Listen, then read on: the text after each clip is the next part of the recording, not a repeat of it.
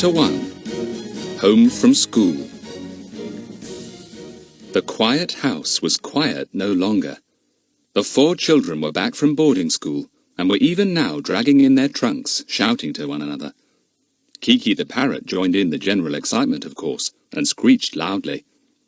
"Aunt Allie, we're back!" yelled Jack. "Be quiet, Kiki. I can't hear myself shout." "Mother, where are you?" called Dinah. "We're home again." Her mother appeared in a hurry, smiles all over her face. "Dinah, Philip, I didn't expect you quite so soon. Well, Lucy Ann, you've grown, and Philip, you look bursting with health." "I don't know why," grinned Philip, giving Mrs. Cunningham a big hug. "The food at school is so frightful, I never eat any of it." "Same old story," said Mrs. Cunningham, laughing. "Hello, Kiki. Say how do you do." "How do you do?" said the parrot solemnly, and held out her left foot as if to shake hands. "New trick," said Jack. "But wrong foot, old thing. Don't you know your left from your right yet?" "Left, right, left, right, left, right," said Kiki at once, and began marking time remarkably well. "Left, right, left, that's enough," said Jack. He turned to Mrs. Cunningham. "How's Bill? Is he here too?" "He meant to be here to welcome you all," said Mrs. Cunningham, Bill's wife. "But he had a sudden phone call this morning, took the car and went racing off to London all in a hurry." The 4 children groaned. "It isn't some job that's turned up just as we're home for the Easter hols, is it?" said Lucy Ann. "Bill's always got some secret work to do just at the wrong time." "Well, I hope it isn't," said Mrs. Cunningham. "I'm expecting him to telephone at any moment to say if he's going to be back tonight or not." "Mother, shall we unpack down here and take our things up straight away?" called Dinah. "4 trunks lying about the hall leave no room to move." "Yes, but leave 2 of the trunks downstairs when they're empty," said her mother. "We're going off on a holiday tomorrow, all of us together." This was news to the children. They clustered round Mrs. Cunningham at once. "You never said a word in your letters. Where are we going? Why didn't you tell us before?" "Well, it was really Bill's idea, not mine," said Mrs. Cunningham. "He just thought it would make a nice change. I was surprised myself when he arranged it." "Arranged it, and never said a word to us," said Philip. "I say, is anything up? It seems funny that Bill did it all of a sudden. Last time I saw him, when he came down to school to see us, he was talking about what we'd all do at home in the 4 weeks' Easter hols." "I don't really think there's anything peculiar about it," said his mother. "Bill gets these sudden ideas, you know." "Well, where are we all going to, then?" asked Jack, pushing Kiki off the sideboard, where she was trying to take the lid off the biscuit jar.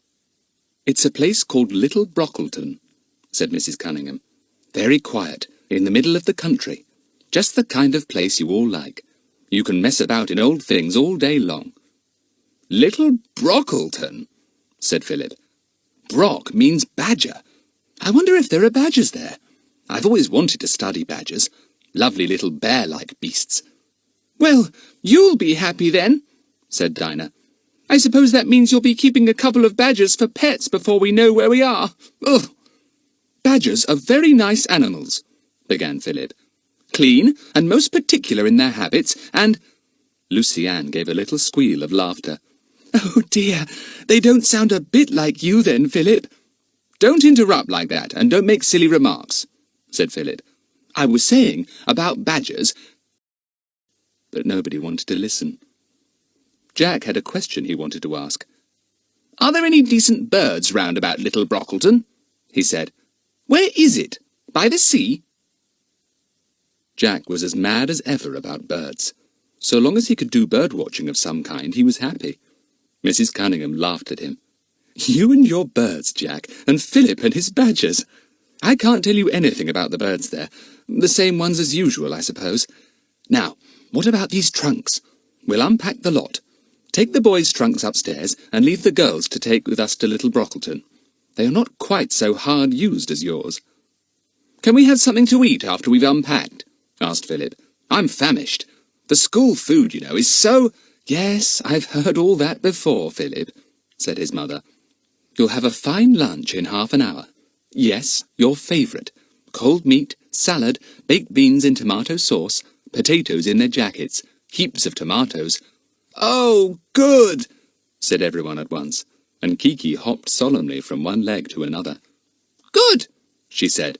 "Good! Good morning! Good night! Good!" The unpacking began. "Kiki was dreadful in the train home," said Jack, struggling with an armful of clothes and dropping half of them. "She got under the carriage seat to pick over some old toffee papers there, and such a nice old man got in. Kiki stuffed the toffee papers into the turn-ups of his trousers. You should just have seen his face when he bent down and saw them. And then she began to bark like a dog," said Lucy-Anne with a giggle, "and the poor old man leapt off his seat as if he'd been shot." "Bang, bang!"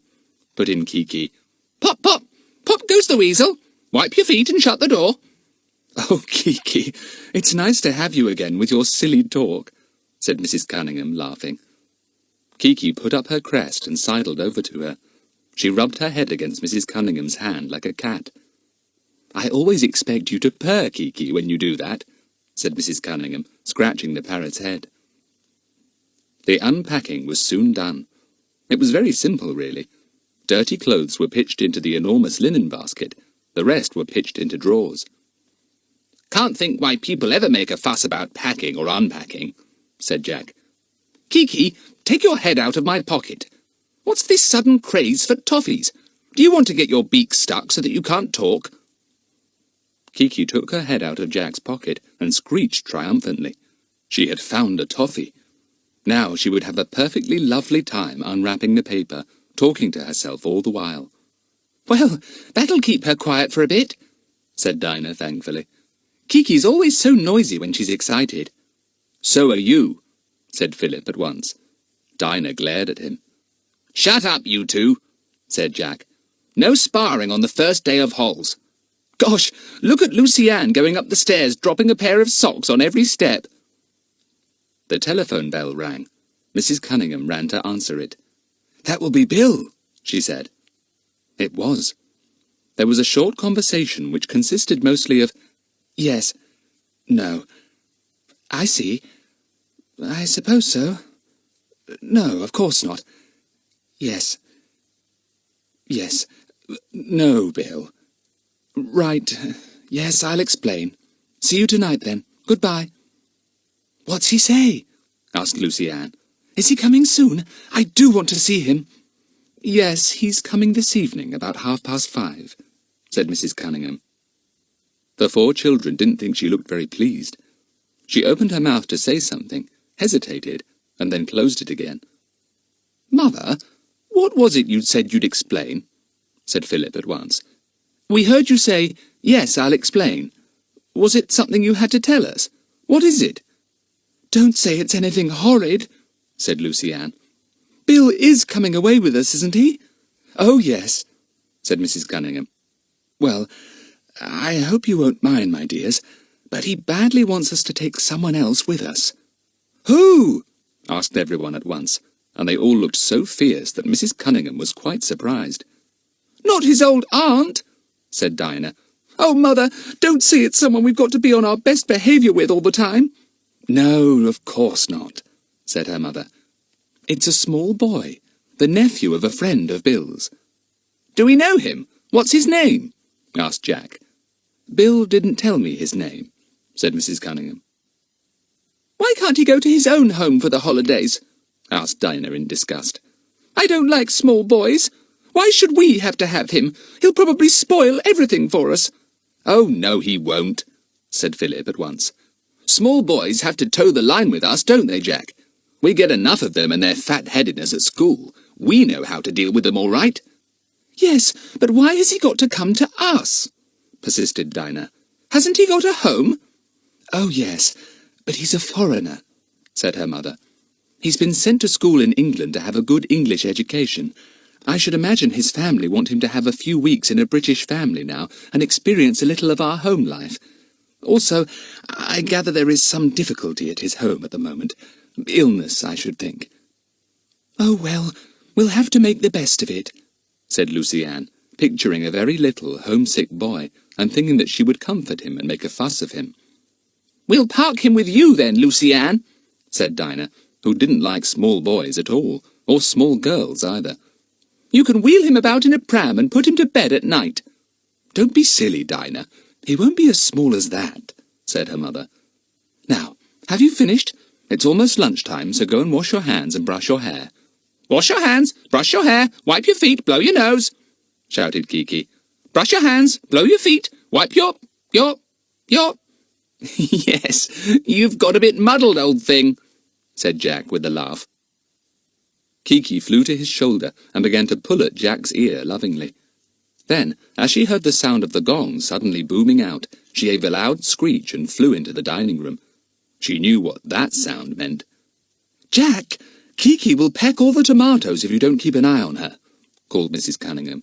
Go after her, quickly! But there was no need to say that. Everyone had rushed to the dining room at the first sound of the gong. Chapter 2. Arrival of Gustavus. The afternoon was spent in looking all over the house to see if any changes had been made, and in exploring the garden from end to end to see what flowers were out, what edible things there were, only lettuces, alas, and to introduce Kiki to 6 new hens. There's a new carpet in the guest room, said Lucy-Anne, but that's all the changes there are. I'm glad. I don't like to come home and find anything changed. I suppose this small boy will sleep in the guest room, Aunt Allie? Yes, said Mrs. Cunningham. I'm getting it ready in a minute or two. Go and join the others in the garden. You can pick a few daffodils if you like. We want some in the hall. Lucy-Anne wandered off happily. The very first day of the holidays was always heavenly.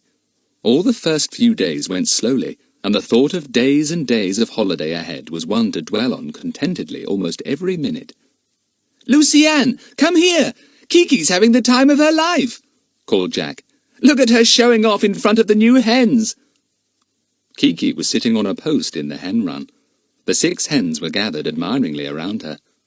"Bark, bark, bark," they said to one another, and one stretched herself on tiptoe and flapped her wings as if trying to fly. Kiki put her head on one side, stretched herself on tiptoe too, spread her wings wide, and took off. She sailed down to the surprised hens. "Bark, bark, bark," she said earnestly. "Bark, bark, bark." "Bark, bark, bark, bark," said the hens in admiration, and went nearer. One hen daringly pecked at one of the parrot's tail feathers. This was insolence. Kiki danced round the alarmed hens, making a noise like an aeroplane in trouble. The hens took to their heels and fled into the hen house, almost tumbling over one another as they tried to squeeze in at the narrow doorway 2 at a time. Kiki waddled after them, clucking again. Mrs. Cunningham called from a window. "Children, the hens will never lay us eggs if you let Kiki scare them." "Kiki's gone into the hen house. She'll probably sit in a nesting box and try to lay an egg like the hens," called Jack. "Come out, Kiki." Kiki came back and looked inquiringly out of the little doorway. "Polly put the kettle on," she said peaceably. "Quack, quack, quack, quack." She flew to Jack's shoulder, and the hens looked at one another in relief. Was it safe to go out and wander round yet? "There's the next-door cat," said Dinah.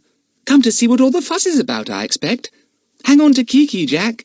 "Oh, she'll bark like a dog if the cat comes any nearer," said Jack. "Come on, let's see what the gardener has got in the greenhouse." It was a pleasant sunny afternoon, and the 4 really enjoyed themselves mooching about, as Jack called it. They all longed for Bill to arrive. Then the family would be complete. Except, of course, that it would have one too many if he really brought the unexpected boy with him. "I'm going to watch at the gate for Bill," announced Lucy-Anne after tea. "We all will," said Philip. "Good old Bill. What luck for us that he's not on one of his hush-hush jobs just now, and can come away with us." They went to hang over the front gate together. Kiki kept putting her crest up and down excitedly. She knew quite well that Bill was coming. "Bill! Pay the bill!" she kept saying. "Where's Bill? Pop goes Bill!"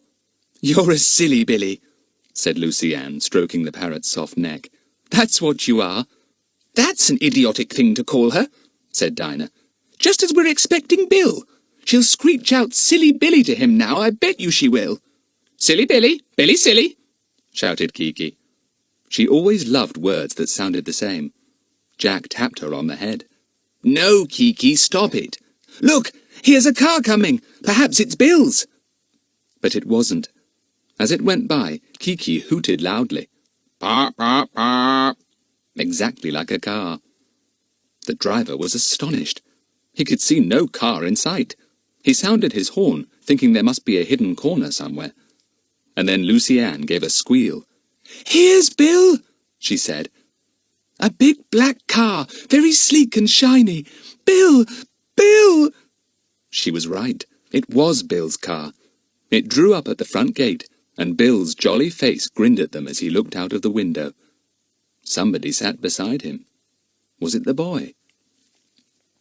Bill opened the door and leapt out. The 4 children pounced on him. "Bill! Good old Bill!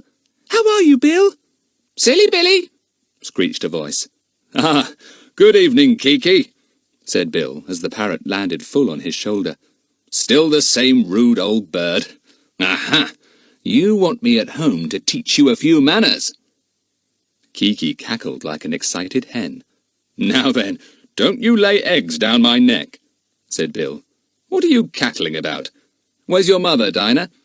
"There she is," said Dinah, as Mrs. Cunningham came running to the gate. Bill was about to call to her when an extremely loud cough came from the car. A cough that was meant to be noticed. "Oh, I completely forgot for the moment," said Bill. "I've brought a visitor. Did you tell them, Ally?" "Yes, I did," said Mrs. Cunningham. "Where is he?" "Oh, in the car. Bring him out, Bill." "Come on out," said Bill, and in the midst of a dead silence, the owner of the loud cough slid out of the car in as dignified a manner as he could. Everyone stared at him. He was about 11 years old. His blue-black hair was curly and rather longer than usual. His eyes were as black as his hair, and he had thicker lashes than either of the girls. And he certainly had magnificent manners. He went to Mrs. Cunningham and took the hand she held out to him, but instead of shaking it, he bowed over and touched it with his lips. Mrs. Cunningham couldn't help smiling. The 4 children stared in amusement. "My thanks to you, dear lady," he said in a very strong accent. "That's all right," said Mrs. Cunningham. "Have you had any tea?" But before the boy chose to answer this question, he had to make a further display of manners. He went to Dinah, and before she knew what he meant to do, he took her hand and bent over it. She gave a squeal and snatched it away. "Don't!" she said. Lucy Ann put her hands firmly behind her back. She didn't want them kissed either. What an extraordinary boy. "Gus, old fellow, we just shake hands, you know," said Bill, trying to hide his amusement at the sight of the 2 girls' indignant faces. This is Gustavus Barmilevo, Ally. He will be with us for the next few weeks, as his uncle has asked me to keep an eye on him." Gustavus Barmilevo bowed very low, but did not attempt any more hand-kissing. Bill introduced the rest. "Dinah, Lucy Ann, Jack, and Philip. I hope you'll soon all be good friends." The 2 boys shook hands with Gus, eyeing him with much disfavour. Goodness, were they to put up with him all the holidays? Gus did a funny little bow each time he shook hands. "Pleased to meet you," he said. "What is this bird? How you call it?" "It's a Kiki bird," said Jack solemnly. "Gus, meet Kiki.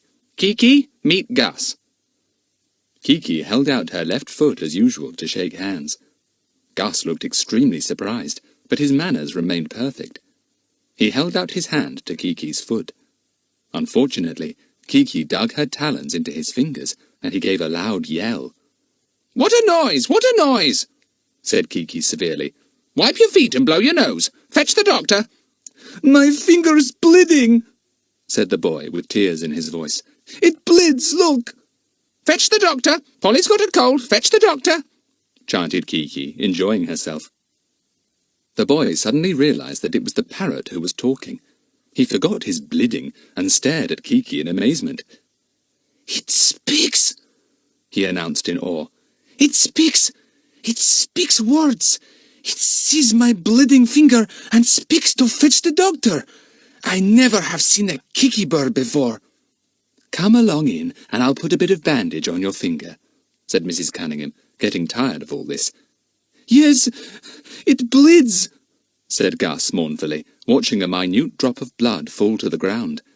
He looked as if he was going to cry. Then he said a most extraordinary thing. This bird, he said, looking at Kiki suddenly. The bird, it must be in a cage. I order it. Don't be a fathead, said Jack, after a moment's silence of astonishment. Come on, Aunt Allie, let's go indoors. Gus might bleed to death. This was a most alarming thought, and Gus rushed into the house at once. The others followed slowly. What an extraordinary boy. Bit dippy, said Dinah in a low voice, and they all nodded. Bill's voice hailed them. Hey, what about a spot of help with the luggage? Oh, Bill, sorry, we weren't thinking, said Jack, and ran back at once. Gus rather took our breath away. What nationality is he? Oh, he's a bit of a mixture, I think, said Bill. Don't bother him about his family or his home, or he'll probably burst into tears. Sorry to inflict him on you like this. He'll be better when he's shaken down a bit. I believe he got on quite all right at the English school he was at. Anyway, I'll take him off your hands as much as I can, I promise you, as it's my friend who asked me to keep an eye on him. We'll help, Bill, said Luciane. I expect he's shy. Oh dear, I was so afraid he'd kiss my hand. What would the girls at school say? Well, I should hardly think they'd know anything about it, said Bill. You take that bag, Jack, and you that box, Philip. Well, it's nice to see you all home again. And Kiki too, you old rascal. How dare you call me Silly Billy? Pop goes Billy! Pop goes Billy! Screeched Kiki in delight, and flew down to his shoulder to nibble his ear. Pop, pop, pop! Chapter 3. Gussy and Kiki. There really wasn't very much time that evening to get to know Gustavus Bar-Milevo. As they were all going off again the next day, there was packing to do, and all kinds of arguments arose as to what was or was not to be taken. Gustavus was bewildered by the noise of so many people talking at once. He sat staring at them all, nursing his bandaged finger. Kiki absolutely fascinated him. He watched her continually, but would not allow her near him. As soon as she came near, he flapped his hands at her as if she was a hen. Go off! He cried. Clear away! He's as muddled as Kiki sometimes gets, said Jack with a grin. Kiki can't make him out. Now, where did I put that book? Aunt Allie, did I pack that big book? You did, said Aunt Allie, and I have unpacked it. For the third time, Jack, you are not going to take a score of books about birds. 2 is more than enough, so make your choice. You're so hard-hearted, groaned Jack. Well, I suppose you will allow me to take my field glasses. In fact, if they don't go, I shan't go either. You can carry those round your neck, said Mrs. Cunningham. Do try and remember that there will be 7 of us in the car, and all the luggage too. We really must take the least luggage possible. Kiki, bring that string back. Kiki! Jack, if you don't stop Kiki running off with absolutely everything I put down for a moment, I shall go mad. Where is the cage? Suddenly demanded Gustavus in a commanding voice. Put him in the cage. She's a her, not a him, said Jack. And stop talking about cages. No ordering about, please. Gustavus apparently did not follow this, but he resented Jack's firm voice. He sat up stiffly. This bird is wicked, he said. Not good. Wicked. I will not have him without a cage. Now, Jack, now, said Mrs. Cunningham warningly, as she saw Jack's furious face. He's not used to Kiki yet, or to our ways. Give him a chance to settle down. Don't take any notice of him. Gustavus, the bird is not wicked. She is good. Sit still and be quiet. Where is the cage? Repeated Gustavus in a most maddening manner. A big, big cage for a wicked bird. Jack went over to him and spoke slowly and loudly with his face close to the surprised boys. I have a big cage, he said most dramatically, but I keep it for small, annoying boys. I will bring it for you, Gus. If you want a big cage, you shall have it for yourself. You shall sit in it and be safe from that wicked bird. To Jack's enormous surprise, Gustavus burst into tears. All 4 children looked at him aghast. How could a boy of 11 be so incredibly upset? Even Lucy Ann was shocked. Mrs. Cunningham hurried over to him. "He's tired out," she said to the others. "It's all strange to him here, and he's never seen a parrot like Kiki before, nor have any of us come to that. Cheer up, Gustavus. Jack didn't mean what he said, of course." "I jolly well did," began Jack. "Kiki's old cage is enormous, and—" Mrs. Cunningham firmly led the weeping Gus from the room. The others stared at one another in complete disgust. "Well, to think we've got to put up with that these holes," began Jack. "All I can say is that I'm going to take him firmly in hand, and he won't enjoy it one bit." "I'll take him in hand too," said Dinah quite fiercely. "Who does he think he is, laying down the law about Kiki and a cage? Oh, Jack, I do wish you'd got that old cage and brought it in. I'd have loved to see Gustavus's face." "Poor old Gussy," said Lucy Ann. "Wouldn't he have howled? Poor Gussy." "Gussy!" said Kiki at once. "Fussy Gussy! Fussy Gussy!" Everyone laughed. "You've hit it off again," said Philip to Kiki. "Fussy, that's exactly what we'll have to put up with. Fuss and grumbles and silliness all the time. Why didn't his parents bring up their kid properly?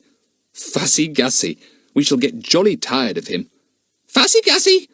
screamed Kiki, dancing to and fro on her big feet. "Wipe your feet, Gussy." "Dry your eye, you mean," said Philip. "I hope Gussy's not going to burst into tears too often. I think I'll borrow one of Mother's afternoon tea-cloths and take it with me to offer him every time he looks like bursting into tears." Mrs. Cunningham came back and overheard this. "I think you're being a bit unkind," she said. "He may seem a bit of a nuisance, I admit, but it must be rather nerve-wracking for him to be plunged into the midst of a company like this when he doesn't speak the language properly, and everyone laughs at him. I think you should play fair and give him a chance." "All right, Mother," said Philip. "All the same, it isn't like Bill to thrust someone like Gussy on us at a moment's notice, just at the beginning of the holes." "Well, you see," said his mother, "it's like this. Bill was saddled with this youngster, and he knew you wouldn't like having him, so he suggested to me that he should go off with him alone somewhere. I couldn't bear that, because a holiday without Bill would be horrid, and so we thought it would be best if Gustavus came with us all, and we tried to put up with him. It's either that or going without both Gussy and Bill." "I see," said Philip. "Well, I'd rather put up with Gussy than have no Bill." "That's what I thought," said his mother. "So don't make Bill feel too bad about it, will you? He's quite likely to vanish with Gussy for the rest of the holidays if you make too much fuss. All the same, I think you can quite safely help young Gustavus to join in. That won't do him any harm at all. He seems frightened and shy to me." "We'll soon show him exactly where he stands," said Jack. "But I really can't think how Bill was soft enough to take him on. Where's Gustavus now?" "I've popped him into bed with a book," said Mrs. Cunningham. "There's such a lot of things to do this evening, and I really felt I couldn't cope with upsets and bickerings the very first day you were home, so I thought everyone would be happier if he was in bed." "How right you were," said Jack. "Well, now dear Gussy is safely out of the way, let's get on with things. I suppose you don't want any help with the supper, Aunt Allie?" "I imagine that's a roundabout way of saying you are hungry again," said Aunt Allie. "All right, the girls can see to supper. You boys come and help me finish packing the greatest number of things into the smallest possible bags. I'm leaving behind practically everything belonging to Gustavus. He's got the most ridiculous things. Pyjamas made of real silk, for instance, and monograms on everything." "He must have gone through an awful lot of teasing at school, then," said Philip. "I'm surprised they didn't have his hair cut. Most girls would envy him all that long curly hair. Couldn't we get his hair cut, Mother?" "Possibly," said his mother. "Let's not talk about him any more." The packing was finished by supper time. Mrs. Cunningham was determined not to take more than a change of clothes for everyone. Shirts, jerseys, blazers and Macs. Once more she had to take Jack's enormous book on birds from where he had hidden it yet again under some shirts in a suitcase. She looked at him in exasperation. He grinned back amiably. "Oh, sorry, Aunt Allie. You don't mean to say it's got itself packed again?" "I'm locking the cases now," said Aunt Allie with determination. "Really, Jack, I sometimes feel you want a good spanking." Supper was a hilarious meal. Gustavus, having a tray of food in bed, listened rather enviously. He was tired and glad to be in bed, but it did sound very jolly downstairs. He didn't somehow feel that he had made a very good impression, though. That bird! It was that wicked bird who had made things go wrong. When he got Kiki alone, he would slap her hard. Biff! Gustavus brought his hand down smartly as he pictured himself slapping Kiki. The tray jerked, and his lemonade spilt over the tray cloth. There! That was thinking of Kiki again. He was so engrossed in trying to mop up the mess he had made that he didn't notice someone rather small sidling in at the door. It was the parrot, come to find out where Gustavus was. Kiki's sharp eyes had missed him at supper time. Then where was he? Upstairs. Kiki went under the bed and explored the slippers and boxes there. She pecked at one of the boxes, trying to get off the lid. She loved taking off lids. Gustavus heard the noise. What was it? He looked round the room. Peck, peck, peck. The lid wouldn't come off. "Who's there? Who is it?" said Gustavus in an anxious voice. Kiki debated what noise to make. She had a grand store of noises of all kinds. There was the screech of a railway train going through a tunnel. No, that would bring Mrs. Cunningham upstairs, and she would be angry. There was the lawn-mower, a most successful noise, but also not very popular indoors. And there was quite a variety of coughs, little short hacking coughs, deep hollow ones, and sneezes. What about a sneeze? Kiki gave one of her most realistic sneezes. Ah, woof! It sounded very peculiar indeed, coming from under the bed. Gussy was petrified. A sneeze, and such an enormous one, and under the bed! Who was under the bed? Someone lying in wait for him. He began to tremble, and the lemonade spilt again. Kiki began to cough, a deep, hollow cough, mournful and slow. Gustavus moaned. Who was it coughing under his bed now? He didn't dare to get out and see. He was sure that whoever was there would catch hold of his ankles as soon as his feet appeared on the floor. Kiki next did a very fine growl, and poor Gussy shivered so much in fright that his tray nearly slid off the bed altogether. He just clutched it in time, but a plate fell off, hit one of his shoes standing nearby, and rolled slowly under the bed. Now it was Kiki's turn to be surprised. She hopped out of the way and glared at the plate, which flattened itself and lay still. "Help! Help!" suddenly yelled Gussy, finding his voice at last. "Someone's under my bed! Help! Help!" Bill was up in a trice, striding over to Gustavus. "What is it? Quick, tell me!" "Under the bed," said Gussy weakly, and Bill bent down to look. There was nobody there. Kiki had decided that the joke was over, and was now safely inside the nearby wardrobe, her head on one side, listening. "You mustn't imagine things, old chap," Bill was saying kindly. "There's nobody under the bed, and never was. Nobody at all. I'll take your tray, and you can settle down to sleep." Chapter 4. Off to Little Brockleton. Next day was bright and sunny, with big piled-up clouds racing over the April sky. "Like puffs of cotton wool," said Dinah. "I hope it's going to be like this all the holes." "I'm going to get the car," said Bill. "When I hoot, I shall expect you all to be ready. Allie, you can sit in front with me, and Lucy Ann must squeeze there too somehow. The other four can go at the back. Luggage in the boot. And if anyone wants to be dumped on the road and left to walk, he or she has only got to behave badly, and I'll dump them with pleasure. I really believe you would too, Bill, said Lucy-Anne. Oh, not a doubt of it, said Bill, putting on such a grim face that poor Gussy was really alarmed. He made up his mind that he would behave superlatively well, and he immediately put on his finest manners. He opened doors for everyone. He bowed. He tried to take whatever Mrs. Cunningham was carrying and carry it for her. When he got in anyone's way, which he did almost every minute, he sprang aside, bowed, and said, "Excuse, please. I apologize."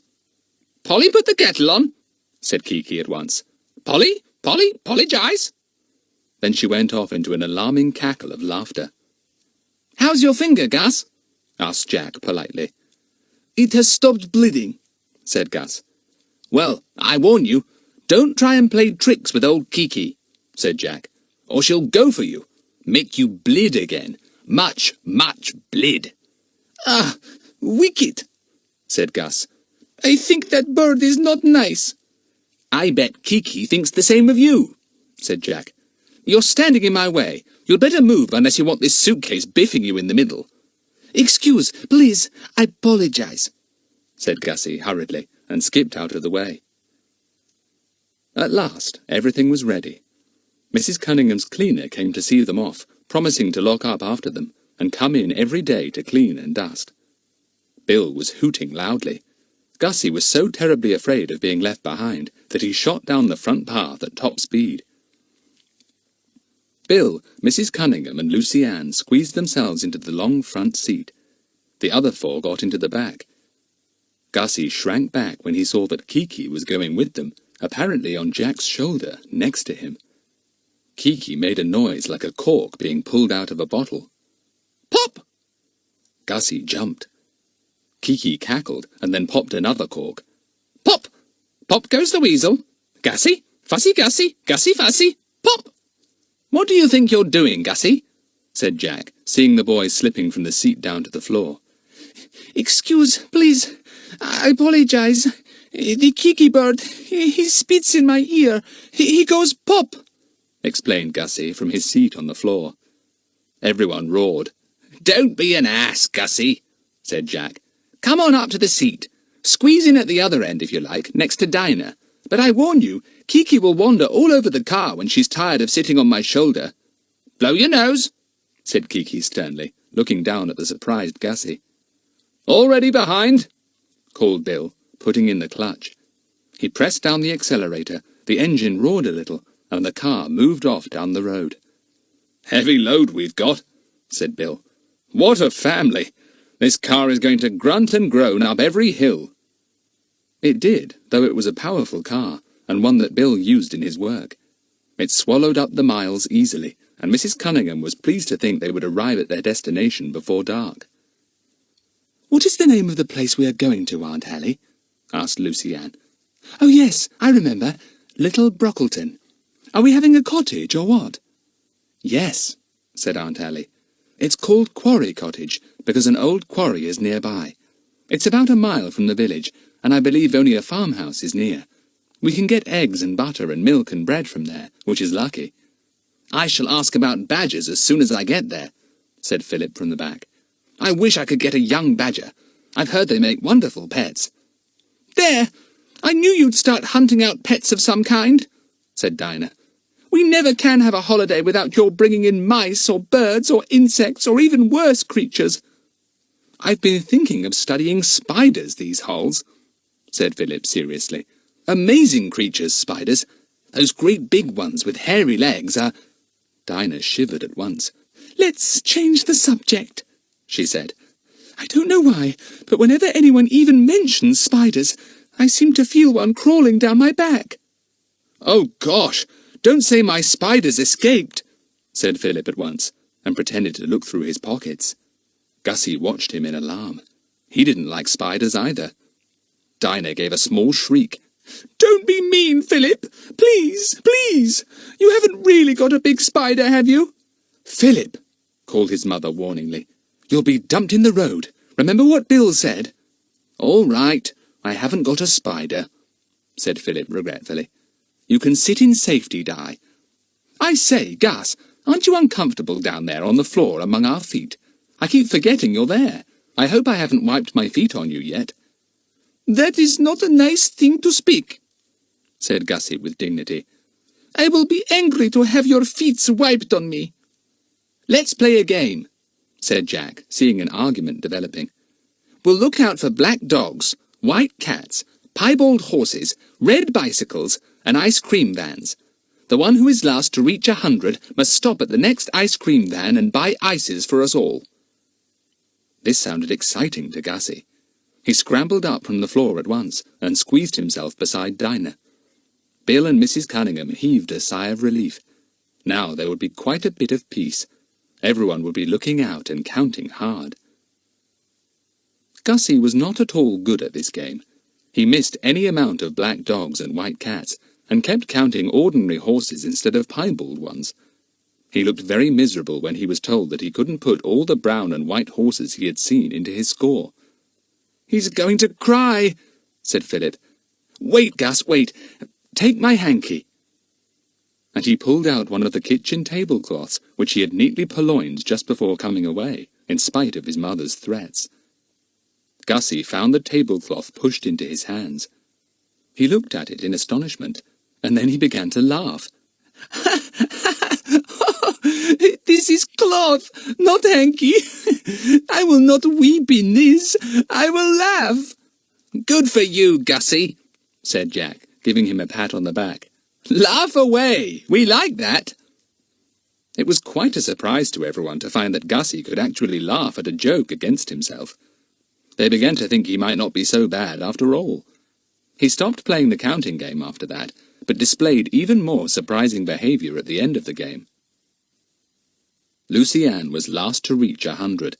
She felt in her little purse for her money, knowing that she must buy ice creams for everyone because she had lost the game. "Please, Bill, will you stop at the next ice cream van?" she said. So Bill obligingly stopped. But before Lucy Ann could get out, Gussy had opened the door at the back, shot out, and raced to the ice cream van. 7, please," he said. "Wait! I lost, not you," shouted Lucy Ann, half indignant. Then she stared. Gussy had taken a wallet out of his pocket. A wallet, not a purse. And from it he took a wad of notes. Good gracious, however many had he got? He peeled off the top one and gave it to the ice cream man, who was as surprised as anyone else. "You come into a fortune, mate?" asked the ice cream man. "Or is your dad a millionaire?" Gussy didn't understand. He took his change and put it into his pocket. Then he carried the ice creams back to the car and handed round one each, beaming all over his face. "Thanks, Gus," said Bill, accepting his. "But look here, old chap, you can't carry all that money about with you, you know." "I can," said Gussy. "All the term I had it here in my pocket. It is my pocket money, I think. They said I could have pocket money." Yes, but £100 or so in notes is hardly pocket money," began Bill. Yes, I know you kept it in your pocket, but real pocket money is... you explain, boys." It proved to be very difficult to explain that all those pound notes were not pocket money merely because Gussy kept them in his pocket. "You ought to have handed them in at your school," said Philip. "They said I could have pocket money," said Gussy obstinately. "My uncle gave it to me. It is mine." "Your people must be jolly rich," said Jack. "I bet even Bill doesn't wander around with as many notes as that. Is Gus a millionaire or something, Bill?" "Well, his people are well off," said Bill. He slipped in the clutch again, and the car slid off. "All the same, he'll have to hand over those notes to me. He'll be robbed sooner or later." "He's going to cry," reported Dinah. "Philip, quick, where's that tablecloth?" "I am not going to weep," said Gussy with dignity. "I am going to be sick. Always I am sick in a car. I was yesterday. Please, Mr. Cunningham, may I be sick?" "Good gracious," said Bill, stopping very suddenly indeed. "Get out of the car then, quick! Push him out, Dinah! Why, oh why did I let him have that ice cream? He told me yesterday he was always car-sick." Mrs. Cunningham got out to comfort poor Gussy, who was now green in the face. He would be car-sick, said Dinah. Just the kind of thing he'd have. Car-sickness. He can't help it, said Lucy-Ann. Anyway, it's all over now. He looks fine. Please, I am better, announced Gussy, climbing back in the car. Keep the cloth, said Philip, pushing it at him. It might come in useful if you feel ill again. Everyone ready? Called Bill. Well, off we go again. We'll stop for lunch at 1 o'clock, and then we'll be at Little Brockleton by tea-time, I hope. Gussy, yell if you feel queer again. I am only sick once, said Gussy. Please, I have lost my ice cream. Will you stop for another? I will not, said Bill firmly. You're not having any more ice creams in the car. Doesn't anyone want a nap? It would be so nice for me to drive in peace and quietness. Well, next stop, lunch. Chapter 5. Quarry Cottage. Little Brockleton was a dear little village. The car ran through it, scattering hens and a line of quacking ducks. Bill stopped at a little post office. Must just send off a message, he said. Won't be a minute. Then we'll go and call at the farmhouse to ask the way to Quarry Cottage and to pick up eggs and things and order milk. He reappeared again after a moment. The children knew that Bill had to report where he was each day because urgent jobs might come his way at any moment, secret tasks that only he could do. They went off to the farmhouse. The farmer's wife was delighted to see them. Now, you come away in, she said. I've been expecting you this last half hour, and I got tea for you. You won't find anything ready at the cottage, I know, and a good tea will help you along. That's very kind of you, said Mrs. Cunningham gratefully. My goodness, what a spread!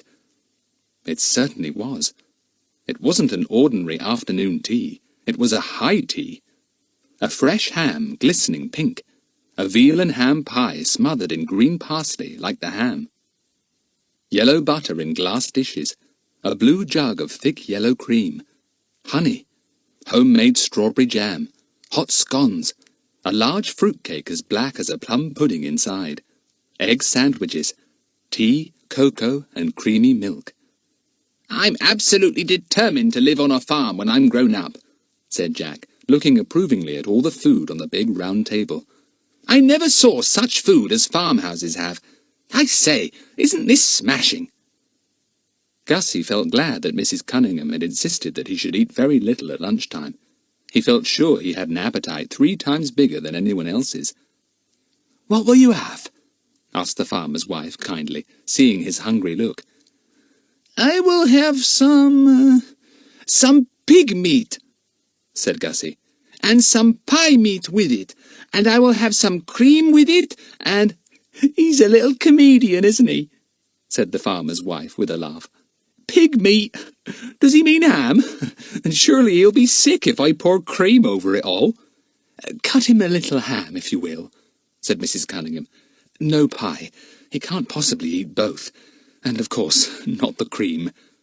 I have ordered my meal, said Gustavus in a very haughty voice, staring at the surprised farmer's wife. I will have what I say. Please, he added as an afterthought. Shut up, Gus, said Bill. You'll do as you're told. You're forgetting yourself. I have not forgot myself, said Gus, puzzled. I have remembered myself, and I want... Shut up, said Bill, and Gus shut up. The others grinned. It was nice to see Bill squashing Gussy. Gussy was very angry. He glared at Bill and seemed about to say something, but Bill looked across at him, and he didn't say it. Bill winked at the others, and they winked back. Fussy Gussy, remarked Kiki from Jack's left shoulder. Ding-dong bell, Gussy's in the well. Pussy's in the well, not Gussy, corrected Jack. Oh, you pest! You've nabbed a strawberry out of the jam.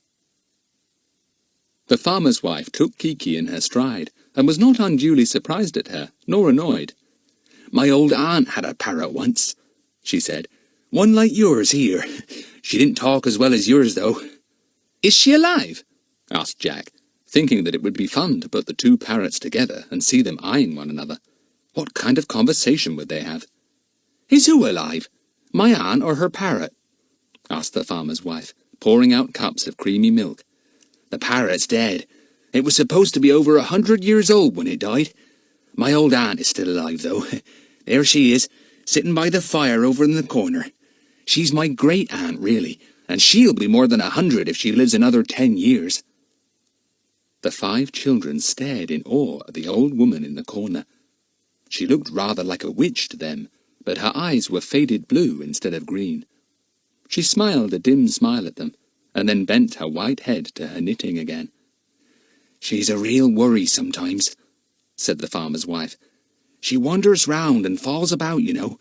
And the doctor's off on a week's holiday soon, and what shall I do if old Aunt Naomi falls and hurts herself then? I don't know. There's no neighbours near but you, and you're a good bit away." "You send a message to us if you want us at any time," said Mrs. Cunningham at once. "I'll certainly come. I'm quite good at first aid and nursing, so don't worry about the doctor going. Send a message if you want us." "Ah, yes, I could do that," said the farmer's wife. "Thank you kindly. Now, who wants a bit of that fruit cake? It's good, though I shouldn't say it, seeing that I made it myself." "If I eat any more, I shan't be able to move a step," said Bill at last. "Will you kindly make up your minds to finish, you kids? We'll get along to Quarry Cottage and settle in. Did you manage to send someone in to clean up the place for us, Mrs. Ellis?" "Oh, yes," said the farmer's wife. "And she took eggs, milk, a pie, some homemade cheese, ham and butter, and new bread for you. Oh, yes, and a side of bacon. You won't do too badly down there. Come along to me when you want anything. I hope you have a good, restful holiday." They left the cosy farmhouse reluctantly. Jack eyed Gussy suspiciously as they got into the car. "You look a bit green," he said. "Sure you'll be all right in the car?" "He'll be all right," said Mrs. Cunningham hurriedly. "It's not very far. He'll be quite all right." "Wishful thinking, Aunt Ellie," said Jack. "Kiki's very quiet. Kiki, you've made a pig of yourself too. A little pig eating such a big tea." Kiki gave a big hiccup. Nobody ever knew if her hiccups were real or put on. Mrs. Cunningham always felt quite certain that they were put on. "Kiki," said Jack severely. "Manners! Manners!" "Pardon?" said Kiki. Gussy stared at her in amazement. It was surprising enough for a parrot to hiccup, but even more surprising that she should apologize. He quite forgot to feel sick because of his astonishment at Kiki. Down a winding lane, up a little hill, down another lane whose hedges were so high that the children felt they were in a green tunnel, round a sharp bend, and then there was Quarry Cottage, standing a little way back from the lane. It was a pretty place, its garden full of primroses, wallflowers, and daffodils. The people who owned it had gone to the south of France for a holiday, and had been pleased to let it to Bill. The windows were rather small, as they always are in old cottages. The door was stout, made of oak darkened by the years, and was protected by a small porch thatched with straw like the sloping roof of the cottage. "A thatched cottage! How lovely!" said Lucy Ann. "I don't know why, but thatched houses always look as if they belong to fairy tales, not to real life. It's a dear little place." They went up the path. Bill had the key and unlocked the door. In they all went, exclaiming over everything. "I need hardly remind you that this house and everything in it belongs to someone else," said Mrs. Cunningham, "so that we'll have to be extra careful. But as you will probably be out of doors most of the day, you won't have time to do much damage." "We shouldn't anyway," said Jack. "Not with Bill here, ready to jump on us." The cottage was just as pretty inside as out, and very cosy and comfortable. The 3 boys had a big attic, the 2 girls had a small bedroom over the sitting room, and Bill and his wife had a larger one next to it. The larder was full of food. Mrs. Ellis, the farmer's wife, had certainly remembered them generously. Mrs. Cunningham heaved a sigh of relief as she looked at the ham and bacon, eggs and milk. Housekeeping was not going to be the nightmare she had expected. "You 2 girls unpack everything," she said. We've not brought much with us, so it won't take you long. Arrange the boys' things in the big chest in their room. There's enough room for the clothes of all three there." "I cannot sleep with others," announced Gustavus, coming down the stairs into the hall where the girls and Mrs. Cunningham were undoing the suitcases.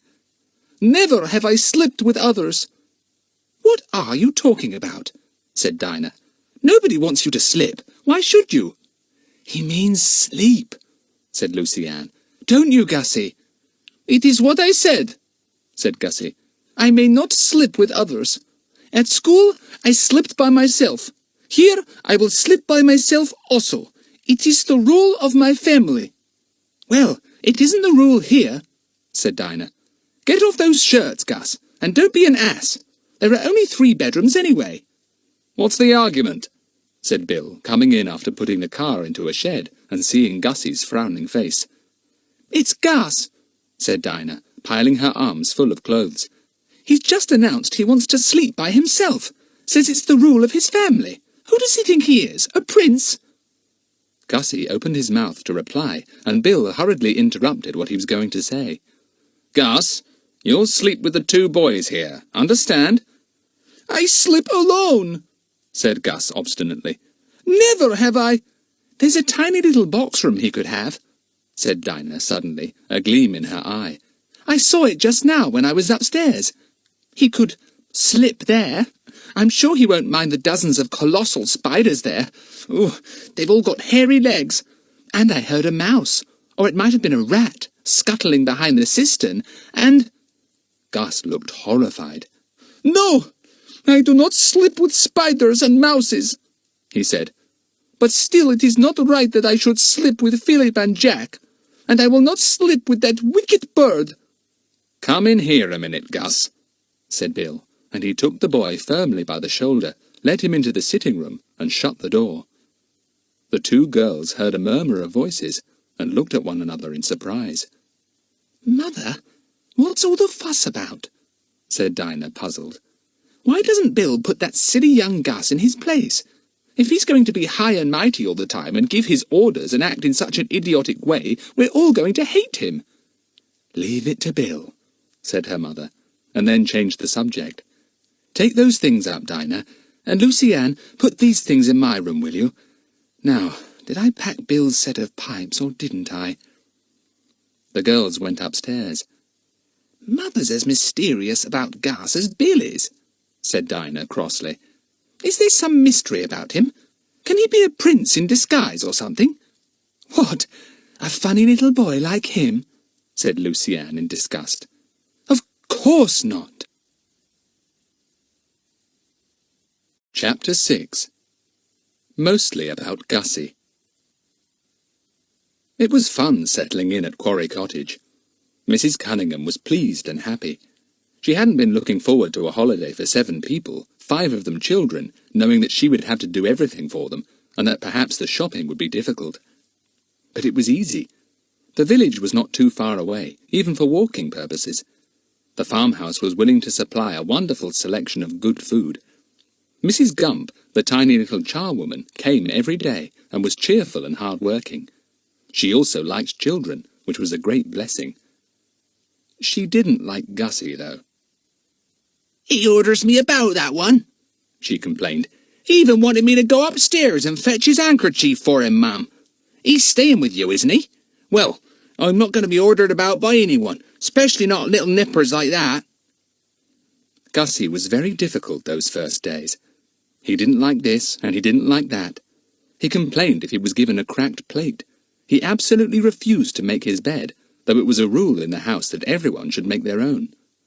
"I do not make beds," he announced in his haughtiest manner. "Mrs. Gump shall make my bed." "Mrs. Gump shall not," said Dinah firmly. "You go and make your own, and for goodness sake don't make such a fuss, Gussy."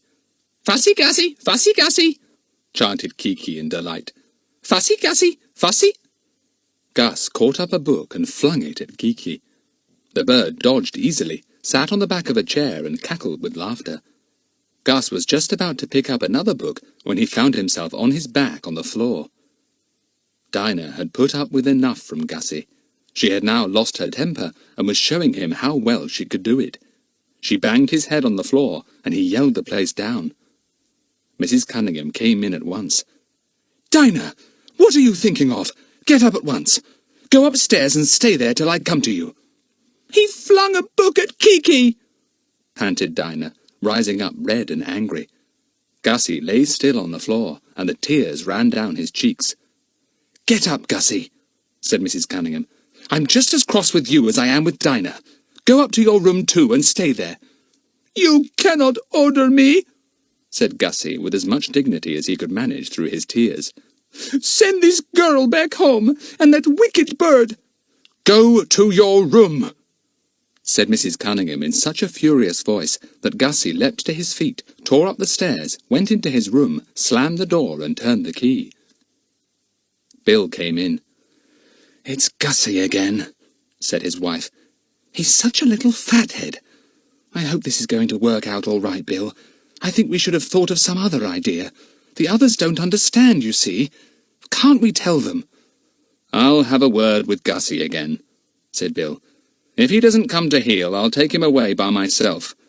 But I thought it would be so much safer if he was here with all of us." He went upstairs. Mrs. Cunningham also went up to Dinah. Lucy Ann was with her, arranging the clothes in the drawers. Dinah was very mutinous. "It's all very well," she said when her mother scolded her.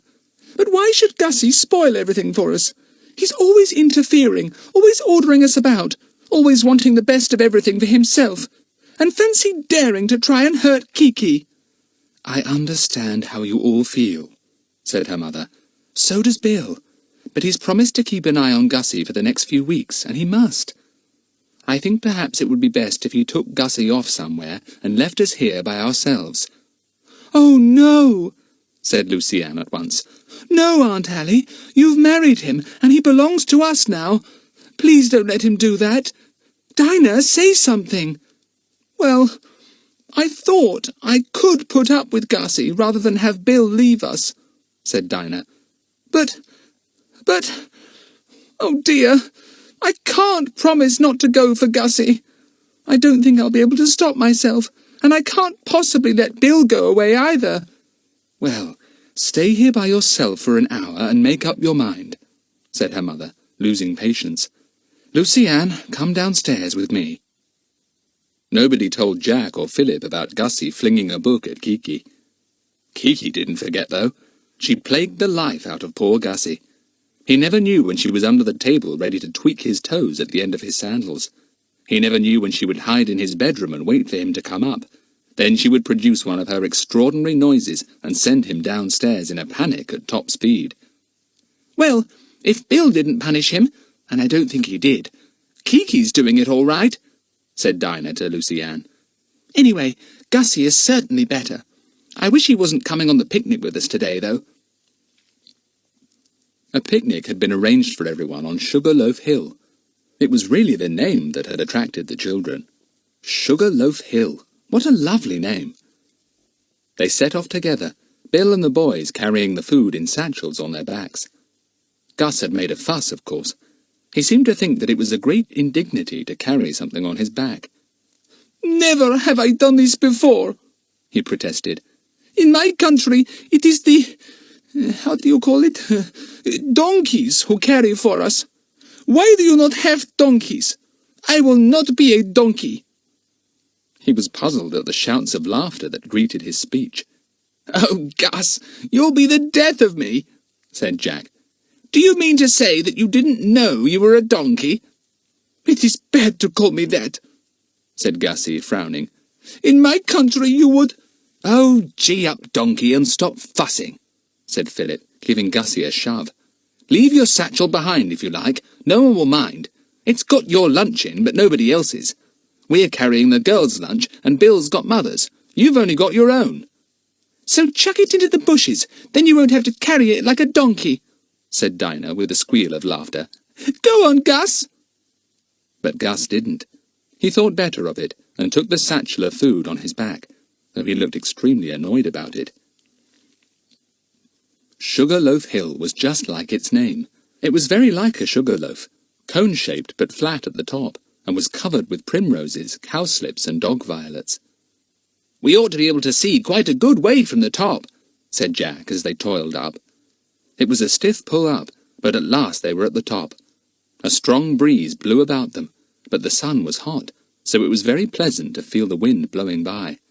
"I say, Gussy carried his lunch after all," said Jack, pretending to be surprised. "My word, I'm hungry." They all were. They ate every single thing they had brought, and Kiki had a good share too, especially of the bananas. She loved holding a banana in one foot and biting big pieces of it. Gussy sneezed. Kiki immediately sneezed too, a much bigger sneeze than Gussy's. Then Gussy sniffed, a little habit he had which annoyed Mrs. Cunningham very much. Kiki sniffed too. "Stop it, Kiki," said Mrs. Cunningham. "One sniffer is quite enough." "Polly's got a cold," said Kiki, and sniffed again, exactly like Gussy. Gussy took no notice, but after a minute he suddenly sniffed again. "Blow your nose," shouted Kiki. "Where's your hanky? Gussy's got a cold. Send for—" "Be quiet, Kiki," said Jack. "Gussy, don't keep sniffing. If you do, you'll set Kiki off, and she'll do nothing but sniff too." "I do not sniff," said Gussy. "That bird is wicked and too clever. It should have a cage." "Shut up, Gus," said Bill, who was now leaning back, enjoying a pipe. "Remember what I said to you." Gus apparently remembered. He subsided and lay back and closed his eyes. The others sat and looked at the view. It was marvellous, for they could see a great way off. "That's the village over there," said Philip, pointing. "And there's the farmhouse, and you can just see the tops of the chimneys and a bit of one end of the thatched roof belonging to Quarry Cottage. In those trees, look." "And there's the road we came by, the main road," said Jack. "Where are my field glasses? Would you pass them, Di? Gosh, I can see miles with these. I can see the way the main road twists and turns. I can see the traffic on it, looking just as small as the toy cars we used to have, Philip. Have a look." Philip put the glasses to his eyes. They really were magnificent ones. He could see for miles, just as Jack had said. "Yes, it's queer to see the cars and the lorries looking like toys going along those ribbony roads," said Philip. "Now, there's a black car, rather like Bill's. I'm going to watch it and see how far I can follow it." The others lay back, half asleep, listening to Philip's voice. The sun was hot now, and they didn't feel inclined to go walking after such a big picnic. "Yes, it's on the main road still," said Philip, staring through the glasses. "There it goes. A good speed, too. Jolly good speed. Maybe a police car, perhaps." "You can't tell a police car so far away," said Jack. Bill looked up from his newspaper. He knew a lot about police cars. "Tell me its number, and I'll tell you if it's a police car," he said. The boys laughed. "That's clever of you, Bill," said Jack. "But you know jolly well you're safe. You can't possibly read the number at this distance. Still got the car, Philip?" "Lost it for a bit," said Philip. "It's gone behind some buildings. No, there it is again. It's come to crossroads. It's gone across. Now it's stopped." Gussy gave a little snore, which Kiki immediately copied. Philip went on with his car story. "A man got out. I think he must have gone back to look at the signpost. He's got into the car again. Yes, they missed their way. They're backing. Ah, I thought so. They've turned down the other road, the road that leads to our village." "You'll tell us it's at Quarry Cottage next," said Jack sleepily. "You're making all this up now, I bet." "I've lost it again." "No, here it comes," said Philip, pleased. "Yes, it's going through the village, down into the lane." It stopped again. "I think they're asking the way from someone. A labourer, probably. Can't see from here." On they go again. And they've turned up the farm road. They're going to the farmhouse, probably rich relations of Mrs. Ellis. Bill put down his paper abruptly and reached out for the glasses. He focused them on the farmhouse and saw the car immediately. A big one, obviously expensive. He studied it intently for a minute, and then handed back the glasses without a word. "Do you know the car, Bill?" asked Jack curiously, seeing Bill's expression. "No," said Bill, "I don't. But, it just makes me think a bit, that's all. Sorry I can't tell you any more. I'll wander up to the farmhouse tonight and ask a few questions. Then I'll know a bit more. Chapter 7. A Surprising Announcement. Philip and Jack were more interested in the car after Bill's remarks. They took it in turns to keep an eye on it, but it simply stayed where it was for 20 minutes, and then went away, taking the same route as it came. "It's gone, Bill," said Philip. "I expect it was only some visitor. I say, look at Gussy. His mouth is wide open. Let's put something into it." "Let sleeping donkeys lie," said Jack. "And don't put any ideas into Kiki's head. She'll hunt around for something now to pop into Gussy's mouth." Philip looked round at everyone. Only Bill and Jack were awake besides himself. He put his hand into his pocket and brought out something small and brown and pretty. It sat up on his hand. "I say, you've got a dormouse! What a pet!" said Jack. "Don't let Dinah see it. She'll have a fit." "I got it on the way here," said Philip.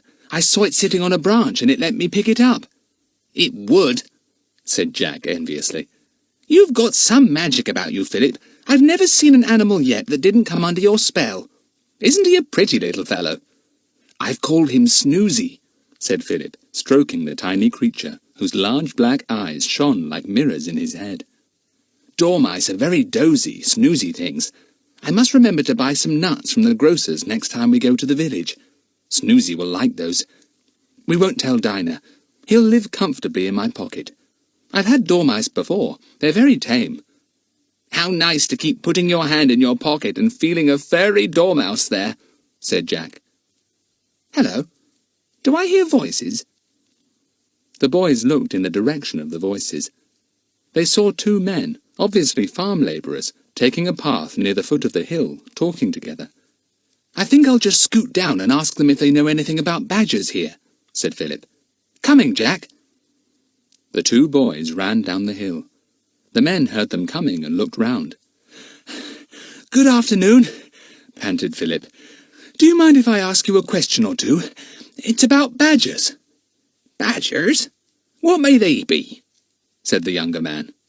"Hey, man, you know badgers," said the older man. "Brocks they be." "Oh, the brocks," said the younger fellow. "No, I don't know nothing about them. Never seed one in my life." "Oh, that's a-'cause you sleeps in your bed every night," said the other man with a laugh. "Brock, he comes out at night. I sees him many a time." "You're no poacher, you are, Jeb," said the younger man. "Out at nights when honest folk are asleep. That's how you see the brocks." "Maybe, said the older man with a twinkle in his bright eyes. He turned to the boys. "What are you wanting to know about the brocks?" he said. "Well, I'd like to watch them," said Philip at once. "I'm keen on wild creatures, all kinds. I've not had much chance of seeing badgers, though. Where can I see them around here? We're at Quarry Cottage." "Ah, so that's where you be," said the old man. "Then you'll find old Brock not far away from you, little master. You may see him in the woods on the east side of the cottage. That's the most likely place. Or you may see him down in the old quarry. I saw a badger set there. His den, you know, last year. I knew he had his hole down there by the big pile of earth he'd taken out of it." "Yes, that's right. He always does that," said Philip, wishing he could get to know this old fellow. He felt sure he would be able to tell him many tales. "Well, thanks very much. We'll watch in both places." "There's owls in the quarry too," said the old man. "Little owls and barn owls and tawnies. They go there for the rats and mice. I've heard them, the barn owls, screeching their heads off. Frighten the life out of you, they do." "I know," said Jack, making up his mind at once that he would go and watch in the quarry. He liked owls very much. Perhaps he could get a young one and tame it. But he'd have to be careful not to let it see Snoozy the dormouse. That would be the end of Snoozy. The boys walked off together, exploring the cone-shaped hill. A shout from above attracted their attention. "Jack! Philip! We're going back in a minute. Are you coming with us, or do you want to follow sometime later?" "We'll come now!" shouted Jack, and he and Philip began to climb up towards the others. They found Gussy awake but scowling. He spat something out of his mouth as they came up. "Manners, manners," said Jack reprovingly. "He says somebody popped bits of grass into his mouth," said Dinah with a giggle. "So he keeps on spitting them out. Did you put them in, Jack?" "No," said Jack, "and Philip didn't either." "There you are," said Dinah triumphantly, turning to the angry Gussy. "Nobody put anything in your mouth when you were asleep. You're just making it all up. I bet you chewed a bit of grass yourself." "I did not," said Gussy. "It was a wicked thing to do. It nearly choked me. I was choked." "Choked, you mean?" said Lucy-Ann. "Well, it's a mystery. Nobody did it, and yet you were nearly chocked with grass. Don't spit any more. You can't have any left in your mouth now." Jack and Philip threw a quick look at one another.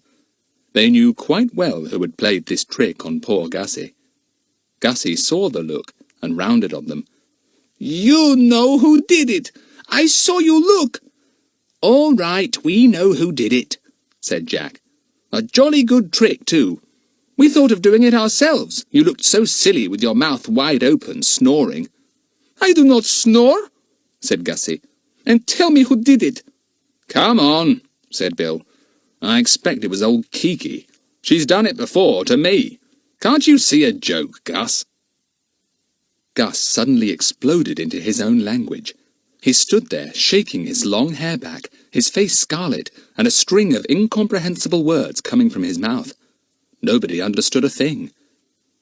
Kiki was intensely interested with this string of words she didn't understand.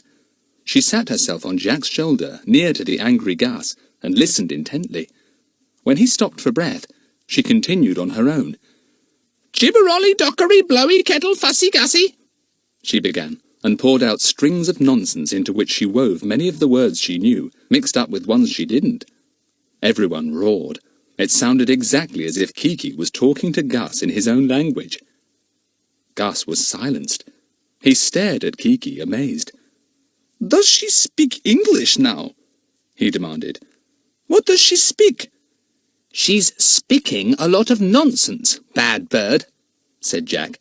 "Be quiet, Kiki, don't show off." Bill and Mrs. Cunningham had already set off down the hill. The girls followed, giggling. Gus was annoying, but he really did provide them with a lot of amusement. Gus followed them at last, shaking back his long hair defiantly. He spat now and again as if he still had grass in his mouth, and Kiki copied him with joy, going off into cackles of laughter every now and again. It was about 5:30 when they got back to Quarry Cottage.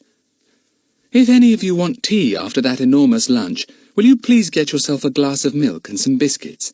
said Mrs. Cunningham, "or a bit of fruitcake if you feel real pangs of hunger."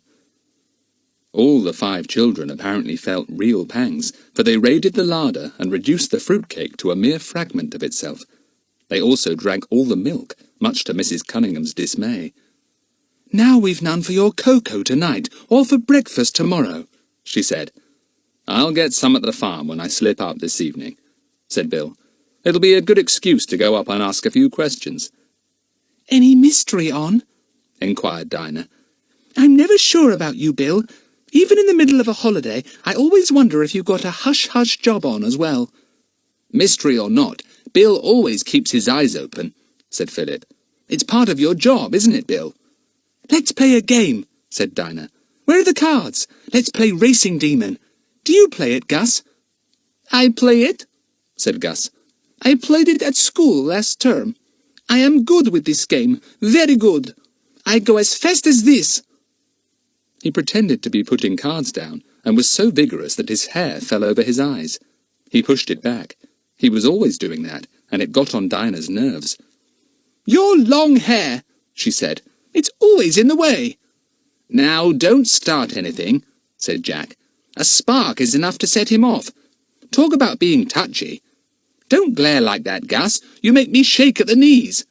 "Pfft," said Gus rudely. "Pfft," said Kiki at once. "Pfft, pfft, pfft." "That'll do," said Jack. "One is quite enough in the family.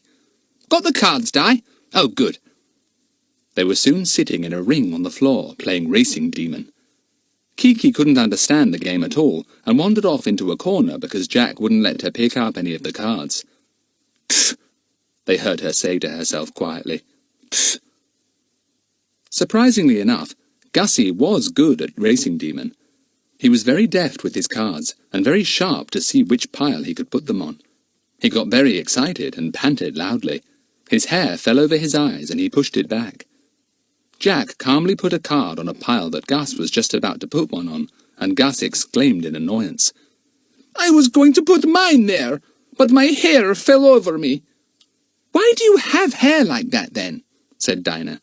"It's really very long. Why don't you get it cut?" "Yes, that's a good idea," said Philip, putting a card down. "We'll go into the village tomorrow and see if there's a barber. He'll cut it shorter for you, Gus. You'll get a crick in your neck tossing your hair about like that." "Yes, good idea. We'll have it cut tomorrow," said Jack, grinning at Gus. Gus surprised them. He flung down his cards, stood up, and went scarlet in the face. "Short hair is for boys like you," he said scornfully. "It is not for me. Never must I have my hair short. In my country, always it is the custom for such boys as me to wear their hair long." "Such boys as you?" echoed Jack. "What do you mean? You've got a very high opinion of yourself, my lad. You may come from a rich family, but you act like royalty, and it won't do. You're not a prince, so don't try and act like one. It only makes you ridiculous." Gus drew himself up to his last inch. He threw back his hair once more. "I am a prince," he said dramatically.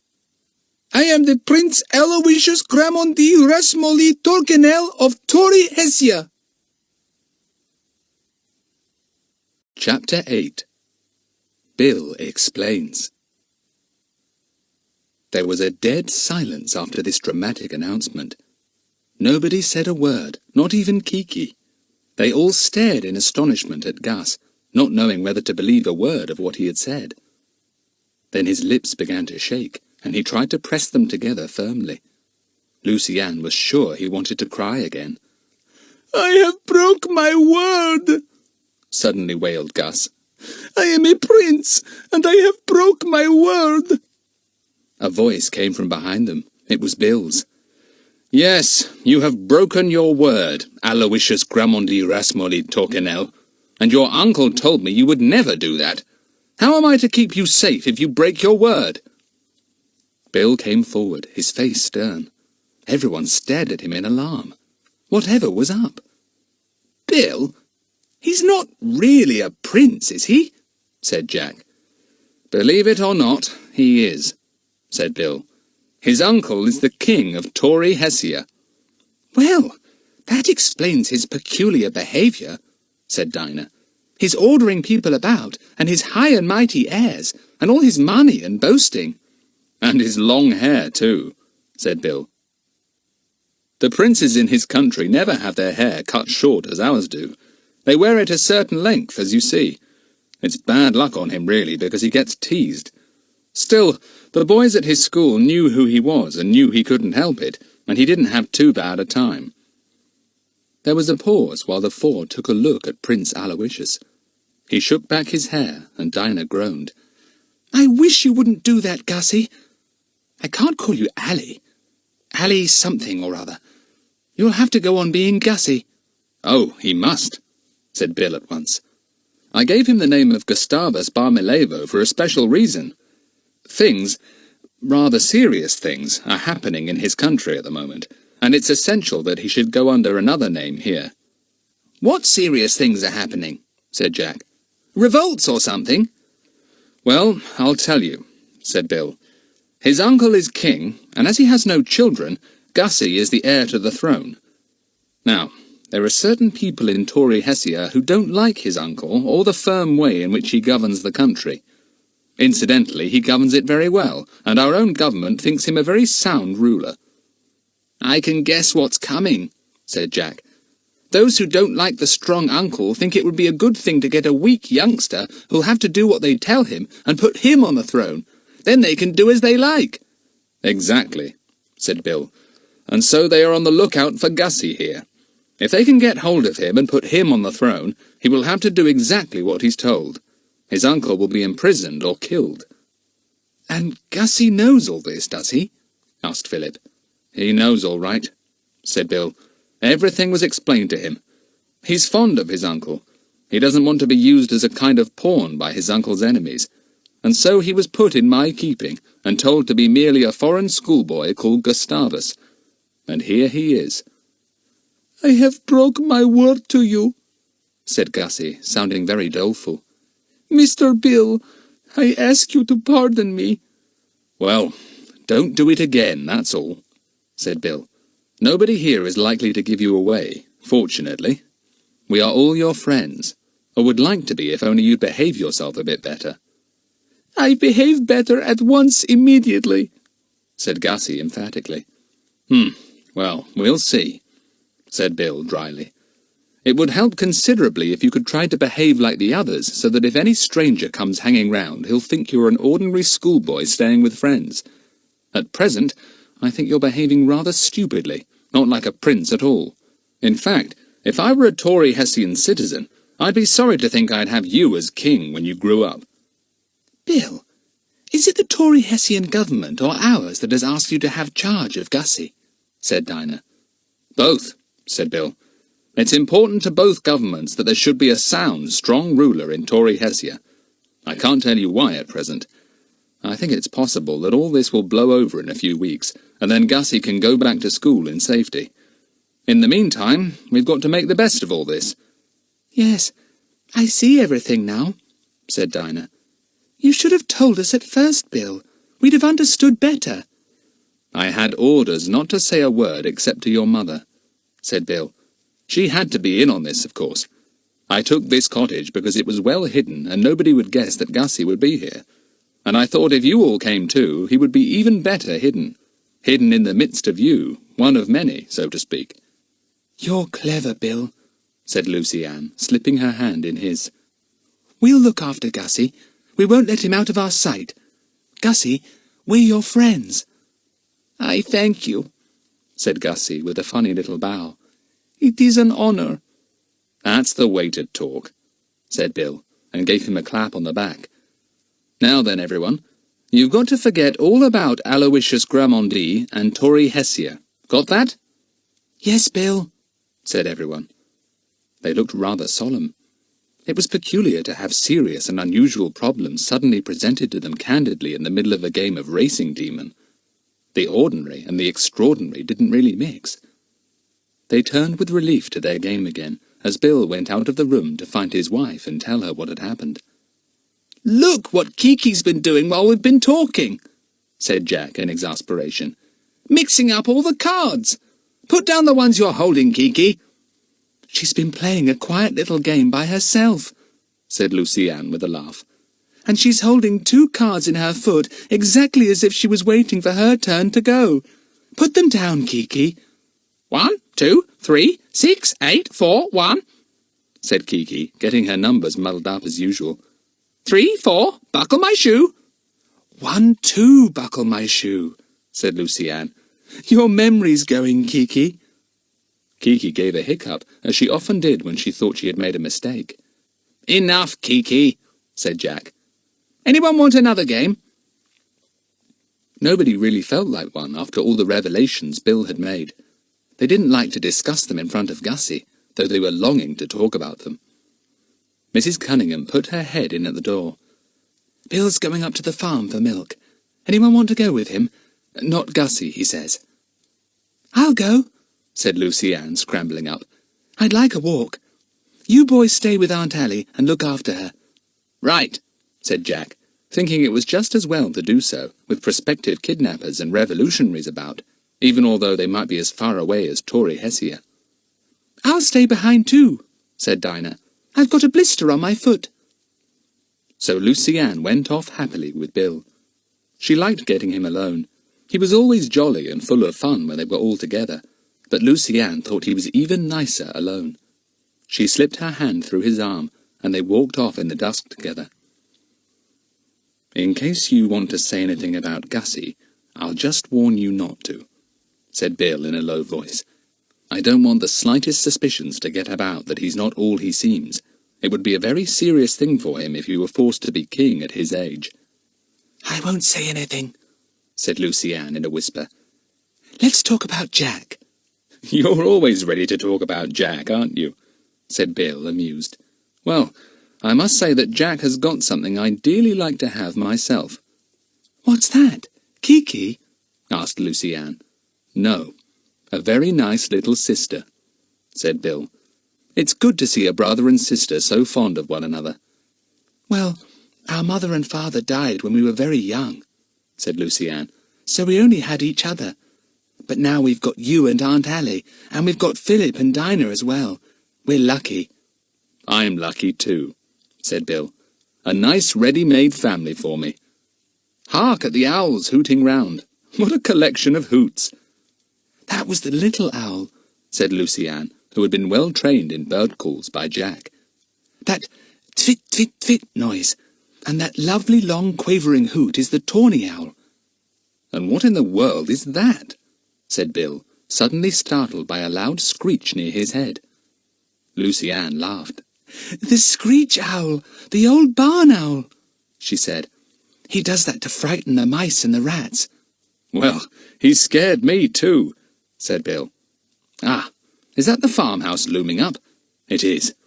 You come in with me, Lucy-Anne, and don't be surprised at my conversation with Mrs. Ellis." They knocked at the door and went into the big, cosy kitchen. Although it was a warm night, there was a fire in the chimney corner, and old Aunt Naomi sat there knitting, huddled up in a shawl. Mrs. Ellis hurried to meet them. "Well, it's good to see you. And how are you getting on? Settled in nicely?" "That's right. Now, what can I do for you? Sit you down, do." They sat down. Lucy-Anne found a rocking chair and began to rock to and fro. A big tabby came and jumped into her lap, settled down and went to sleep. Lucy-Anne felt quite honoured. Mrs. Ellis brought her a piece of cake, and she nibbled at it and listened lazily to Bill. He gave Mrs. Ellis all the news first. Then he went on to talk about Quarry Cottage. "It's a lovely, peaceful spot," he said. "I shouldn't think strangers ever come along here, do they, Mrs. Ellis? Except people like ourselves who want to stay for a bit." "Now, it's funny you should say that," said Mrs. Ellis, "because 2 strangers came to our farmhouse this very afternoon, in a lovely black car, rather like yours, Mr. Cunningham." "I suppose they lost their way," said Bill. Although he spoke in his ordinary voice, Lucy-Anne knew that he had pricked up his ears at once. "No, they hadn't lost their way," said Mrs. Ellis. "They'd been hunting round for a nice farmhouse to stay in for a few days. The man's wife has been ill and simply longed to be in a quiet farmhouse with good food. Somebody told him of our farm, and they came to inquire." "I see," said Bill. "And, did you say you would take them, Mrs. Ellis?" "I did," said Mrs. Ellis, "though my husband scolded me for it. He says my kind heart runs away with me. They're coming tomorrow. They said their name was Jones, but it's my belief they're foreigners." "Foreigners," said Bill slowly. "Yes, I had an idea you were going to say that." Chapter 9. An Afternoon Out. Lucy-Anne stopped rocking the chair, and her heart sank into her shoes. Foreigners? Did that mean they were from Tauri-Hessia, or whatever the country was, and had they tracked down Gussy? Oh dear. Surely another adventure wasn't beginning. This had seemed as if it would be such a nice, peaceful holiday. "Blow," whispered Lucy-Anne to the cat on her knee. "Blow, Gussy! Blow his uncle!" Bill asked a few more cautious questions, but Mrs. Ellis had nothing else to tell him of any interest. He got up, took the milk she had brought him from the dairy, and paid her. He thanked her, said good night, and out he and Lucy-Anne went into the starry night. I very much fear that somebody is on Gussy's track," said Bill in a half-whisper as they went along together. "Now, how could they have guessed he was with us? It's a pity he's so striking-looking and so easily recognizable. I suppose someone must have spotted him with me, made inquiries about me, and as soon as they knew who I was, the rest would be easy. I don't like it very much." "Will you and Gussy have to disappear from here?" whispered Lucy Ann, so softly that Bill could hardly hear. "Please don't go away, Bill." "I'll have to discuss things with your aunt," said Bill. "Don't say a word to Gussy. He'll get the wind out properly, if I know anything about him. And on no account must any of you leave him alone anywhere. Always keep him in your midst." "Yes, Bill," said Lucy Ann. "Oh dear, I do wish those people weren't going to the farm. Bill, they might be ordinary people, mightn't they? They haven't got to be enemies, have they?" Bill squeezed Lucy Ann's hand. "No, I may be wrong, but I get hunches about these things, Lucy Ann, and I've got a hunch this very minute. You needn't worry. I shan't let anything happen." "Well, so long as you're with us," said Lucy Ann. "But please don't go away, Bill." "I won't," said Bill. "Not unless I take Gussy with me, which would really be the safest thing to do." They reached Quarry Cottage and went in. Gussy and Dinah had gone to bed. Aunt Allie and the boys were still up, reading. Bill put the milk in the larder and came back. He sat down and told the three of them what Mrs. Ellis had said. Mrs. Cunningham looked grave. "How did they know he was down here?" she wondered. "Oh, Bill, what shall we do now? Shall we leave here at once, all of us?" "No, that would tell the enemy too much," said Bill. "I don't see that two people, a man and a woman, can do very much by themselves. I mean, they can't fall on us and wrest Gussy away from our midst. As long as there are only the two of them, we haven't much to fear, and Mrs. Ellis will soon tell us if any more arrive. One of the boys can go up each day for milk and get the latest news." "Right, we'll go on as we are then," said his wife, and Lucy Ann heaved a sigh of relief. "You'll tell Gussy, of course, Bill. Put him on his guard. He's got to be very sensible now. Keep with us all, not wander away. And I'm afraid the boys must fasten their window at night." "Blow!" said Jack, who hated a shut window at night.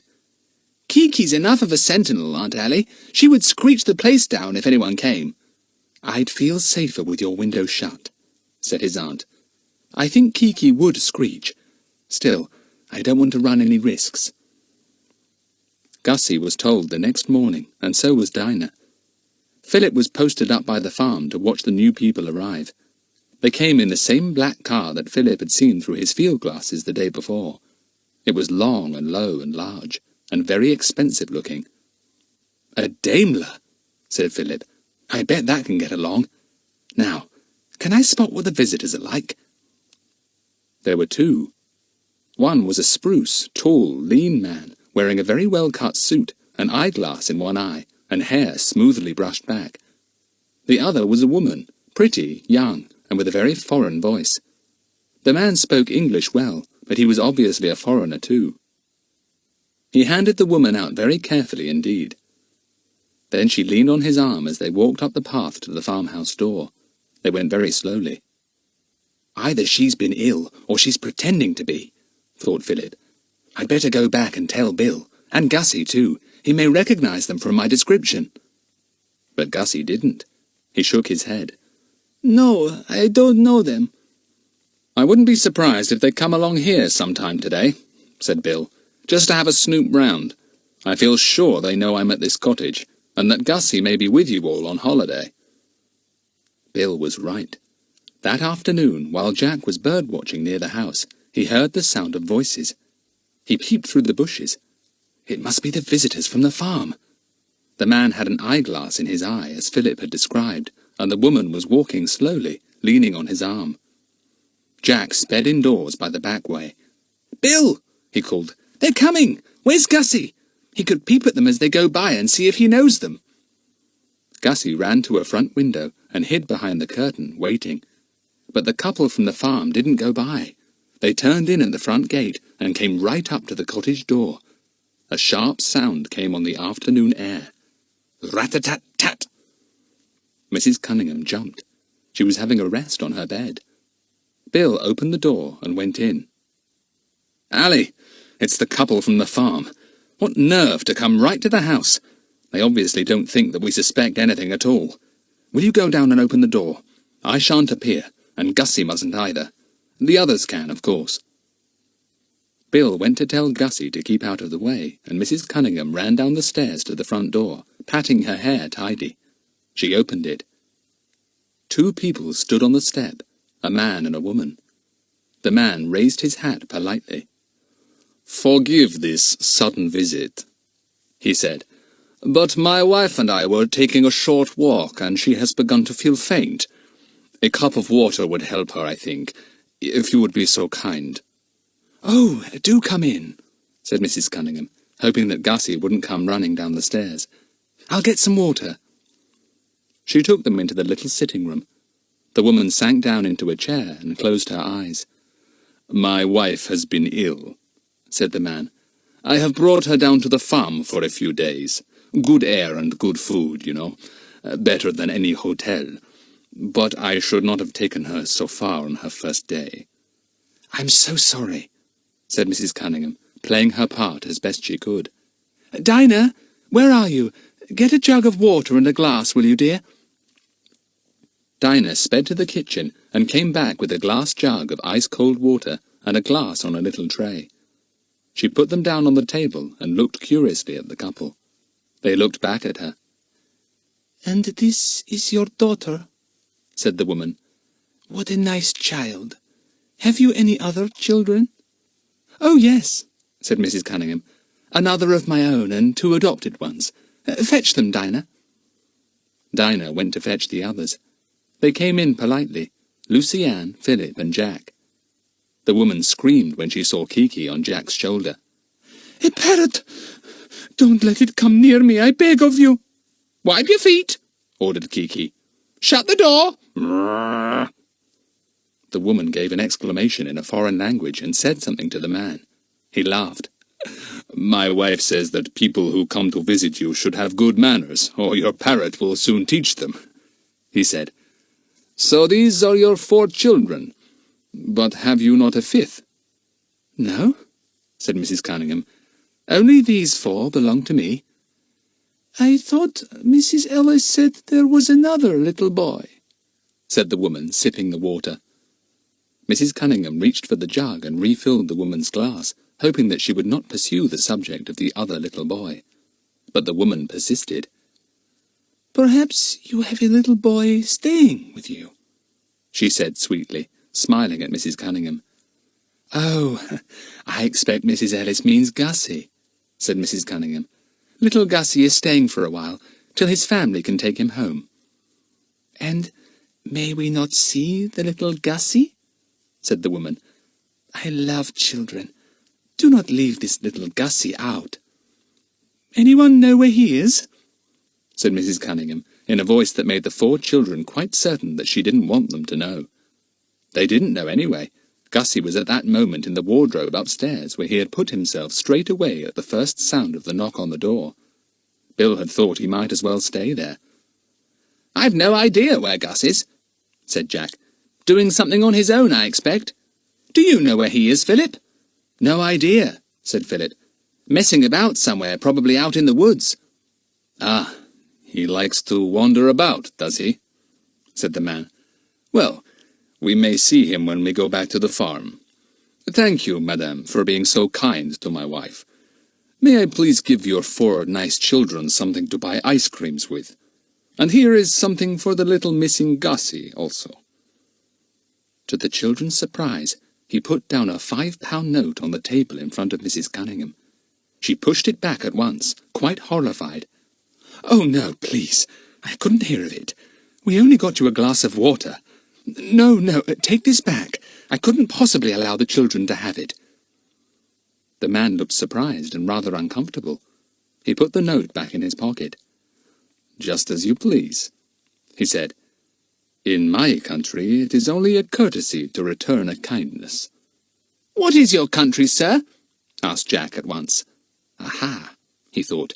"Now we'll bring you out into the open." The man hesitated, and the woman gave him a quick glance. "My country? Oh, I come from Italy," he said. A beautiful land. Come, my dear, we must go." He took his wife's arm and led her to the door, his eyes searching everywhere for the missing Gussy. He bowed to Mrs. Cunningham and went down the path. She called a sentence after him, and he turned. "What do you say?" he said. "I didn't understand." Mrs. Cunningham repeated it. He looked puzzled, bowed again, and went out of the gate. He disappeared with his wife up the lane. "Well, he's not from Italy," said Mrs. Cunningham. "I called out to him in Italian to say that he was to give my best wishes to Mrs. Ellis, and he didn't understand a word." Chapter 10. An Urgent Call. Jack slipped out to make sure that the couple went back to the farm. He came back to report that they had, and Bill held a conference at once. Gussy had been hauled with difficulty out of the wardrobe. He had recognized the woman, but not the man.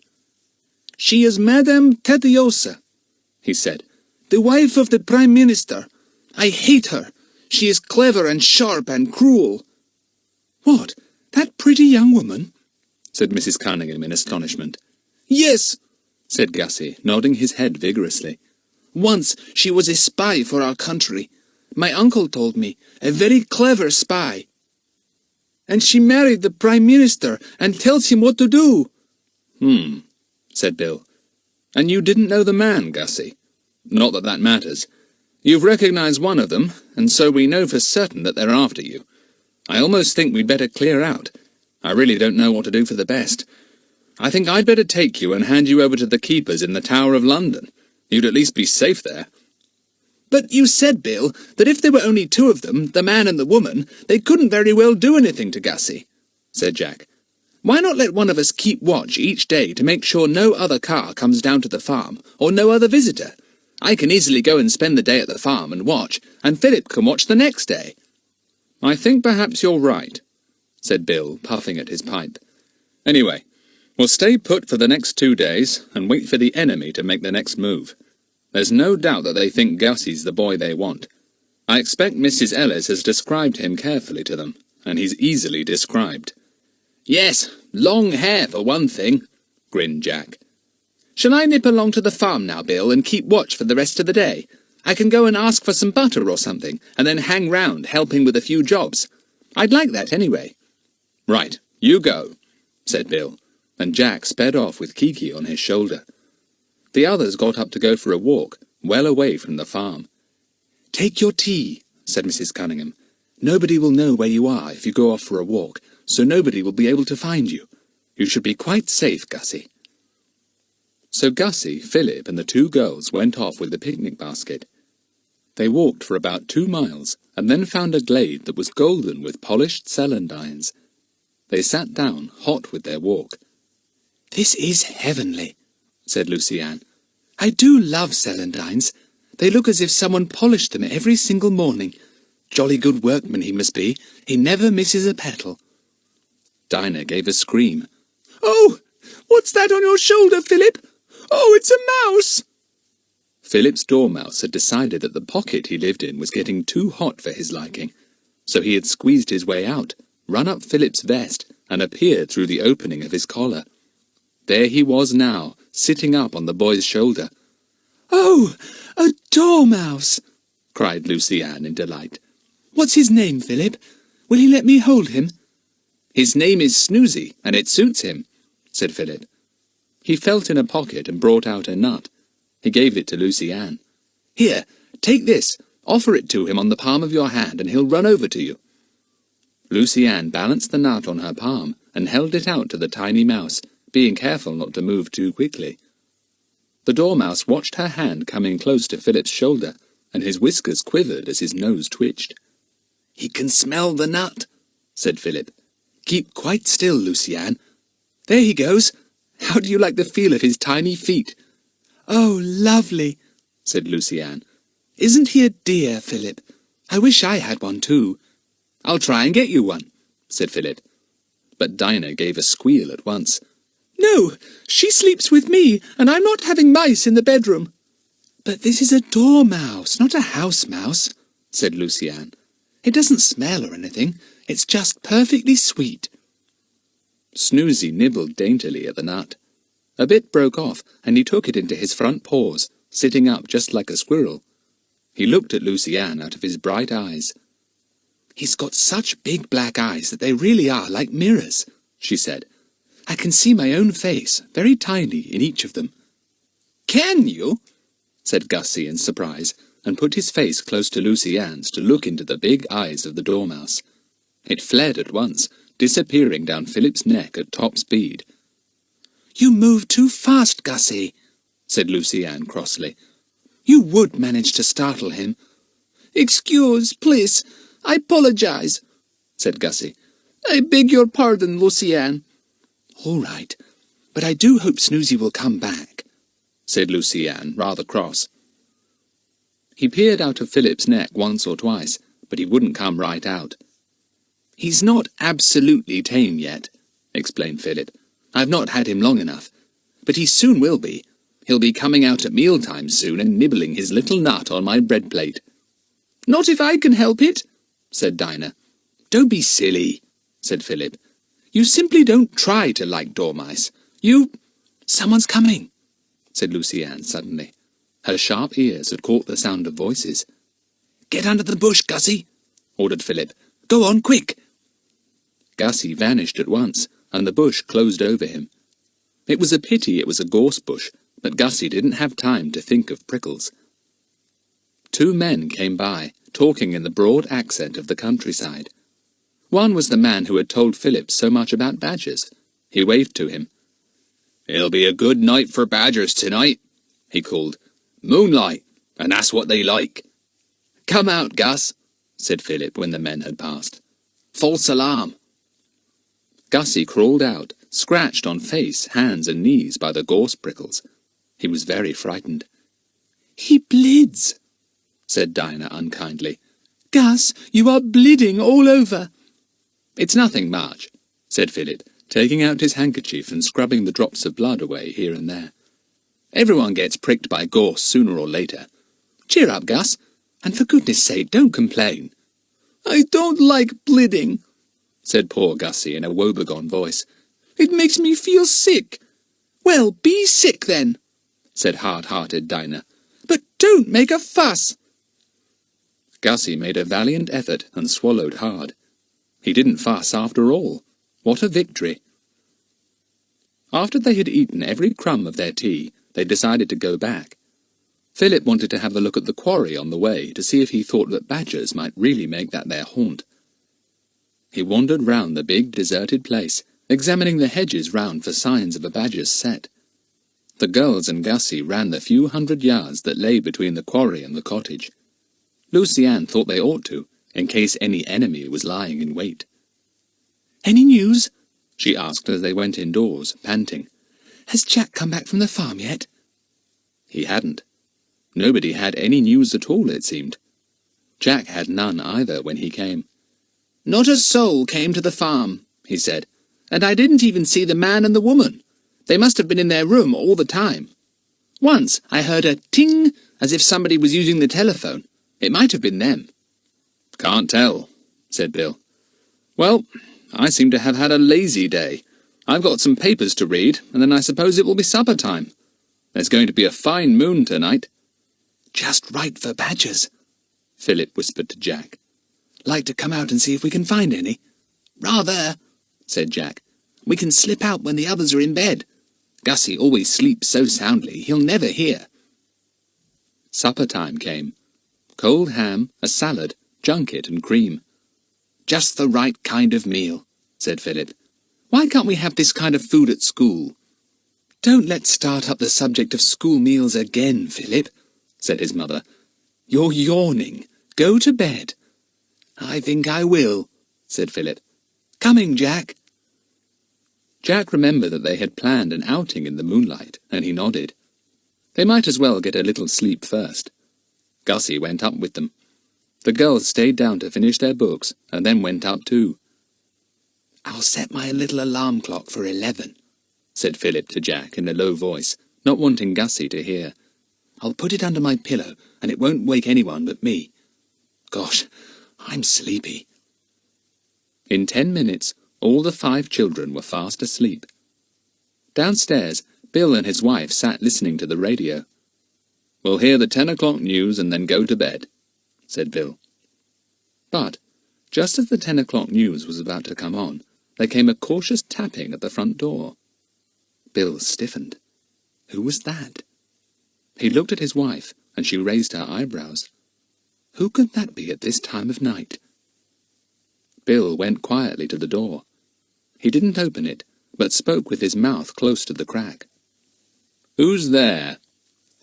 "Oh, sir, Mrs. Ellis has sent me down to beg you to come up to the farm," said an anxious voice. "It's her old aunt.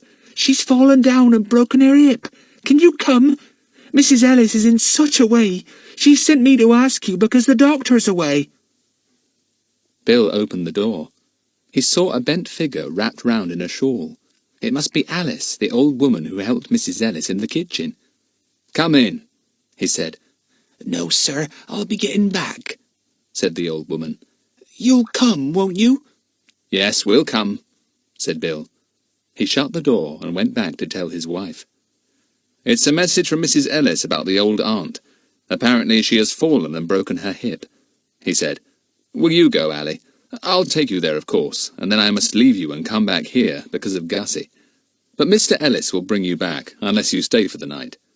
"Yes, I'd better go at once," said Mrs. Cunningham. "Poor Mrs. Ellis. Just what she was afraid might happen." She got her things on, and Bill and she went out of the door. "It's not worth waking up the children and telling them," he said. "They're sound asleep. Anyway, I'll be back here in a few minutes' time." He shut the door quietly, made sure he had the key with him to open it when he came back, and then set off with his wife. What a wonderful moonlit night! Really, he would quite enjoy the walk. Chapter 11. Happenings in the Night. The moonlight streamed down over the countryside as Bill and his wife set out. "What a lovely night," said Bill.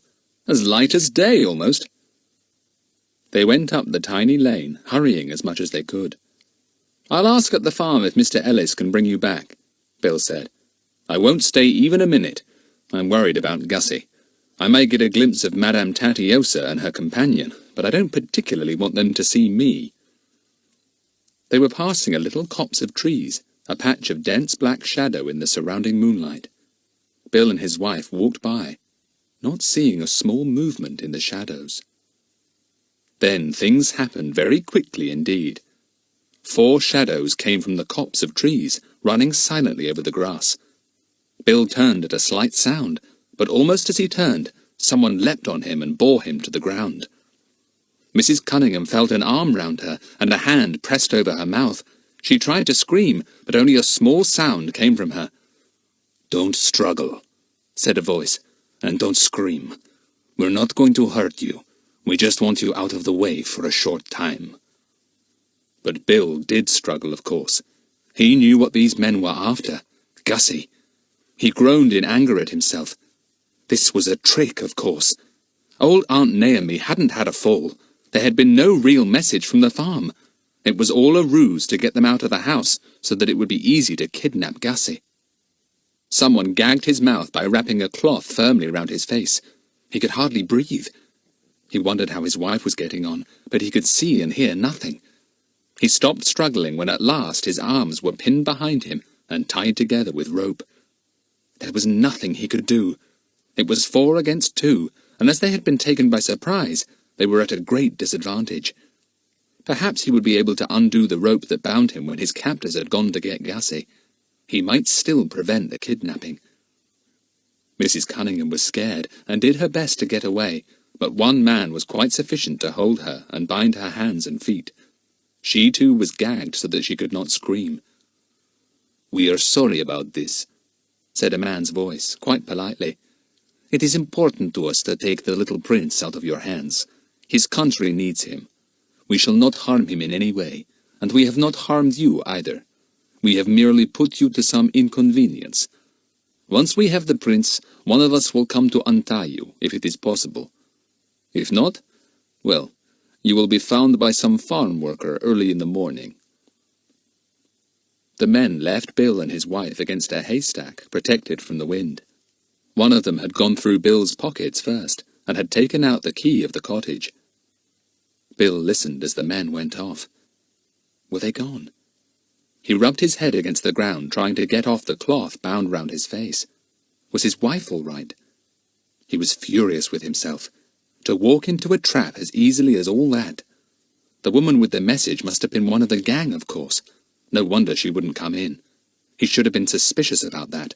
An ordinary messenger would have waited for them, and then walked to the farm in their company. He remembered the ting of the telephone that Jack said he had heard that afternoon. That must have been Madame Tatiosa or her companion telephoning to their headquarters to say that they knew where the prince was, and requesting help to capture him.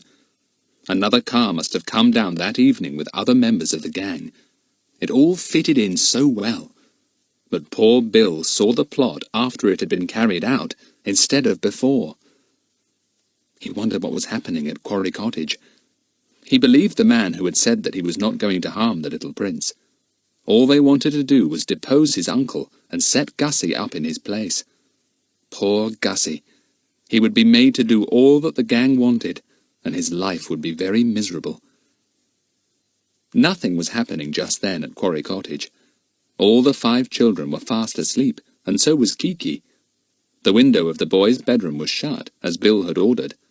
But of what use was that when the enemy had the key to the front door? Time crept on, and 11 o'clock came. Philip's alarm clock went off under his pillow, whirring in a muffled way that woke him up with a jump. At first he didn't know what the noise was. Then he remembered. 11 o'clock, he thought, and slid his hand under his pillow to stop the alarm ringing. He sat up. Moonlight poured into the room and made everything silvery. Just the night for badgers. He padded across the room and shook Jack. "Wake up! 11 o'clock!" he whispered, right into his ear. He did not mean to wake Gussy and have him clamouring to go with them. But Gussy was very sound asleep indeed. The moonlight streamed onto his face and showed up the long lock of hair that had fallen as usual over his forehead. Kiki awoke as soon as the alarm went off, but she was used to muffled alarm clocks, and merely gave a little yawn and stretched her wings. If the boys were going out, she was quite ready. Nothing would persuade her to be left behind. The 2 boys dressed quickly in shorts, jerseys, and rubber-soled shoes. They took a last glance at Gussy. His mouth was wide open again. Jack grinned as he remembered the bits of grass that Kiki had popped into it on Sugarloaf Hill. They crept downstairs, pausing outside Bill's bedroom door to make sure all was quiet, and that Bill and his wife were asleep. "Can't hear a thing," whispered Jack. "They must be very sound asleep. Not even a snore from Bill." This wasn't very surprising, of course, as Bill was at that moment struggling with his ropes as he lay in the shelter of the haystack. "We'll go out the back way," whispered Philip. "The front door creaks a little. Don't bump into anything in the hall, for goodness sake." Kiki was on Jack's shoulder, as quiet as the dormouse in Philip's pocket. She could always be depended on to keep silent when it was necessary. She knew quite well that the boys were trying not to be heard. She pecked Jack's ear affectionately, wondering what he was up to on this moonlit night. The boys went out of the back door, and then stood still, debating which way to go. "I think I'll come up to the little wood with you first," said Jack.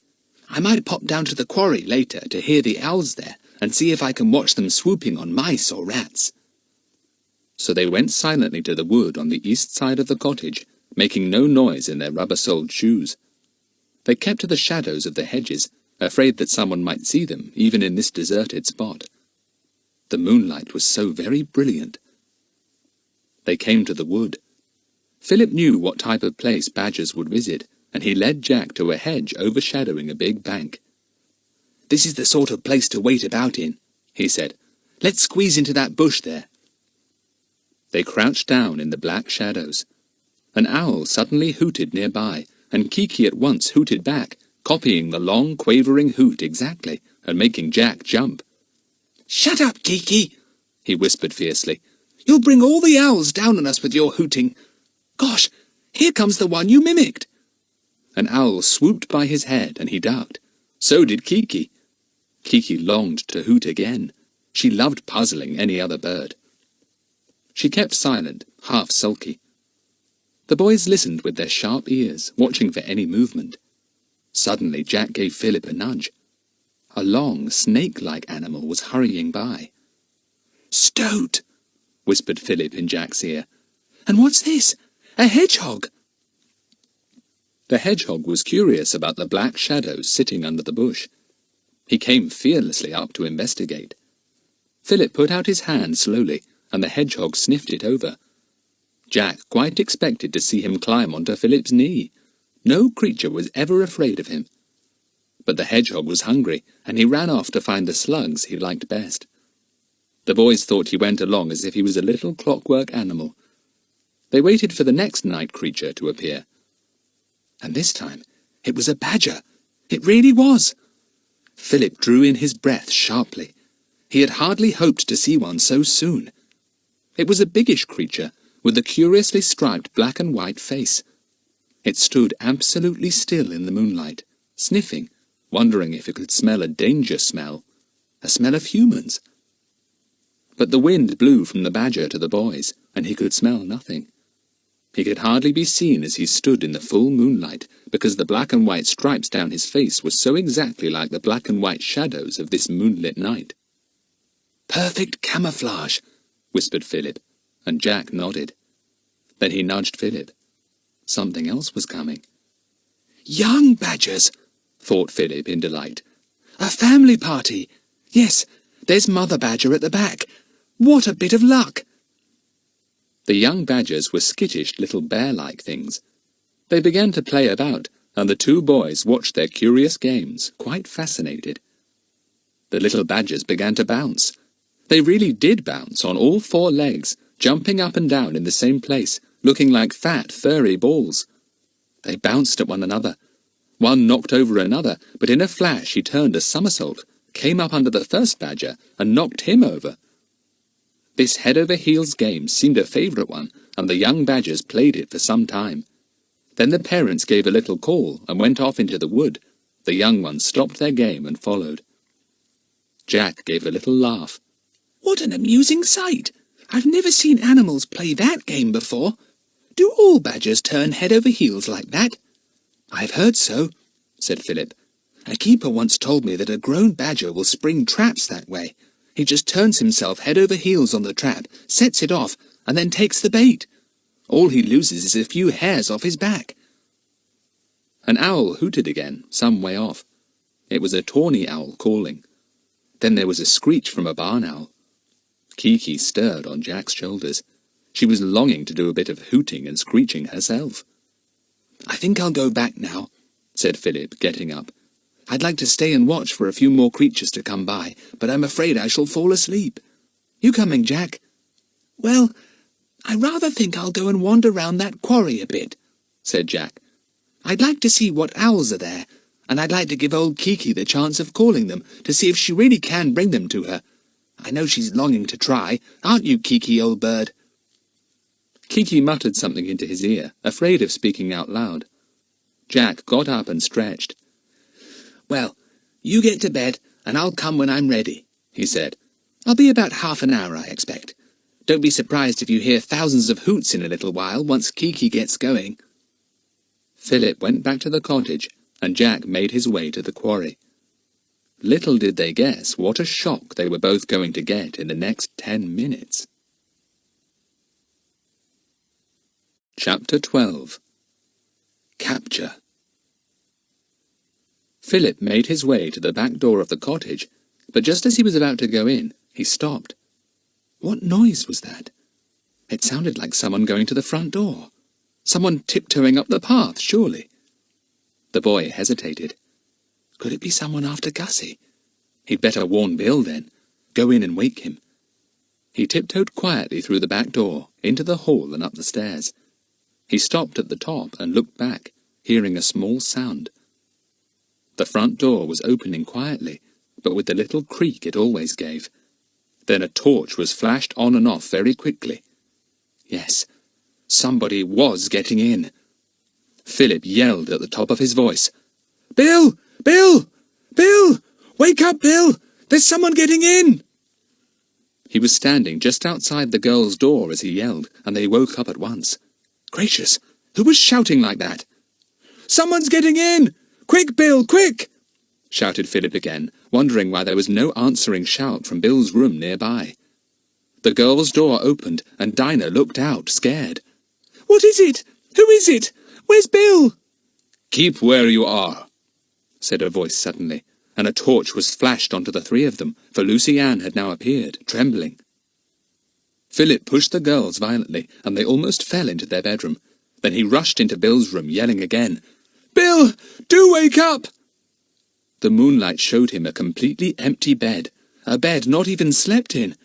Then where was Bill? And his mother? Where was she? Philip was astounded. Gussy was now awake up in the attic bedroom. He sat up, bewildered. What was all this shouting? He suddenly noticed that Jack and Philip were not in their beds, and he leapt out of his, afraid. Downstairs, in Bill's bedroom, Philip was still yelling. Bill must be somewhere about. But where? "Bill! I say, Bill!" A torch flashed into the room, and two figures loomed up by the door. "You won't find Bill," said a voice, "or his wife either. We've got them, and now we want the Prince Aloysius. We do not intend to harm him in any way, but he must come with us. His country needs him." "What have you done with my mother?" demanded Philip fiercely. "I'll get the police. What do you think you're doing, capturing people and coming after the prince? You can't do that kind of thing in Britain." "Oh, yes, we can," said the foreign voice smoothly, and the man stepped into the moonlight. Philip saw that it was the man who had come with the woman that afternoon. Behind him were other people. How many? Philip wished that Jack was with him. One boy wasn't much against all these people. He didn't count Gussy as a boy. One of the men behind called out something in a language that Philip didn't understand, and received a sharp order in return. There was the sound of feet on the stairs leading up to the attic bedroom. They were after Gussy, who had done quite the wrong thing, and had appeared at the top in the bright moonlight. He had been seen at once, of course. Gussy fled into the bedroom, slammed the door and locked it. He leaned against it, trembling. Then he ran to the window. Could he get out? No. Gussy was no climber, and although Jack and Philip would certainly have had a shot at clambering down the creeper, Gussy was afraid he might fall. "Unlock this door!" cried a voice, but Gussy did not obey. Then two of the men flung themselves against it, and it broke down easily. They clambered over the broken panels and went to Gussy. He screamed. One of the men bowed to him. "Your Highness, we have not come to harm you. We have come to take you back to Tauri-Hessia to be crowned king in the place of your uncle. He is not like your uncle. The people want you instead." "It's a lie!" shouted Gussy, trembling. "I've been told all about it. My uncle is too strong a ruler for you, and you want a boy instead who will do as he is told. I will not come." All this was said in his own language, so that the girls, listening fearfully in their room below, did not understand a word. Philip pushed by the men at the door of Bill's room and ran up to Gussy. "Look here," he said fiercely to the two men there. "You know that the British government and your own government won't let you make Gussy king. You'll get into trouble with our government, you know. You'll be clapped into prison either here or in your own country." The men, joined by the other two below, had a quick conference. Philip didn't understand a word. Then the tall man with the eyeglass bowed slightly to Philip. "You too will come with us," he said, "and the other children as well. You will, be companions for our little prince, and we do not think your government will be too angry when they know we hold you also." "Oh, so you think you'll take us and make us a kind of hostage, do you?" said Philip, quite beside himself with rage. "You think you can bargain with our government just because you hold us prisoners? My word, you don't know the British people. You'll be sorry for this, holding us to ransom. I've never heard such a fat-headed idea in my life. You aren't living in the Middle Ages, you know." The man heard him out to the end, quite politely. Then he made a motion with his hand. and two of the men pounced on Philip and Gussy and held them in such a vice-like grip that it was quite hopeless to get away. "Run, you two! Run!" yelled Philip at the top of his voice, hoping that Dinah and Lucy Ann would have the sense to rush into the woods and get away. But although they did manage to tear downstairs, they found a man in the hall, and he was quite able to hold the two kicking, yelling girls until yet another fellow came to his help. Sharp orders were given by the man with the eyeglass, who seemed to be in command. One man detached himself and went upstairs. He came down with an assortment of clothes for the girls and Gussy, who was, of course, still in his beautiful silk pyjamas. The girls were in pyjamas and dressing gowns, but had no slippers on. The man was sent back to fetch shoes. "Where's Bill?" said Lucy Ann with chattering teeth. "I want Bill. What have they done with him? And where's Aunt Allie?" "Don't be frightened," said the man with the eyeglass, patting her. "We shall treat you very kindly. We shall not hurt you. It will be nice for the little Prince Aloysius to have his friends with him. You will have a fine time in Tauri-Hessia." Lucy Ann suddenly realized that Jack was missing. She looked round wildly for him. "Where's Jack? What have you done with Jack?" "Ah, yes, there was another boy, I remember now," said the chief man. "Where is he?" "Out bird-watching," said Philip sullenly. His only hope now was that Jack would see and hear this disturbance, and go to fetch help before they were all whisked away. He had given up struggling. What was the use? He would only get hurt, and he could see that if the girls were going to be captured, he certainly must go with them to look after them as best he could. "Bird-watching? At this time of night?" said the man. "What strange habits you Britishers have. We will not wait for this boy, Jack. We do not need him." They opened the front door again, and pushed the 4 children out in front of them, holding their arms tightly. "It is of no use to scream," said the chief, still very politely. "There is no one to hear you, and we should gag you if you did scream." "Philip, what shall we do?" asked Dinah, scarlet with rage at being captured like this. "Nothing," said Philip. "Just, hope for the best." Dinah guessed what he meant. Perhaps even at this very minute Jack was bringing help. Lucy Ann stumbled along miserably in her dressing gown. She had been allowed to put on her shoes, and so had the others. She was worried about Bill and her aunt, and very, very worried about Jack. Would she be taken off to Tauri-Hessia and have to leave Jack for months and months? Where was Jack? Jack was down in the quarry with Kiki. He had found plenty of owls hooting and screeching there, for, as the old farmhand had said, it was a wonderful hunting place for owls of all kinds. Kiki had been having the time of her life. She had hooted and screeched and twitted, and had brought a crowd of owls almost down to Jack's shoulders. One owl, a barn owl, had screeched deafeningly in his ear, and had struck him with a wing. Jack decided that he was too easily seen where he stood. He must get under a bush somewhere, or else the next owl might scratch his face with a sharp talon or two. He moved to the other side of the quarry, and made his way to a big hedge there. As he drew near, the moonlight glinted on something under the hedge, something that shone brightly. Jack stopped. What could it be? He went cautiously forward, and saw that something dark and long and very big was under the tall hedge, as close to it as possible. The moonlight caught its polished surface here and there. "Gosh, it's a car!" said Jack in the greatest astonishment. "A car exactly like the one the couple have at the farm. It must be the same one. What's it doing here?" He went over to it. It was empty. Nobody was in it at all. The key had been taken out so that it could not be driven away. "Has somebody parked it here to go and spy round Quarry Cottage?" wondered Jack. He went to the back of the car. It had an enormous luggage boot. Jack opened it and peered inside. It was empty except for an extra inner tube and a few tools. Kiki hooted again, and an owl answered her. "Be quiet now, Kiki," said Jack. "We've got to do a bit of spying. We'll creep back to Quarry Cottage and see if there's anyone snooping round there." But before he could do that, He heard the sound of footsteps coming into the quarry, and he dived into some bushes. The footsteps made quite a lot of noise, because there were 8 people coming into the deserted quarry where the car had been parked. Jack peered out of his bush and saw, to his great alarm, that Philip, Dinah, Lucy-Ann and Gussy were all being held very firmly indeed. He stared, bewildered, unable to think what to do. Kiki suddenly screeched, but it was not an owl screech, it was a real parrot screech, and Philip recognized it at once. It was Kiki. Then Jack must be somewhere in the quarry still. He gave a shout.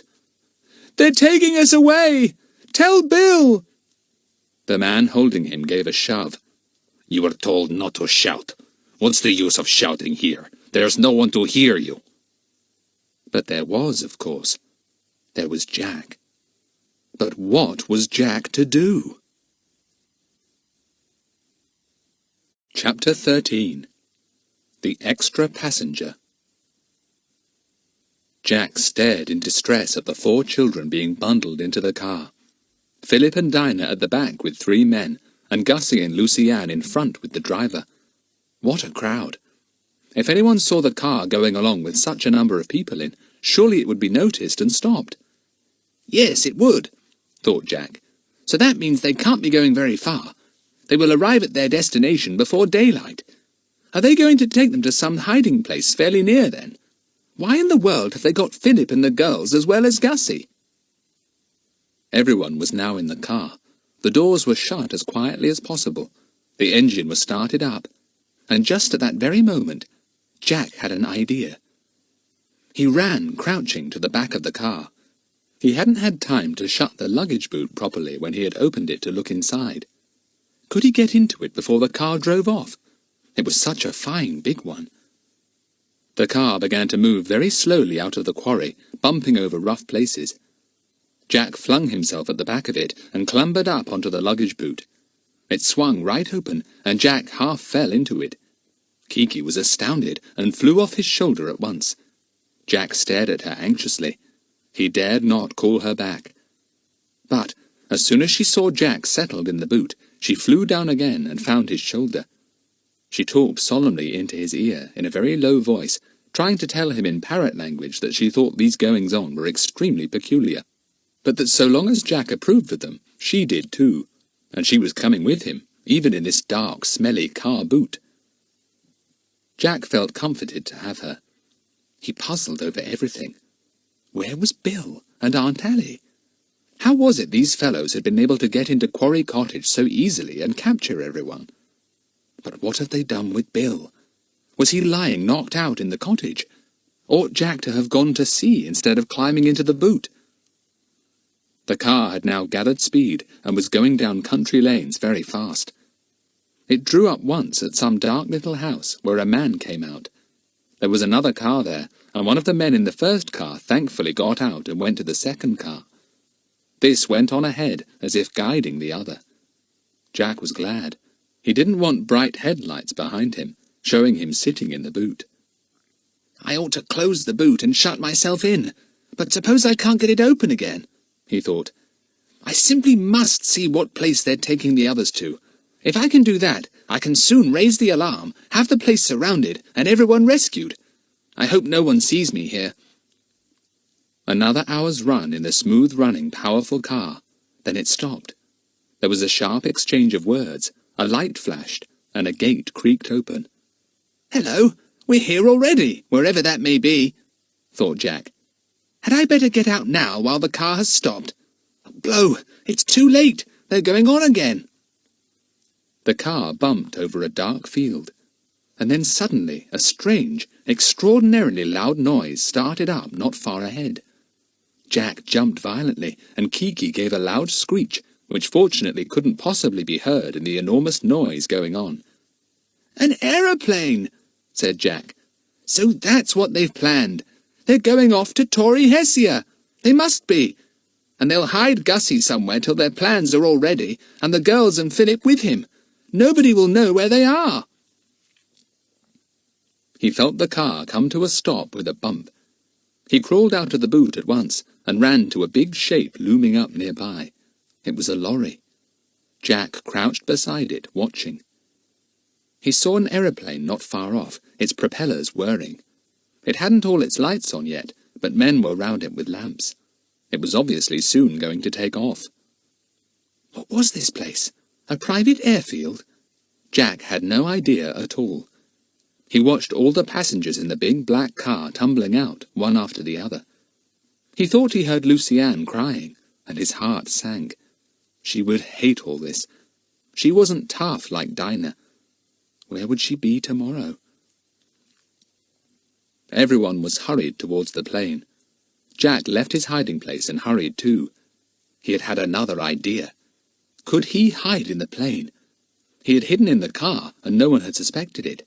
Would there be any place to hide in the plane? He thought of the planes he had flown in.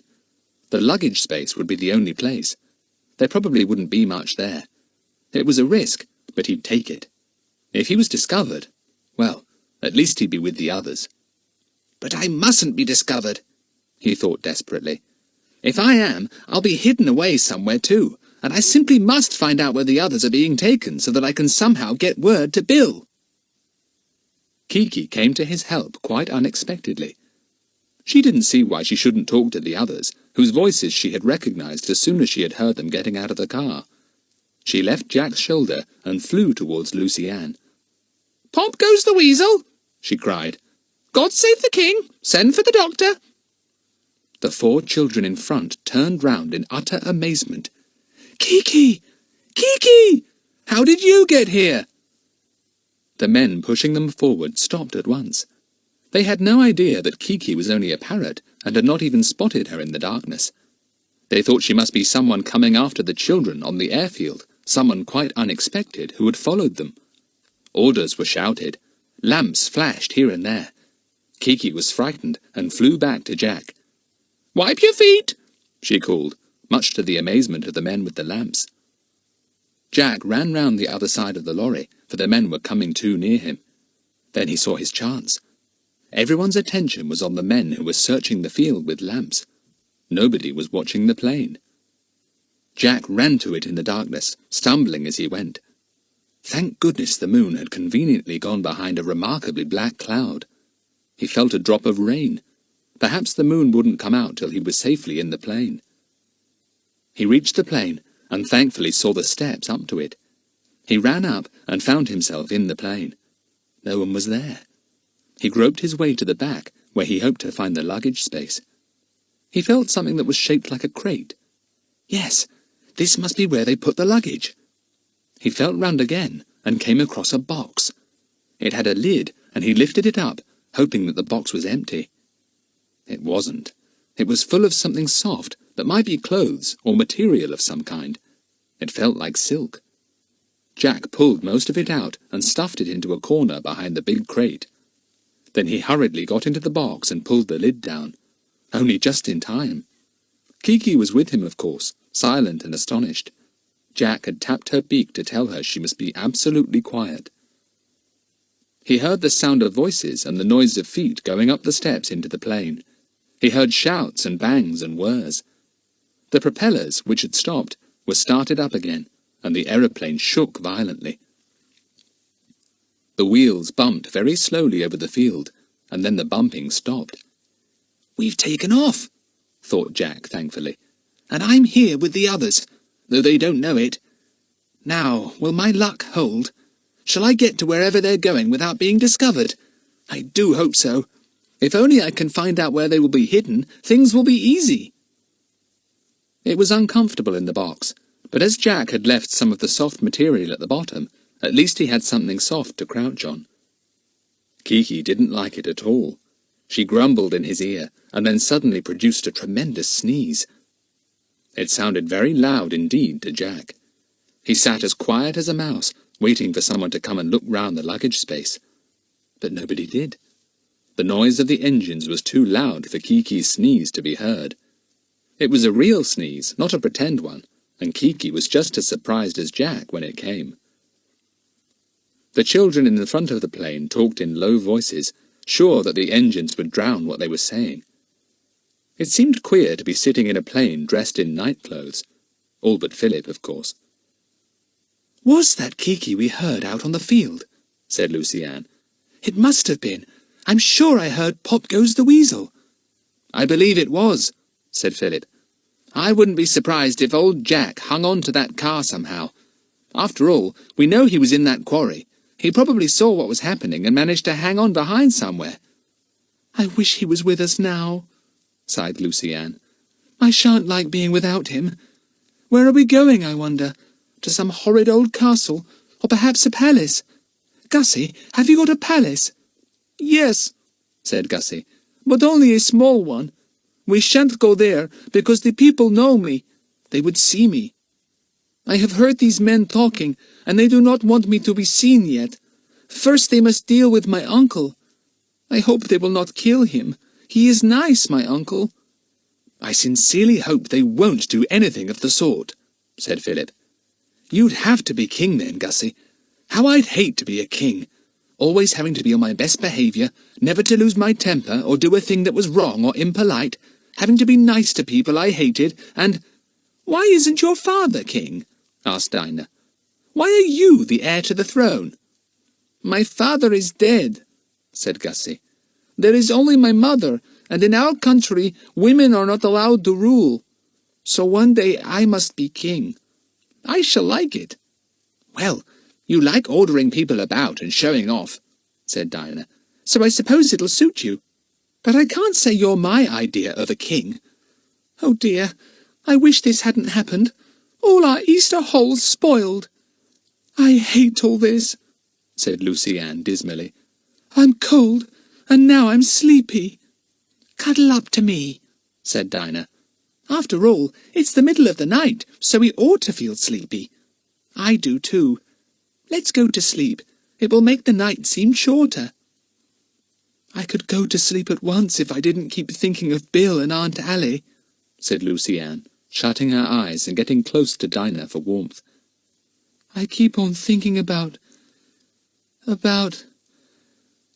keep on... Philip smiled at Dinah over Lucy-Anne's head. She was asleep already, in spite of her thinking. Poor Lucy-Anne. She fell into adventures as readily as the others, but she didn't enjoy them nearly so much. Jack fell into an uncomfortable sleep too, in his box in the luggage space.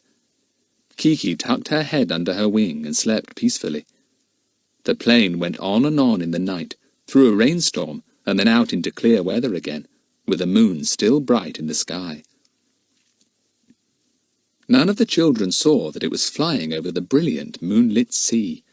None of them gazed down to see the towns that looked like toy villages far below. The engines droned on, and the rhythm lulled the sleepers for mile upon mile.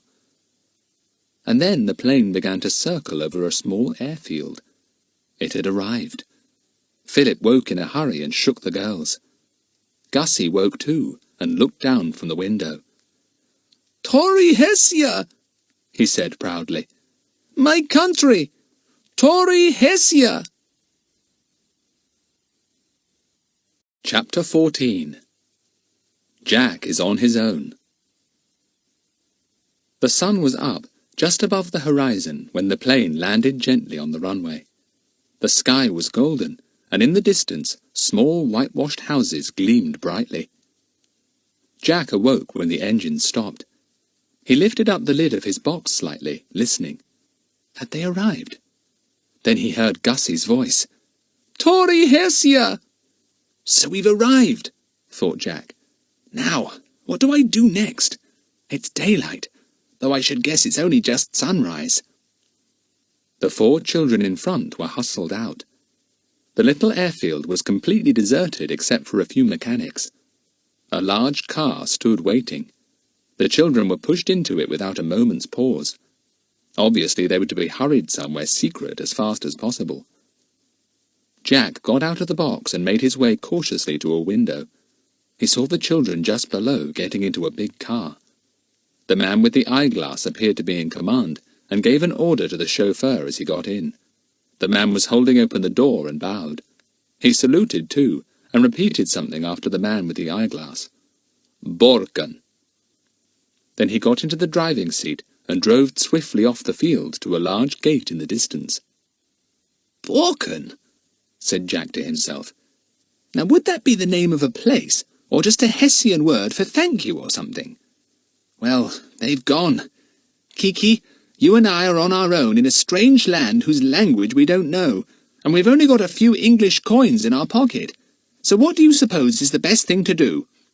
Send for the doctor, said Kiki, putting up her crest and looking very wise. Send for the doctor. Put the kettle on. Jack went on looking out of the window.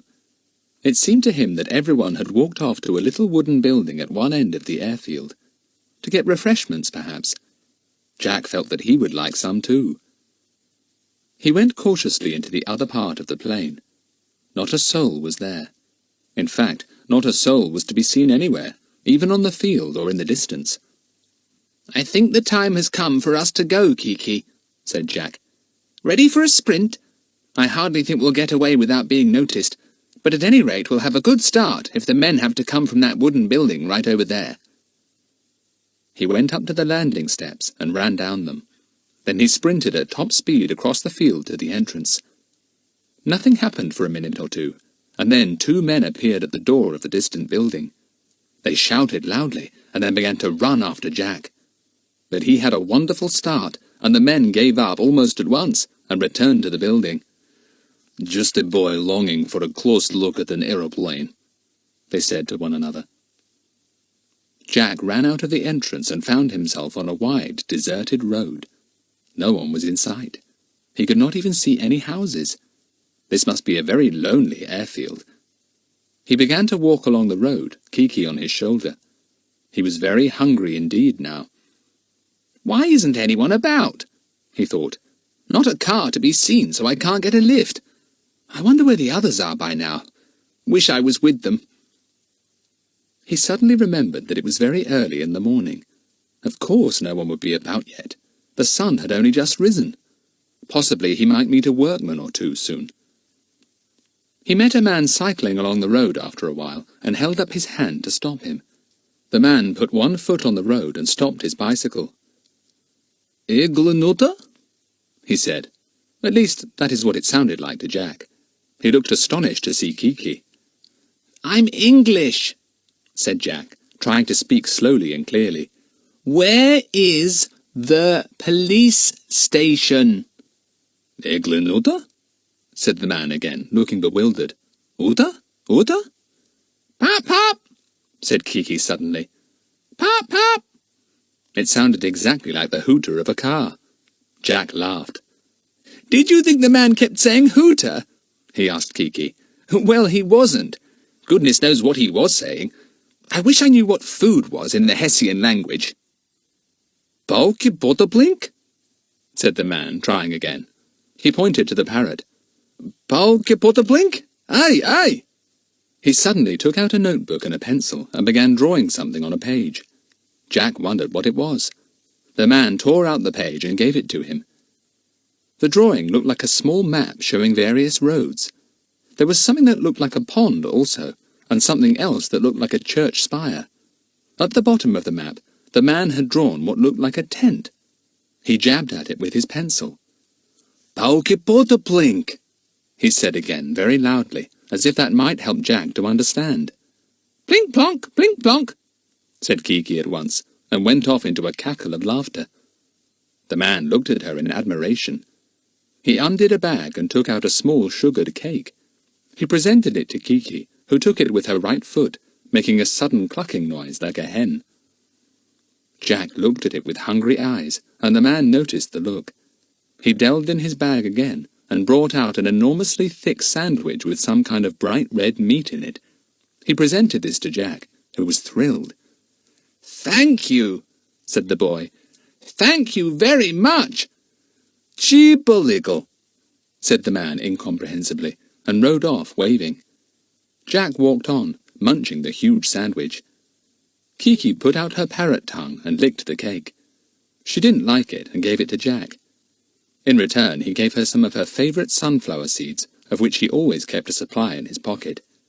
She sat happily on his shoulder, cracking them. Jack looked at the map. What did it mean? Why had that man drawn it? He must have thought there was some particular place Jack wanted to go, but Jack himself didn't know of any place in Tauri-Hessia that he wanted to find, except the place where the others had gone. And that might be Balkan, and it might not.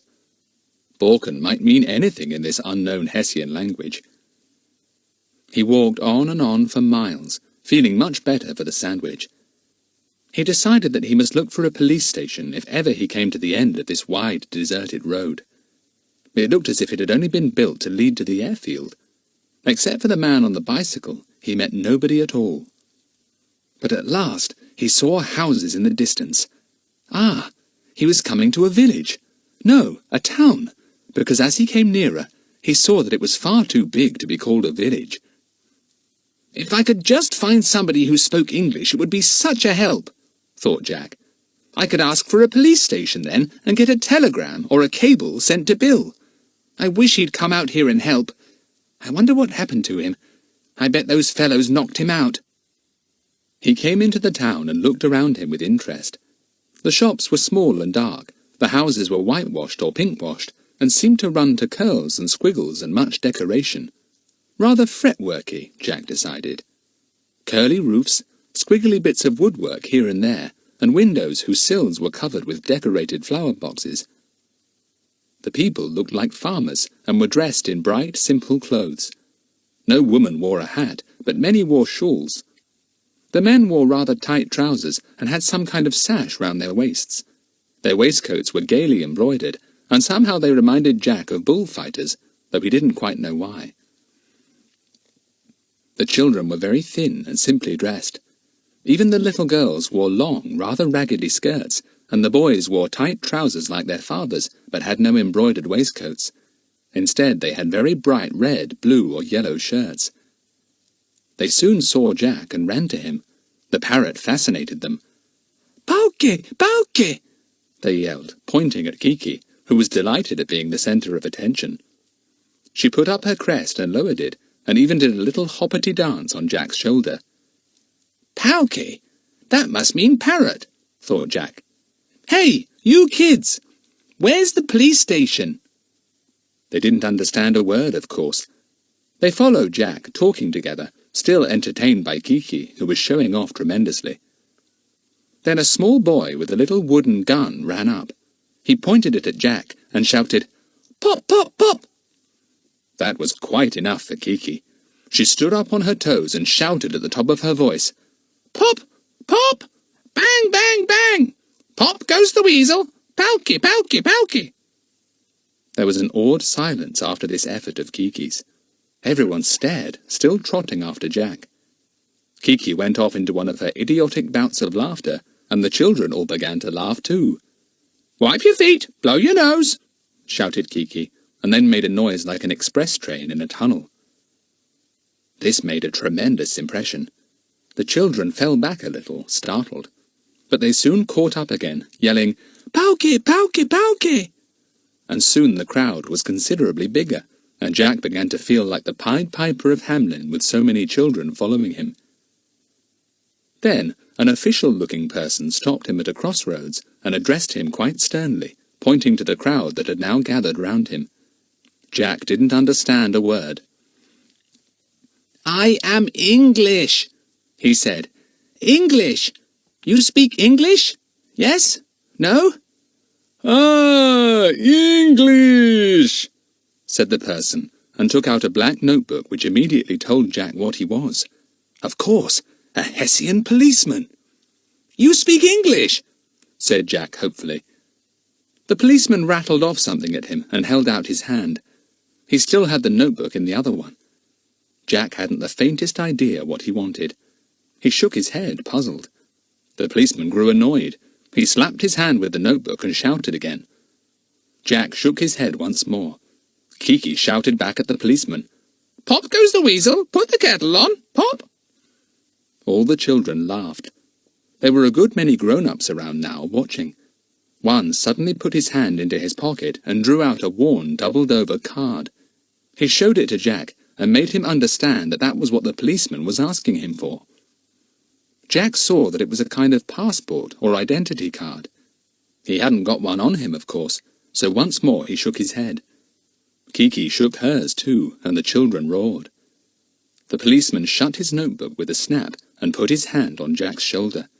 He fired a sentence at him in sharp Hessian and pushed him in front of him smartly. "Now where do we go?" thought Jack. What a colourful policeman!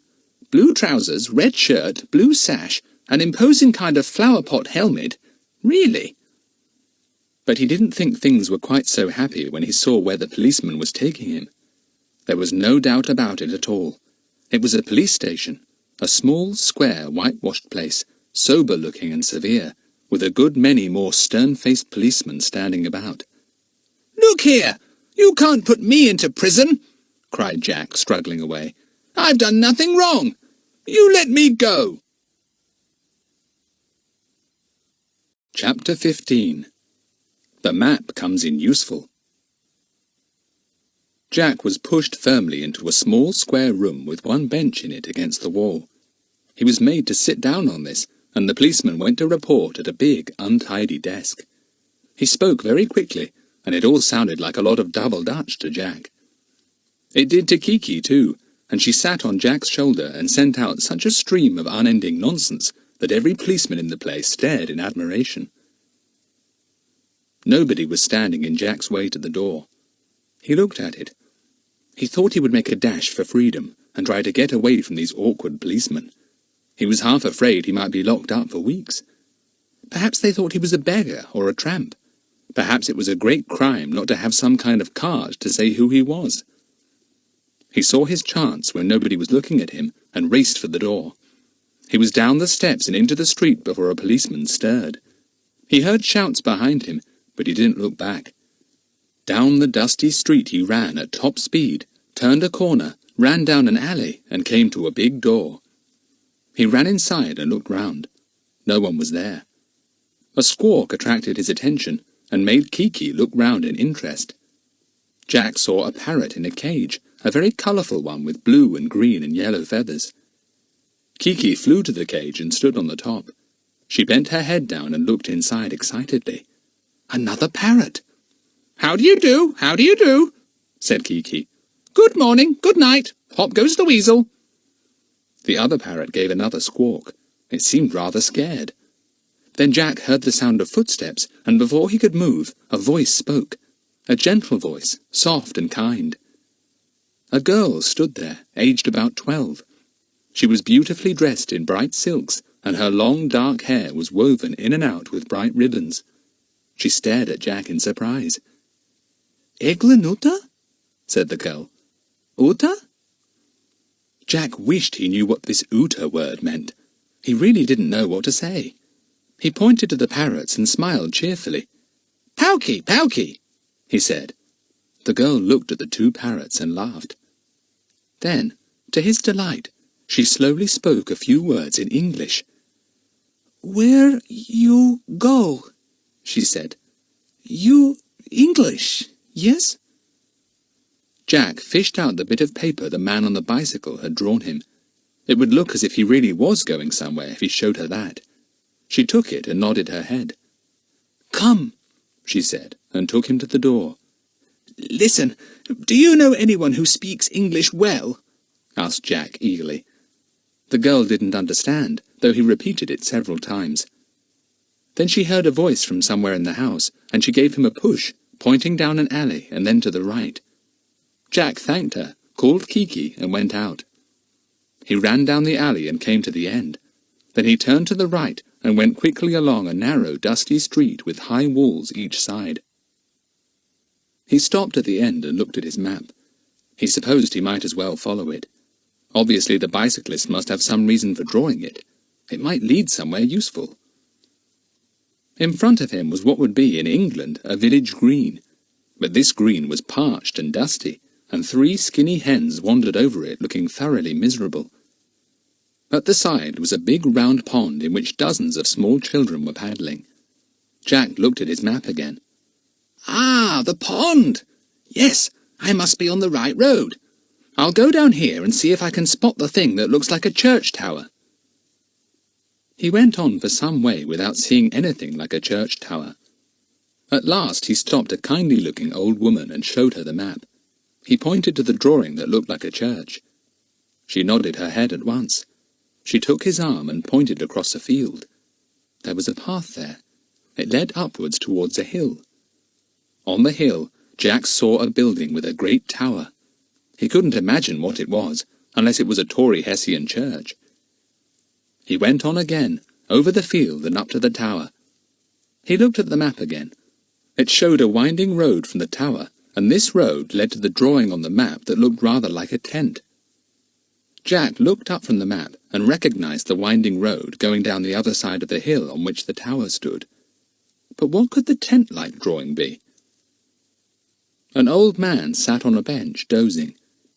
Jack went cautiously up to him and sat down. The old man opened an eye, saw the parrot, and sat up at once. Good, he's awake, thought Jack, and pushed the map in front of him, pointing to the tent-like drawing, and trying to make the man understand that he wanted to get there. "Ah," said the old fellow in a hoarse voice. "Pica tioritai forga." very helpful, thought Jack. The old man got up and tottered a little way down the path. Then he pointed with his stick. "Circitala," he said. "Circi." Circi, repeated Jack, and looked where he was pointing. Then he stared hard. He knew why the bicyclist had drawn the tent now. In a big field were crowds of tents and vans. It must be a circus of some kind, a travelling circus. Of course, Circi, he means circus, thought Jack. It's a circus. That's why that fellow on the bike directed me there. He thought I wanted the circus. Thought I was trying to make my way to it because I'd got a talking parrot. Well, well, well, I've solved that puzzle. He thanked the old man and thought he might as well make his way to the circus. Somebody there might possibly speak English. Circus people knew all kinds of languages. Anyway, they were usually kindly folk. They might give him a meal and help him a bit. So Jack, suddenly feeling very hungry again, went down the long winding road to the field where the circus was.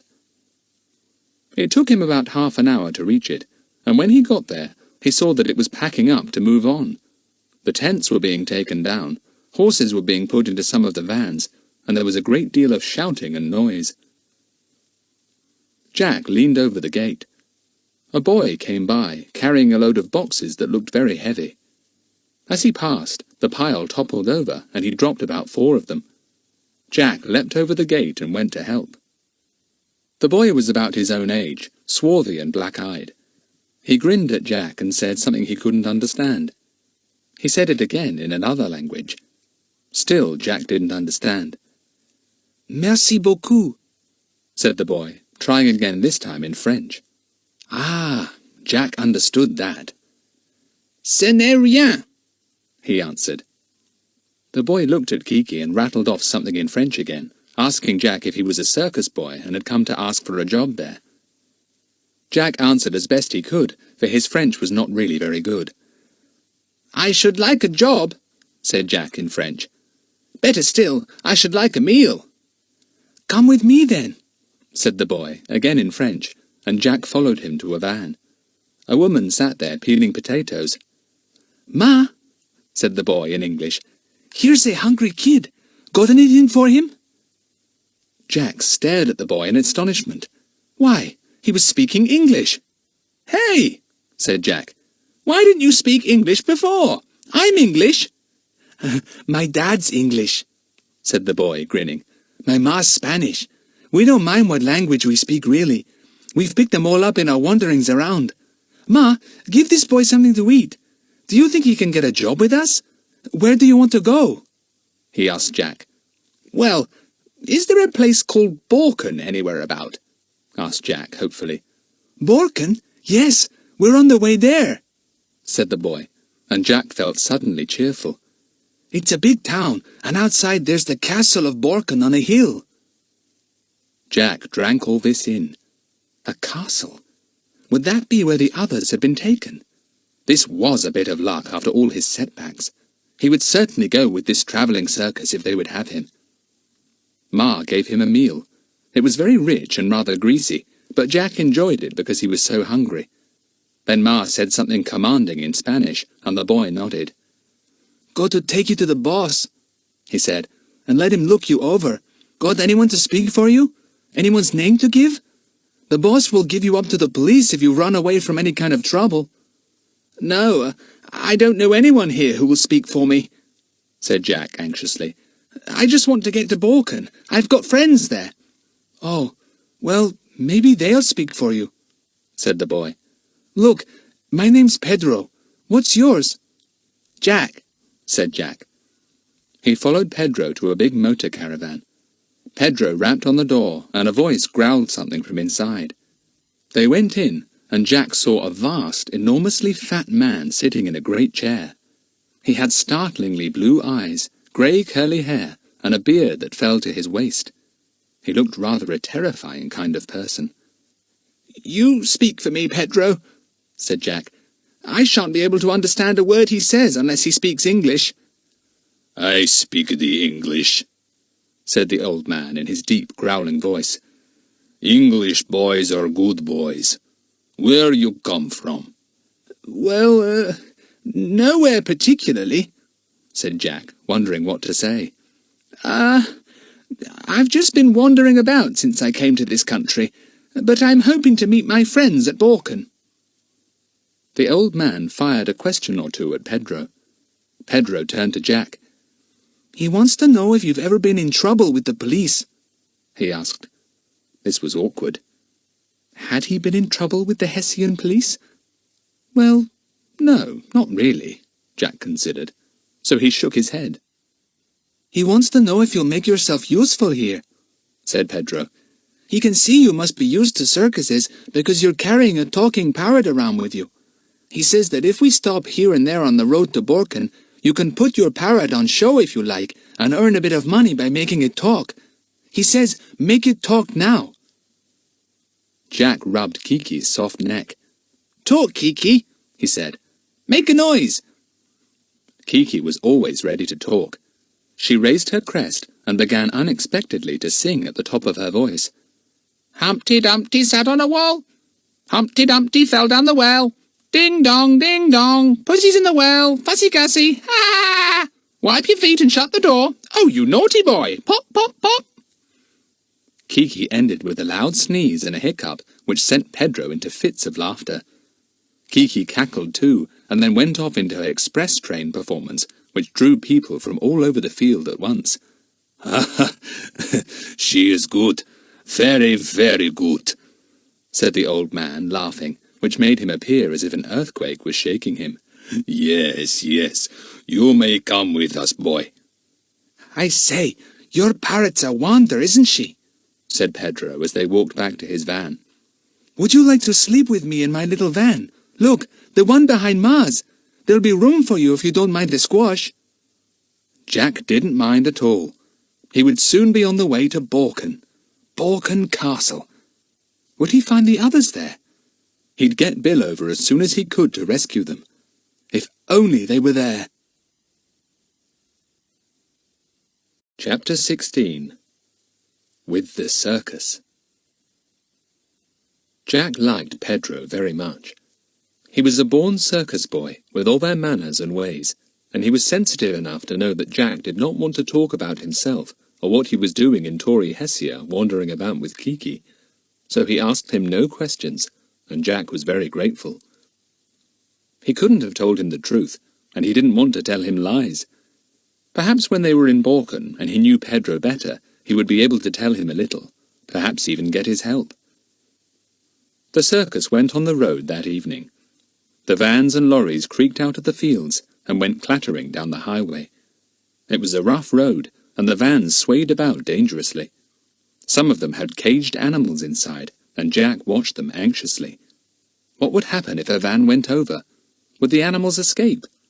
There were bears in one van, and 2 chimpanzees in another. Kiki was a source of enormous amusement to everyone in the camp. Many of the circus folk could speak a broken English, enough to make themselves understood anyway. They laughed at everything Kiki said. They brought her all kinds of titbits, and when they found that she was fond of tinned pineapple, they raided the shops they passed, and bought tins of it. Jack asked Pedro many questions. How far was Borken? Who owned the castle? Was it very old? Could anyone see over it? Pedro laughed. Borken Castle, and the whole of Borken, and all the land we are passing through, is owned by the Count Paratolan. He lives at the castle, and as for letting anyone see over it, my word, they'd be clapped into a dungeon before they even got through the door. He sounds rather fierce, said Jack gloomily. If the others had been taken to the Count's castle, they wouldn't have a very nice time with such a fierce captor. He's a very strong and determined fellow, said Pedro. He hates the king, who is too strong for him. He'd like to make the young Prince Aloysius king. Then he could rule the country himself, through the prince, who would have to do as he was told. I see, said Jack, his heart sinking. What could he hope to do against a man like Count Paratolan? Is this Count the Prime Minister? Asked Jack, suddenly remembering what Gussy had said. No, his brother-in-law, Count Hartius, is Prime Minister, said Pedro. They're both alike in hating the king, but Count Hartius is weak, where his brother-in-law is strong. It is his wife who rules him, a very clever woman, so they say, Madame Tatiosa. Jack listened to all this intently. He was beginning to have a clearer idea about things. How strange to be suddenly plunged into the middle of all this, to know the little prince himself, to be so near the castle of Borken, and to be on the land of Count Paratolan, who wanted to depose the king. It sounded like a tale in a book, a tale that had suddenly become real. "How do you know all this, Pedro?" he asked. Oh, everyone in Tauri-Hessia knows it.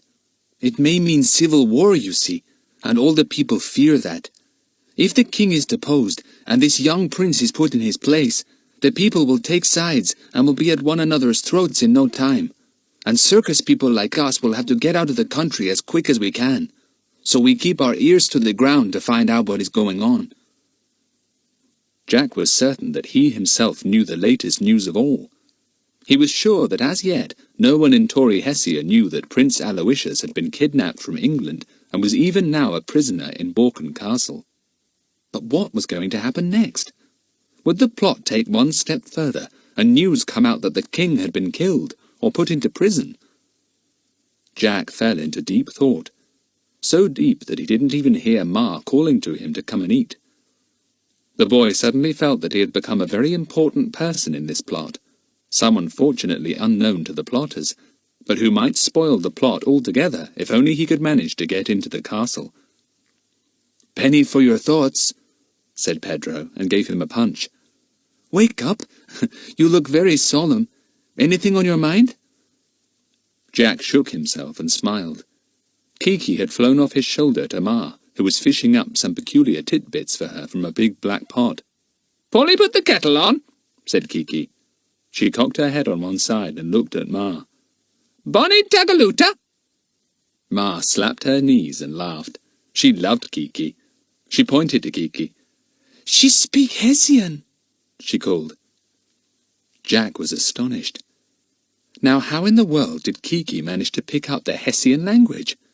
Really, she was a marvellous mimic. "What does Bonnie Tagaluta mean?" he asked. "Top of the morning to you," said Pedro with a grin. The circus stopped at a big village and set up camp for 2 days. Jack was busy then. He had to give Pedro a hand in all kinds of ways, putting up tents, pulling vans into place, setting up the benches in rows, running here and there for the boss, whose name Jack could never manage to pronounce.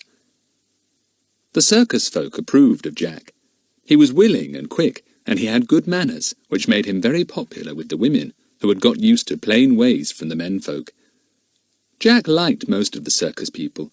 They were kindly and generous, quick-tempered and cheerful. Some were dirty and slovenly too, not always very honest and sometimes lazy. They were good to Jack, and made him one of themselves at once. They were a curious lot. There was Fank, with his 3 bears, one of the great draws of the show. The bears were all large, dark brown, and were natural clowns. They boxed, they knocked each other over, They lumbered round in a laughable dance, and they adored Fank, their trainer. "Don't you go too near them, though," Pedro warned him. "They're treacherous. No one but Fank can manage them. Bad-tempered bears are. Have to be careful of them." The two chimpanzees were amusing fellows. They walked about hand in hand with their owner, a tiny woman called Madame Fifi. She wasn't much taller than they were. They really loved her. Jack liked them very much, but soon found that they were dreadful pickpockets. They slipped their furry hands into his pockets without his knowing, and took his handkerchief, a notebook, and 2 pencils. Madame Fifi gave them back to him with a laugh. She poured out something in French, or was it Spanish or Italian? She spoke so quickly that Jack couldn't even make out what language she was speaking. She saw that Jack didn't understand, and produced a few words of English. "Bad boys," said Madame Fifi, pointing a tiny finger at the chimpanzees, Fifo and Fum. "Smack, smack, smack." There were Tony and Bingo, the acrobats. Tony was a marvellous rope walker, and raised a perfect storm of cheers and shouts when he performed on a wire rope high up in the big circus tent. He could do anything on it: run, jump, dance, even turn head over heels. Jack was always afraid he would fall. "Why doesn't he have a safety net?" he asked Pedro. "You know, he'd kill himself if he fell from that height." "Ask him," said Pedro with a laugh. So Jack put the question to Tony when the acrobat came across to talk to Pedro's mother. Tony was Italian, but he understood English well, though he did not speak it fluently. "Pah! Safety net," he said in scorn. "Only in England is a safety net put for me. I do not fall. I am Tony, the great Tony." There was Tops, too, a clown whose great speciality was stilt walking. It was absolutely amazing to see him stalk into the ring as tall as a giant. He had big boots fitted onto the bottom of his stilts, and to most of the children in the audience he seemed a true giant, especially as he had a tremendous voice. He had had a peculiar bicycle built for himself, very tall, and he could ride this when still on stilts. That brought the house down. Another thing that made everyone laugh till they cried was when someone in the ring wanted to talk to Tops. They brought in a long ladder and put it right up to his waist. Then up the ladder somebody ran to talk to the clown at the top of it. Tops was a funny little man in himself, always joking. His big voice didn't fit his small body. "That's why he learned stilt walking," Pedro told Jack. "To be tall enough for his voice. That's what he always says anyway." There was Holler, the sword swallower. Jack watched him, shuddering. Holler could put a sword right down his throat up to the hilt. He would put back his head, and down would go the sword. "I can understand his being able to swallow short daggers or knives," said Jack. "Well, not swallow them exactly, but stick them right down his throat. But Pedro, how can he swallow that long, long sword of his? It's awful to see him. It makes me feel quite sick." Pedro laughed. "I'll take you to Holler's van when he is in a good temper," he said. "He will show you how he does that." And one evening, Jack had gone across to Holler's bright yellow van and had been introduced to Holler himself, a tall, thin fellow with sad eyes. Pedro spoke to him in German, and Holler nodded and produced a small smile. He beckoned Jack into his van. In a big stand were all sizes of knives, daggers, and swords. Jack pointed to a very long sword indeed. Holler took it up. He put back his head, and down went the sword. Down, down, down his throat, right up to the hilt. It wasn't possible. How could a man do that?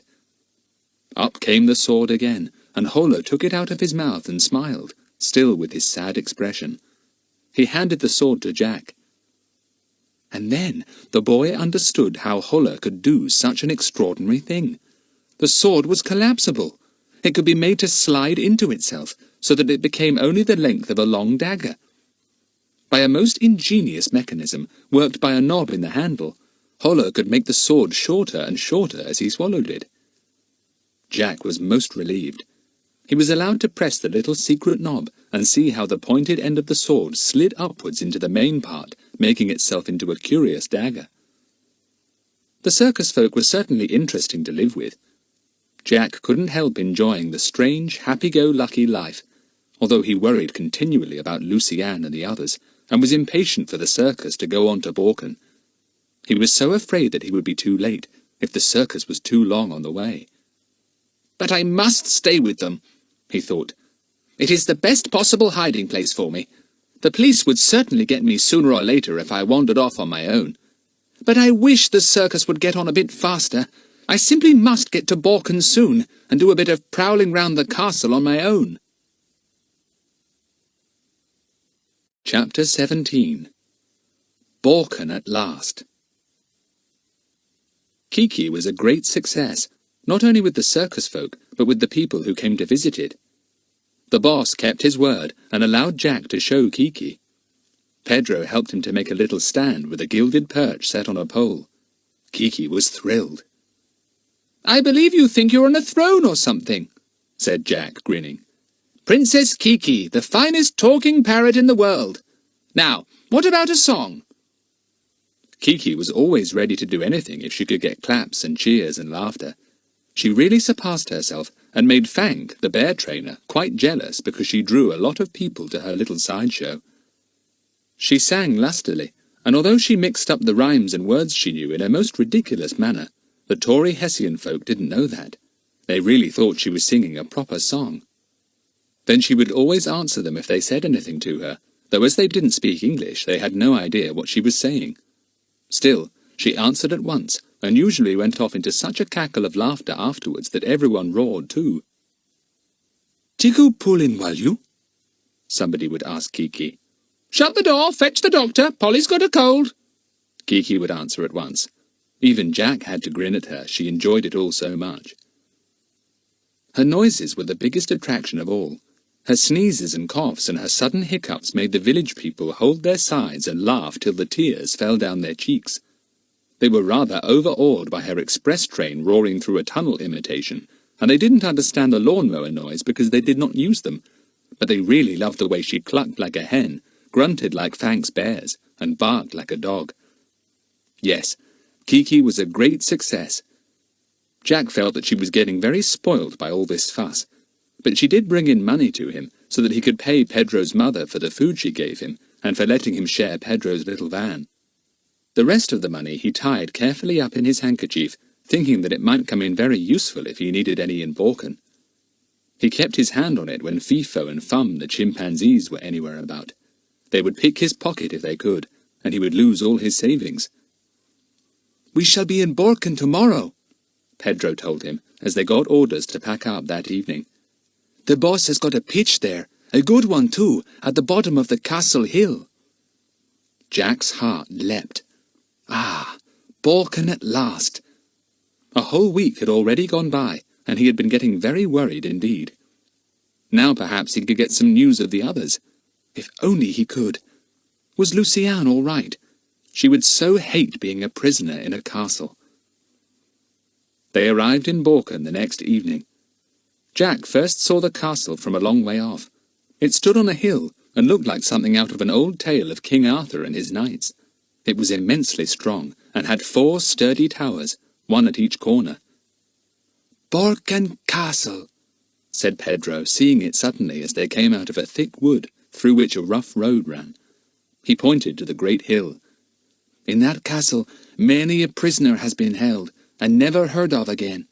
The dungeons are—" "Don't!" said Jack fearfully. "Don't tell me things like that."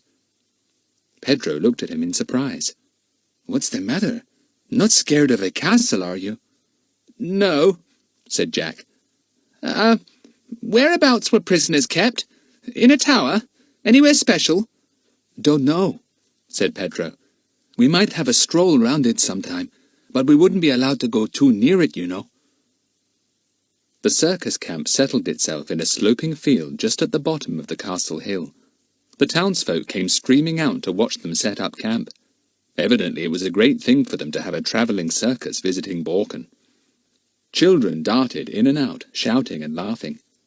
One small girl came running up to Pedro, calling out something excitedly.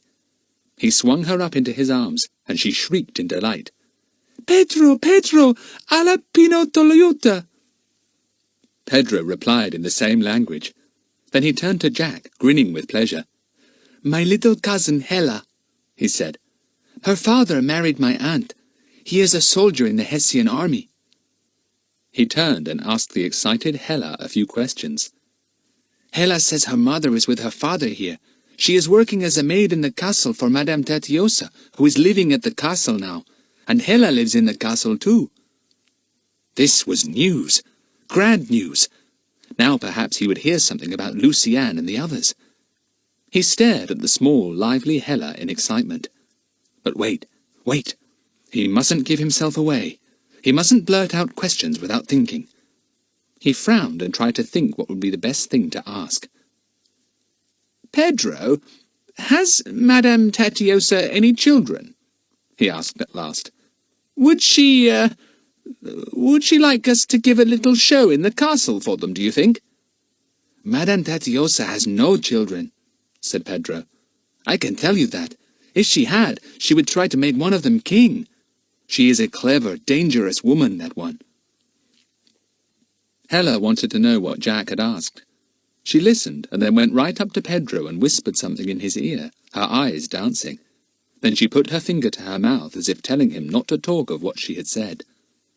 Silly child, said Pedro. You have been dreaming. What did she say? Said Jack, impatient to hear everything that Hella said. To think she lived in the castle. Why, she might see the others every single day. Hella says that Madame Tauri-Hessia must have adopted some children, because sometimes when she goes with her mother to one of the towers, she hears children's voices, said Pedro, laughing. And she says that no one but Madame Tauri-Hessia and Count Paratolon go right into that tower. She says it is very mysterious, but that no one must know, because when she told her mother what she had heard, her mother threatened her with a sound whipping for making up stories. I see, said Jack. Does she know which tower this is? Could she show us from where we stand now? You don't want to believe a word she says, Jack, said Pedro. She is a babbler, a storyteller, our little Hella. Ask her all the same, said Jack, in such an insistent voice that Pedro did what he asked. Hella gazed up at the great stone castle. She pointed to the tower on the south side. That one, she said in a half-whisper to Pedro, and Jack understood, although she used Hessian words. She put her finger on her lips again to make sure that Jack and Pedro understood that they mustn't give her away. Jack took her to buy some sweets. He wished intensely that he could speak the language of the country, but although he had picked up quite a few words, though apparently not so many as Kiki had, it was impossible to hold any sensible kind of conversation with Hella. He didn't know enough of her language. She chattered away to him, and he didn't understand a word. He bought her the sweets, and she flung her arms round him and hugged him. Then she ran off at top speed to show the sweets to her friends. The camp was soon ready. The circus was to open the following evening. Jack had been very busy indeed, and was tired. But he was determined, quite determined, that he was going to prowl round the foot of the great castle that night. Should he ask Pedro to go with him? No. It might be awkward to have Pedro there, if he did manage to get in touch with Philip and the others. He would have to explain everything to Pedro, and he didn't quite know how the circus boy would take his news. Ma called out something to Pedro as he and Jack went to her van to get their evening meal. Pedro listened and looked grave. "What's up?" asked Jack. "It's Fank, the bear trainer," said Pedro. "He's feeling ill again. The boss is very worried." "Why?" asked Jack. "It will only mean that the bears don't perform, won't it? Anyway, Fank may be better by tomorrow." "It's a great loss to the circus when a big attraction like Fank's bears is taken off," said Pedro. "But there's worse to it than that. No one can manage those bears but Fank. They get quite out of hand when he's ill, won't let their cage be cleaned out, won't eat, fight one another. Once they even broke down their cage and got out. Fank had to crawl out of his bed in his caravan and somehow get them back, but it nearly killed him." "Poor Fank," said Jack. "Well, let's hope he is all right again by tomorrow. I don't particularly want great bears like that breaking down their cage and wandering about the camp, I must say. Fank's a wonder with them. I've watched him. He teases them and plays with them, and they fawn round him like dogs. Not many people can manage animals as Fank can, said Pedro. He had lions once, and 2 tigers, trained them all by himself. Then he suddenly said they didn't like performing, and sold them to a zoo. And yet they were the best trained lions and tigers in the world. And now he's got bears, said Jack. He must love animals very much, and they must love him. There are other people like that, Pedro. I know a boy who can do anything with animals, too. He was thinking of Philip, of course. Ever tried his hand with lions or tigers or bears? Asked Pedro. No, I thought not. I bet they wouldn't eat out of his hand. Cats and dogs and rats and mice and other creatures are easy to do what you like with, but not the big animals, the bears and the great cats.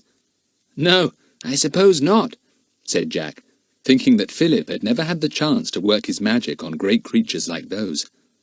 Well, I hope Fank will be better tomorrow. I wouldn't like the job of cleaning out the bear's cage, I must say. I'd be afraid of their claws in my back the whole time. Jack did not go to sleep as quickly as he usually did when he lay down on his mattress in Pedro's caravan. He didn't mean to. He was going to explore all round the foot of Balkan Castle. He had bought a torch in the town that day. He didn't quite know what good he would do wandering round in the dark, but it was the only thing he could think of. He had to do something. He slid off the mattress as soon as he heard Pedro breathing deeply. He didn't want to wake him. He went out of the van, holding his clothes. He put them on in the darkness, and then, with the surprised Kiki on his shoulder, he set off to the castle hill. If only he could speak to the others. If only he could make sure they were still all right.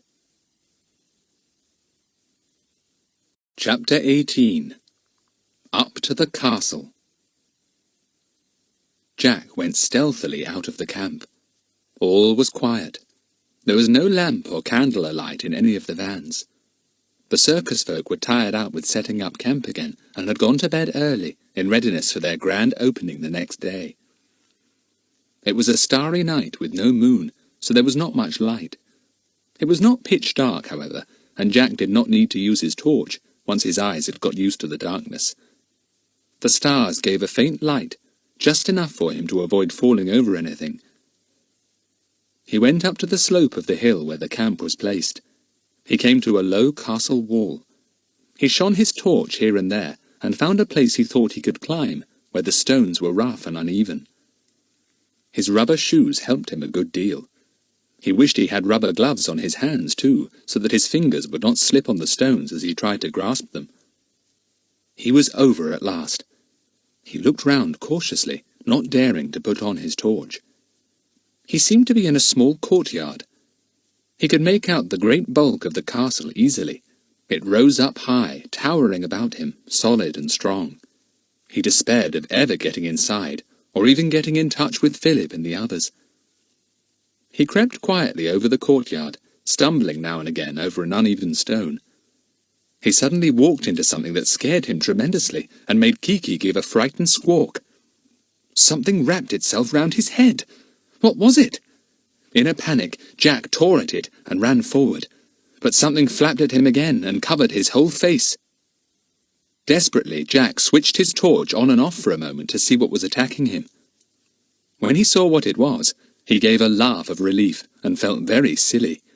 He had walked into a line of washing. A sheet had attacked him, that was all, and the thing that had wrapped itself round his head was a jersey. A jersey! Jack stopped. A jersey? Such things were not worn in Tauri-Hessia. He stepped back and flashed his torch on again. Yes, it was either Lucy Ann's or Dinah's. There was no doubt of it. So they definitely were there. Good, good, good. They were quite near him, somewhere. If only he could get to them. He stood and considered. If the children were held in secret, then it was strange that their clothes should be washed and hung out on a line. People would see them and be surprised. Perhaps this courtyard was an enclosed space, A secret yard where nobody came except possibly Madame Tatiosa. Would she wash the clothes, though?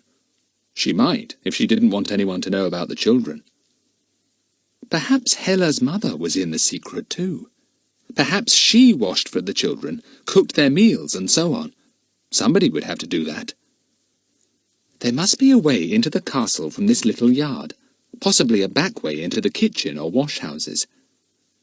Jack went towards the great walls of the castle and flashed his torch up and down. He would have to risk being seen by someone. He would never find out anything if he didn't use his torch now and again. There was a small wash-house there, as he had expected. He tried the door. It was locked. He shone his torch in at the window and saw coppers and pails and washing baskets. Yes, that was where the washing was done. What a pity the washerwoman had remembered to lock the door. Jack looked at the little wash-house. It was built out from the castle wall. He flashed his torch to the roof of the wash-house, and then higher up. He saw something that made his heart jump in excitement. There was a window not far above the wash-house roof, and as far as Jack could see, it had no glass in it at all. It was a very old, narrow window, and might never have had any glass, he thought. "Now let me think carefully," he said to himself. "If I could get up on the wash-house roof, and then up to that window, I'd be inside the castle at once, and could look for the others. But how can I get up to the roof? I really don't think I can climb it, though it isn't very high." He couldn't. It was just too high for him to jump and catch hold of the guttering to pull himself up. There was no pipe he could climb up either. Nothing at all. "A ladder," thought Jack desperately. "If only I could find a ladder!" He began to hunt round, feeling rather hopeless. Kiki sat still on his shoulder, puzzled. She knew she must not make a sound, but she longed to, especially when a bat came swooping near her. Jack went carefully round the yard. It wasn't very big. He came to a small shed. It was not locked, only latched. He opened the door carefully, horrified at the squeak it made, and flashed his torch inside. Wonder of wonders! There was a ladder there! Jack could hardly believe his eyes. He went over to it. It was very old, and some of its rungs were missing. But it might do. It just might do. Anyway, he would try it. He pulled it out of the shed, upsetting a can of some sort as he did so. The noise echoed round the yard, sounding extraordinarily loud. Jack halted, holding his breath. He quite expected to see lights flashing up in every window. But none came. Everything was still and dark. He heaved a sigh of relief. Perhaps nobody had heard the noise after all, or perhaps nobody slept on that side of the castle. He carried the ladder over to the wash-house. It was not very heavy, because it wasn't very long. Still, it would be long enough, he was sure. He set it up against the wash-house. It reached almost to the roof. He flashed his torch at the rungs to make sure which were missing. Then he put his torch into his pocket, and with Kiki flying round his head in excitement, he began to climb. It certainly was a very old ladder. One of the rungs he trod on almost gave way. He hurriedly missed it and put his foot up to the next. He was very thankful when at last he was at the top. Now to pull himself onto the roof. He managed to get there with a scraped knee and sat panting. Now for the next step, to get to the window above, in the castle wall itself. The roof of the wash-house was flattish, and Jack was able to make his way on all fours. He came to the wall. He stood up cautiously, feeling it with his hands, and then used his torch again. "Blow! The window's just too high for me to pull myself up," thought Jack, in deep disappointment. "I can reach the sill with my hands, but can't get enough hold to pull up my body." He wondered if he could use the old ladder again. He crawled back to it. He put his hand down and felt the topmost rung. Then he pulled hard. The ladder seemed a great deal heavier to pull up than it had been when he only carried it level. He tugged and tugged. It was difficult to get it over the edge of the roof, but he managed it at last. He had to sit and hold the ladder by him for a while, because it had taken all his strength. He felt very pleased. Now he could put the ladder up to the window, and getting in would be child's play. He managed to get the ladder to the castle wall, though it was a very dangerous business, and twice he nearly rolled off. But at last he was by the wall and raised the ladder carefully. It was difficult to find a safe place to put it. At last he thought he had got it as safe as he could manage. Now to go up. He hoped that the ladder wouldn't suddenly slip as he was climbing it. That wouldn't be at all a pleasant thing to happen. He climbed up as quickly as he could, his heart thumping. Would the ladder hold? He got right to the top and was just clambering onto the windowsill when the ladder slipped beneath him. It slid sideways, fell onto the roof with an appalling noise, and then crashed down into the courtyard. Now there would be people waking up and coming to see what the noise was. Jack pulled himself right through the window. As he had thought, it had no glass, and probably never had had. He jumped quietly down inside the window and crouched there waiting. He waited 3 or 4 minutes, with Kiki nibbling his right ear, not making a sound. Then he stood up and stretched himself. He peered out of the window. No, nobody was about. He could see no lantern or torch flashing, could hear no voices. This side of the castle must be uninhabited then, or surely someone would have heard such a tremendous noise. Dare he flash his torch to see where he was? He waited another minute, and then, hearing no sound, flicked his torch on quickly and off again. But he had seen enough in that second. He was in a small room, piled with chairs and benches set neatly on top of one another. Nothing else was there at all. "Just a storeroom for extra furniture," thought Jack. "Come along, Kiki. We must remember we've got to find some other way of getting out of the castle. We can't get out the way we came in. That ladder is certainly out of our reach." He went to the door and looked out into what seemed a corridor. Not a sound was to be heard. It was pitch dark here, so he flashed his torch on again. Yes, a long stone passage without even a carpet runner on it. No pictures about, no chairs. This certainly must be a part of the castle where nobody slept. He went down the long corridor, his rubber shoes making no sound. He came to the end, where there was a window, a round one, with glass in it. He turned the corner and saw another long corridor, high-ceilinged, a little wider than the other, but still very bare. Halfway down, the corridor changed from bareness to comfort. A beautiful carpet ran down it, almost touching the walls each side. A big settee, covered in a golden damask, stood at one side. Great pictures hung on the walls.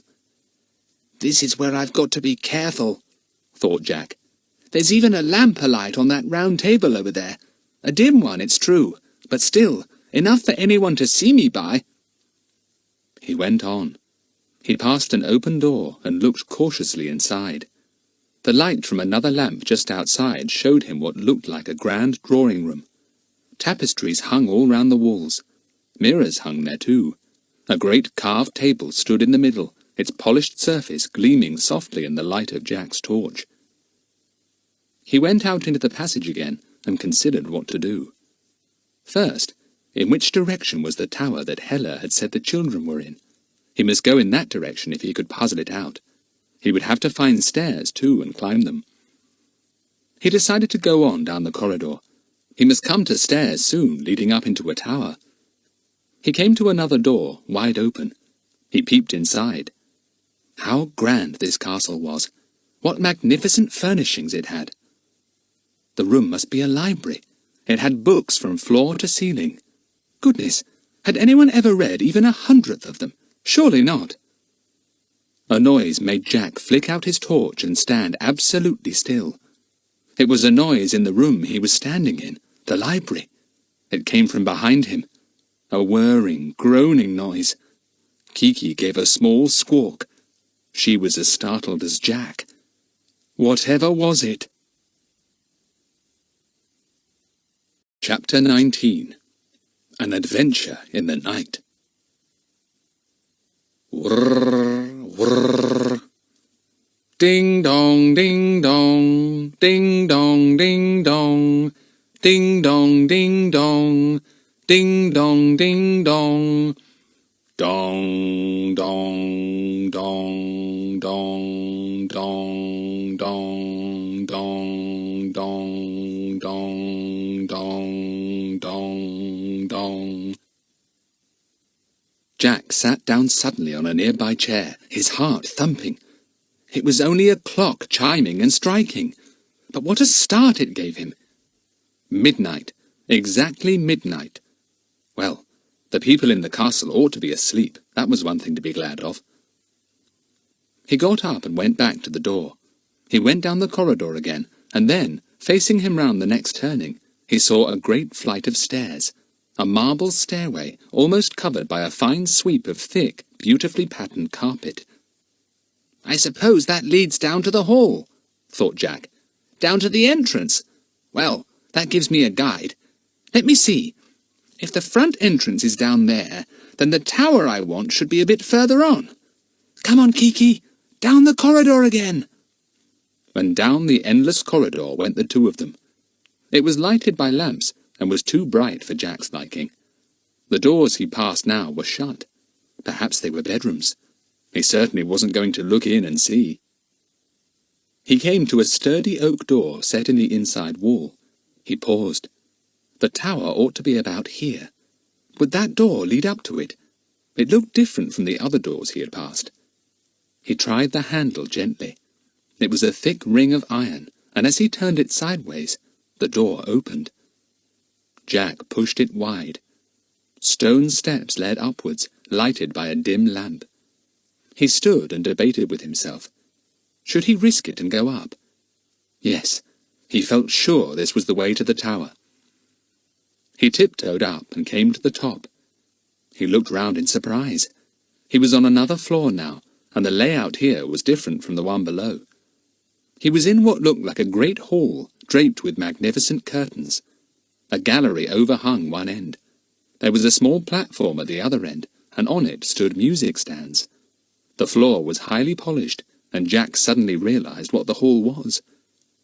"It's a ballroom," he thought. "My word, what grand dances they must hold here! But now I seem to have lost my way to the tower again.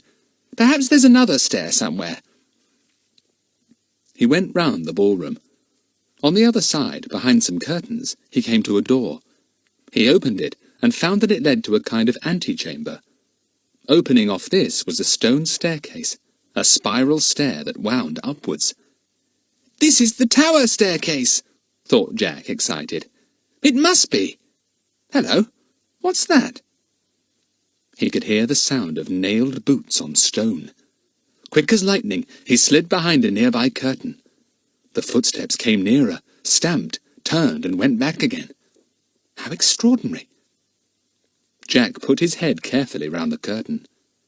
Going down a stone passage opposite was a soldier, gun on shoulder. He must be on guard, guarding the tower. He disappeared down the passage, his footsteps sounding farther and farther away, till Jack could hear them no longer. Then back he came again to the foot of the tower stairway. Stamp, stamp. The sentry turned round once more and marched into the passage. Jack watched him again.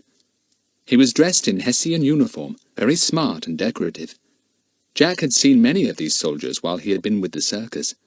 Perhaps this soldier was Hella's father. He waited till the sound of footsteps had completely died away again, then made a dart for the entrance to the spiral staircase. He ran up it swiftly, knowing that he had about half a minute before the return of the sentry. Round and round wound the stairway, and at the top it grew so steep that Jack could no longer run up the steps, but had almost to climb. He came to a little stone landing with a round window. A chest stood beneath the window, and an old chair stood beside it. Opposite Jack was a big, sturdy door made of dark oak and studded with great nails. He looked at it. Was Lucy Ann behind that door? Dare he call her name? He tiptoed to the door. He pushed. It was fast shut. He turned the great handle, but still it would not open. There was a keyhole there, but no key. He bent down to look through the keyhole, but could see nothing. He could hear nothing either. Jack wished he knew what to do for the best.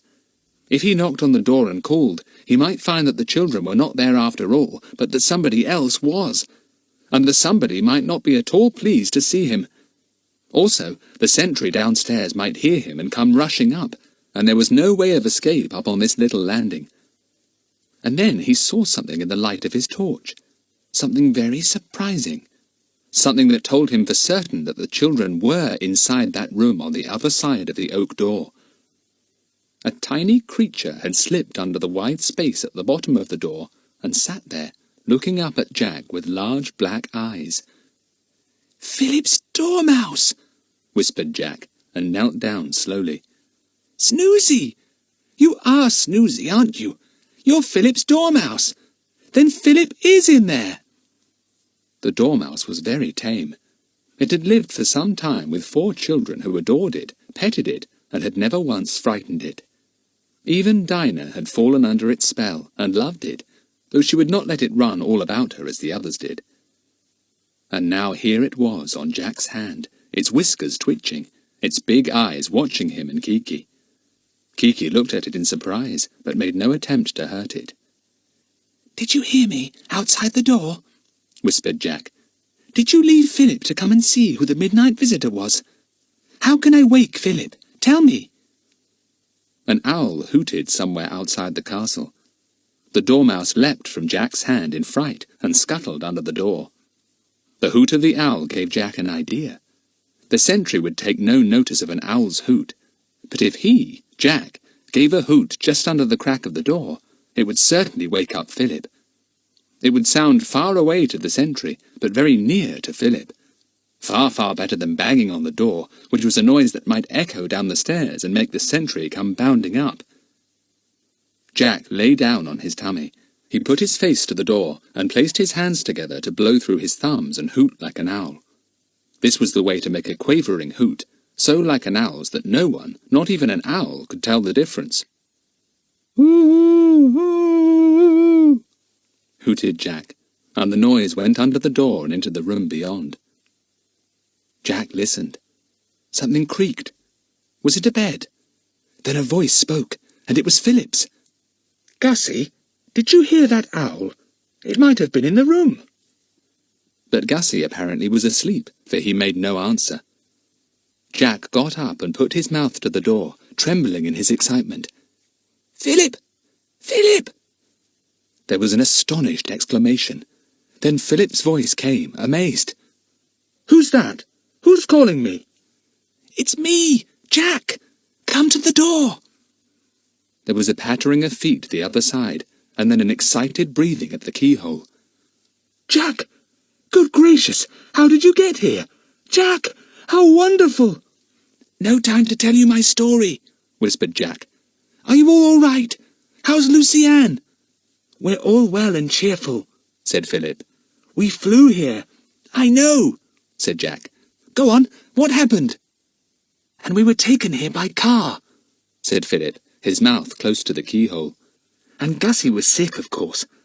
Madame Tatiosa, who met us in the car, was furious with him. She's here, in the castle, and her brother, too, Count Paratolan. We don't know what's happening at all. Have you heard? Gussy keeps worrying about his uncle." "His uncle is still safely on his throne, as far as I know," said Jack. "But I expect they'll have a bust-up soon. Everyone's expecting it. Then Gussy will find himself in the limelight." "Jack, can you rescue us, do you think?" asked Philip hopefully. "How did you get here? Gosh, I've been thinking you were miles away at Quarry Cottage, and here you are outside the door of our room. Pity it's locked." "Yes, if only I knew where the key was, it would be easy," whispered Jack. "Where does your window face? East or north?" "North," said Philip. "It's just opposite a peculiar tower built all by itself. A bell tower with a bell in it. Gussy says it's an alarm tower. The bell used to be rung when enemies were sighted in the old days. Our window is just opposite that. Now that we know you're here, we'll keep looking out." "Give my love to Lucy-Anne," said Jack. "Is she in the same room as you?" "No, the girls have another room," said Philip. "Look, let me go and wake them. They'd be so thrilled to speak to you." "All right," said Jack. and then he stiffened. Footsteps! Footsteps at the bottom of the spiral stairway. "Someone coming!" he whispered hurriedly. "Goodbye! I'll try and come again and we'll make plans." He stood up and listened. Yes, that sentry was coming up the stairway. Had he heard anything? Jack looked round desperately. How could he possibly hide on this small landing? It was impossible. The chest. He ran to it and flashed his torch on it. He lifted the lid. There was nothing inside except an old rug. He stepped inside the chest. Kiki fluttered in too, and Jack shut down the lid. Only just in time. A lantern flashed at the last turn of the stairs, and the sentry came onto the landing. He held up the lantern and looked round. All was in order. He clumped downstairs again, his nailed boots making a great noise. Jack's heart slowed down, and he heaved an enormous sigh. He got out of the chest and listened. Philip's voice at the keyhole again made him jump. "He's gone! He always comes up every hour. Jack, I never asked you. Have you got old Kiki?" "Rather. She's been with me all the time," said Jack, longing to tell Philip what a success Kiki was at the circus. But Philip didn't know about that either, of course. He didn't even know how Jack had got to Tauri-Hessia. What a lot there would be to tell him and the others. Kiki began to whisper too. "Blow your nose. Shut the door. Ding-dong bell. Polly's got a cold. God save the king." Philip chuckled. "It's good to hear her again. Shall I get the girls now?" "No," said Jack. "I'd better go while it's safe. Goodbye, Philip." He went very quietly down the spiral stairway. He stood and listened. Where was the sentry? He must have gone down the passage again on his regular beat. Jack slipped across the anteroom and into the great ballroom. He stood there a moment, looking round the dimly lighted room. And then something caught his eye, and he jumped.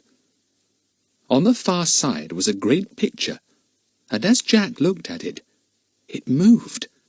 It moved sideways across the hall, and behind it appeared a black hole. Good gracious! Whatever was happening now? Chapter 20. The Way Out. A man's face suddenly appeared in the hole. Jack would not have been able to recognize it, but for one thing. The man wore an eyeglass in one eye. "The Count!" thought Jack. "My word, what's he doing, popping up in secret places in the middle of the night?" The man jumped down to the floor. A door at once opened near him, and a woman came out. Jack recognized her, too. Madame Tauri-Hessia, the pretty woman who had pretended to be ill at Quarry Cottage. The wife of the Prime Minister. This was evidently a secret meeting between her and her brother. Where had he come from? Why was he so excited? The two of them spoke rapidly together, and Madame Tauri-Hessia seemed very pleased.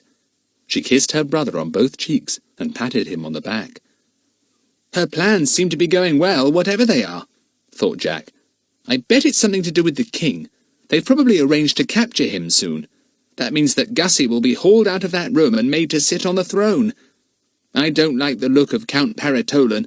He's a nasty bit of work, and it's quite plain he's been up to something tonight." The brother and sister, still talking excitedly, went into the room from which Madame Tauri-Hessia had appeared. The door shut.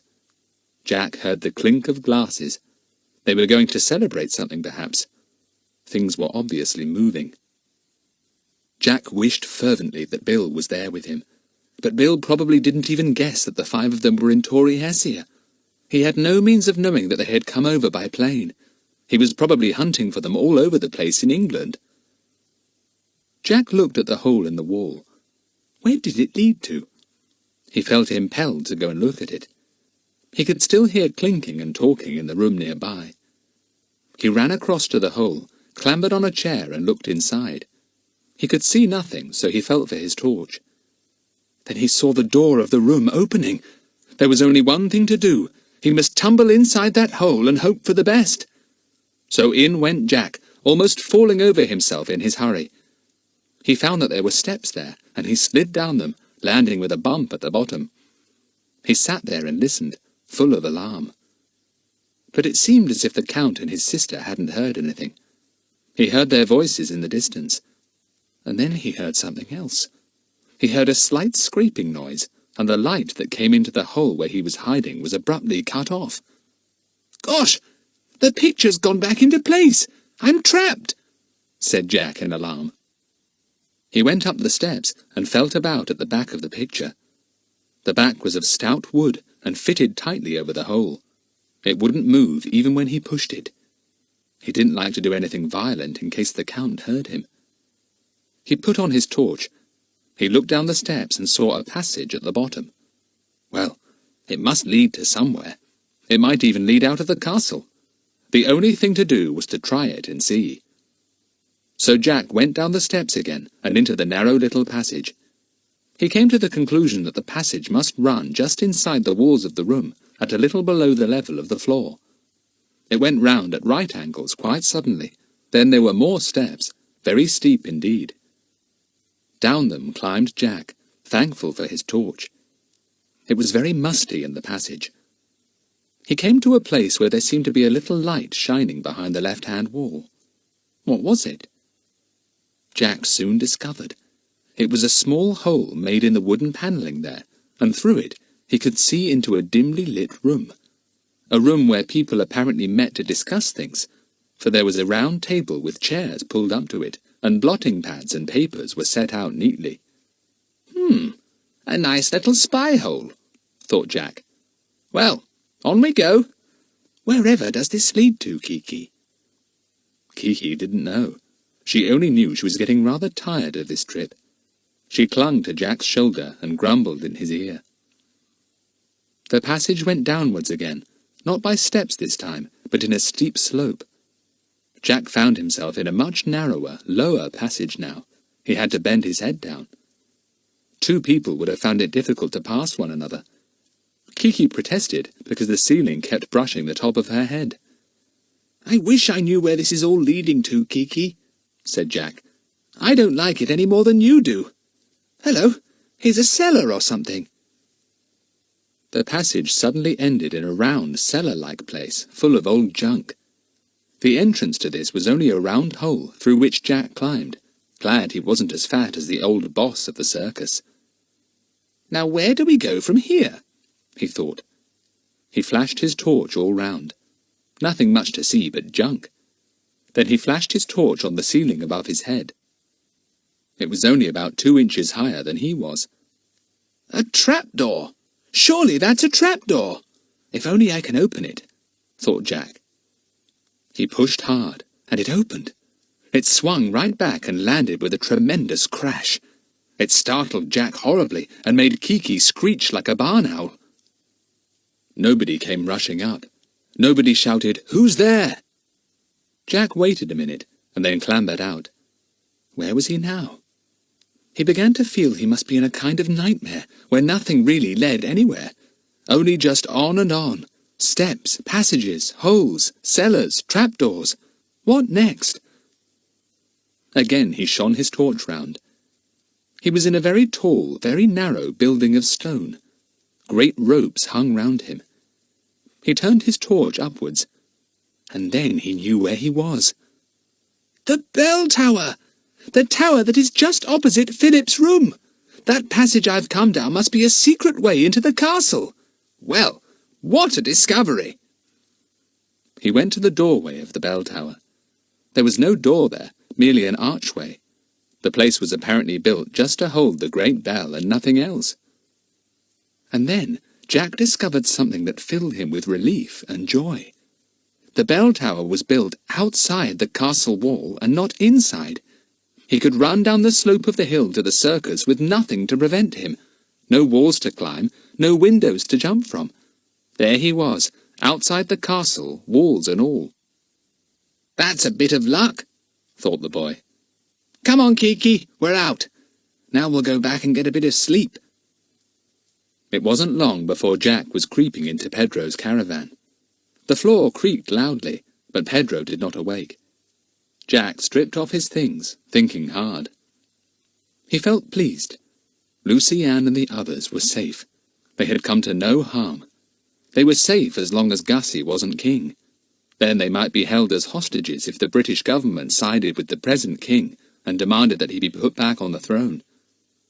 Jack could quite well imagine that Count Paratolan and Madame Tatiosa would delight in threatening all kinds of dreadful things where the children were concerned if the British government made things too uncomfortable for them.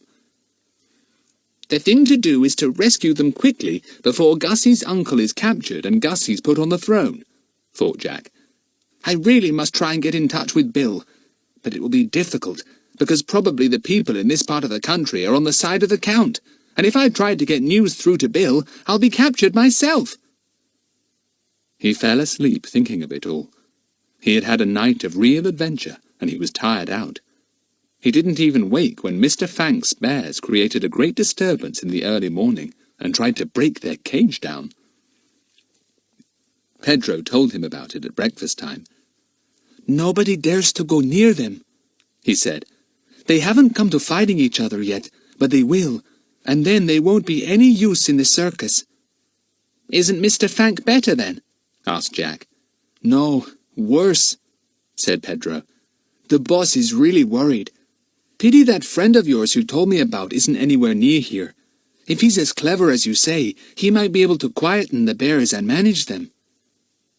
Pedro was joking, of course, but Jack sat up straight and began considering the matter at once. He was sure that Philip could manage the bears, of course. Could he possibly tell Pedro where Philip was, and say that if Pedro would help him to rescue the children, Philip would try to do his best for the bears?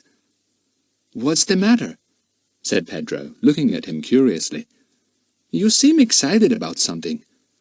"Well, I could get hold of my friend, but only with help," said Jack.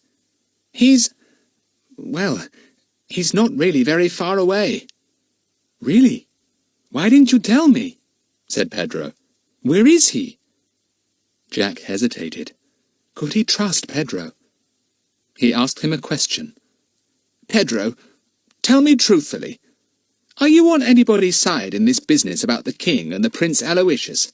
I mean, what do you think about it?" "Nothing," said Pedro promptly. "I don't care which of them is king. Let them get on with it. The only thing I don't want is civil war here. We'd have to clear out of the country quickly then.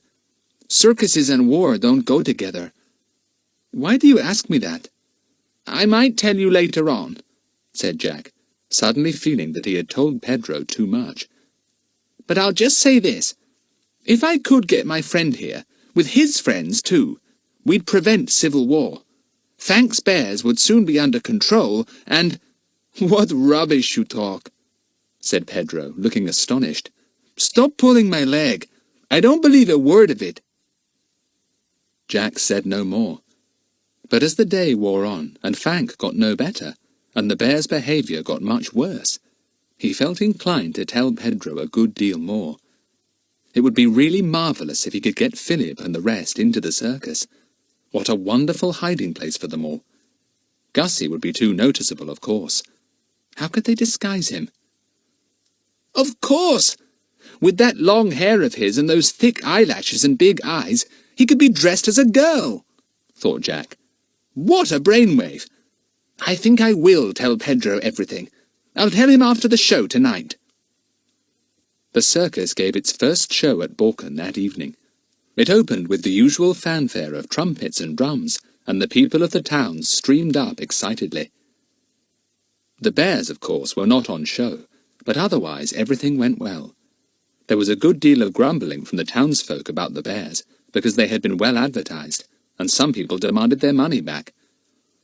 "We must get those bears going somehow," grumbled the boss. "We must pull Fank out of bed. We must get somebody else in. We must do this. We must do that.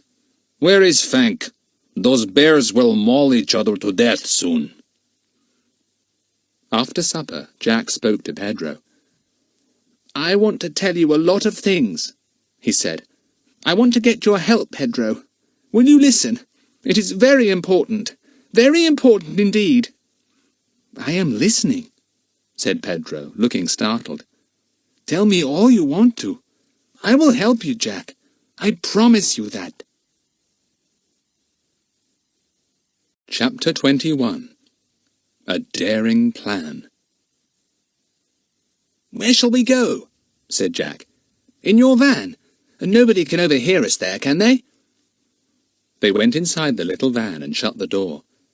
Pedro looked puzzled. What was all this about? Jack began to tell him. He told him about Gussy staying with them at Quarry Cottage, and how he turned out to be the prince. Pedro's eyes almost fell out of his head at that. He told him of the kidnapping, and how he, Jack, had stowed away first at the back of the car, and then in the aeroplane, in order to follow the others. "You're a wonder, you are," said Pedro, staring at Jack in the greatest admiration. "You're—" Jack wouldn't let him say any more. He went on rapidly with his story, and brought it right up to date, telling Pedro of his adventure of the night before. "I never heard anything like this in my life," said Pedro, amazed. "Why didn't you ask me to come with you? You knew I would. It was a dangerous thing you did all by yourself." "Well, I'm used to adventures," said Jack. "I just had to find out about my sister anyway, and the others too, of course.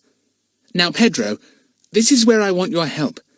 I must rescue the 4 of them before the king is kidnapped or killed, and Gussy is put on the throne. You see, if Gussy is missing, there wouldn't be much point in doing away with his uncle. They must have Gussy to put in his place, because they want a kid there, so that they can make him rule as they like. Count Paratolan and his sister, Madame Tatiosa, and the Prime Minister will be in power then. Do you understand?" "Yes, I understand," said Pedro. "But I'm not used to seeing history happening before my eyes like this. I can't think it's real somehow."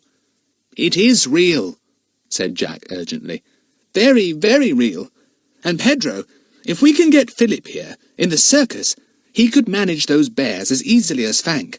I tell you, he's a wizard with animals. It doesn't matter what they are. Why, once, in an adventure we had, a crowd of Alsatian dogs chased us. We thought they were wolves, actually, and Philip turned them all into his friends as soon as they came up to him." Pedro listened to all this with a solemn face. He was much impressed. He had guessed, of course, that there was something unusual about Jack, but the story he had to tell was so extraordinary that he could hardly believe it all. He did believe it, though. He was sure that Jack would never lie about anything. "Well, what do you want me to do?" he asked at last. "I'll do anything, of course. But honestly, Jack, I don't see how we can rescue your 4 friends from the tower room of Borken Castle, locked in with a sentry at the foot of the stairs. It's impossible." Jack sat and frowned. He was beginning to think it was impossible too. Plans had gone round and round in his head for hours, but none of them was any good. He couldn't get in through that window over the wash-house again, he was sure. The ladder would have been discovered by now and taken away. Also, even if he did get in that way, how could he let Philip and the others out of that locked room? He didn't even know where the key was. And to go in the other way wouldn't be any good either, he thought. Down that trapdoor and all through those passages. I'd only come up against the back of that big picture, and I've no idea how to make it move away from its place. And then again, I'm no better off if I do. I still don't know where the key to that tower room is." Pedro sat and frowned too. To think that he and Jack could perhaps save the starting up of a horrible civil war, and they couldn't think of even one sensible thing to do. "Jack," he said at last, "do you mind if we tell someone else about this? My 2 best friends here are Tony and Bingo, the acrobats. They might be able to think of some plan. It's their job to think of good ideas." Jack looked doubtful. "Would they give my secrets away, though?" he said. "It's important that nobody else should know what we know.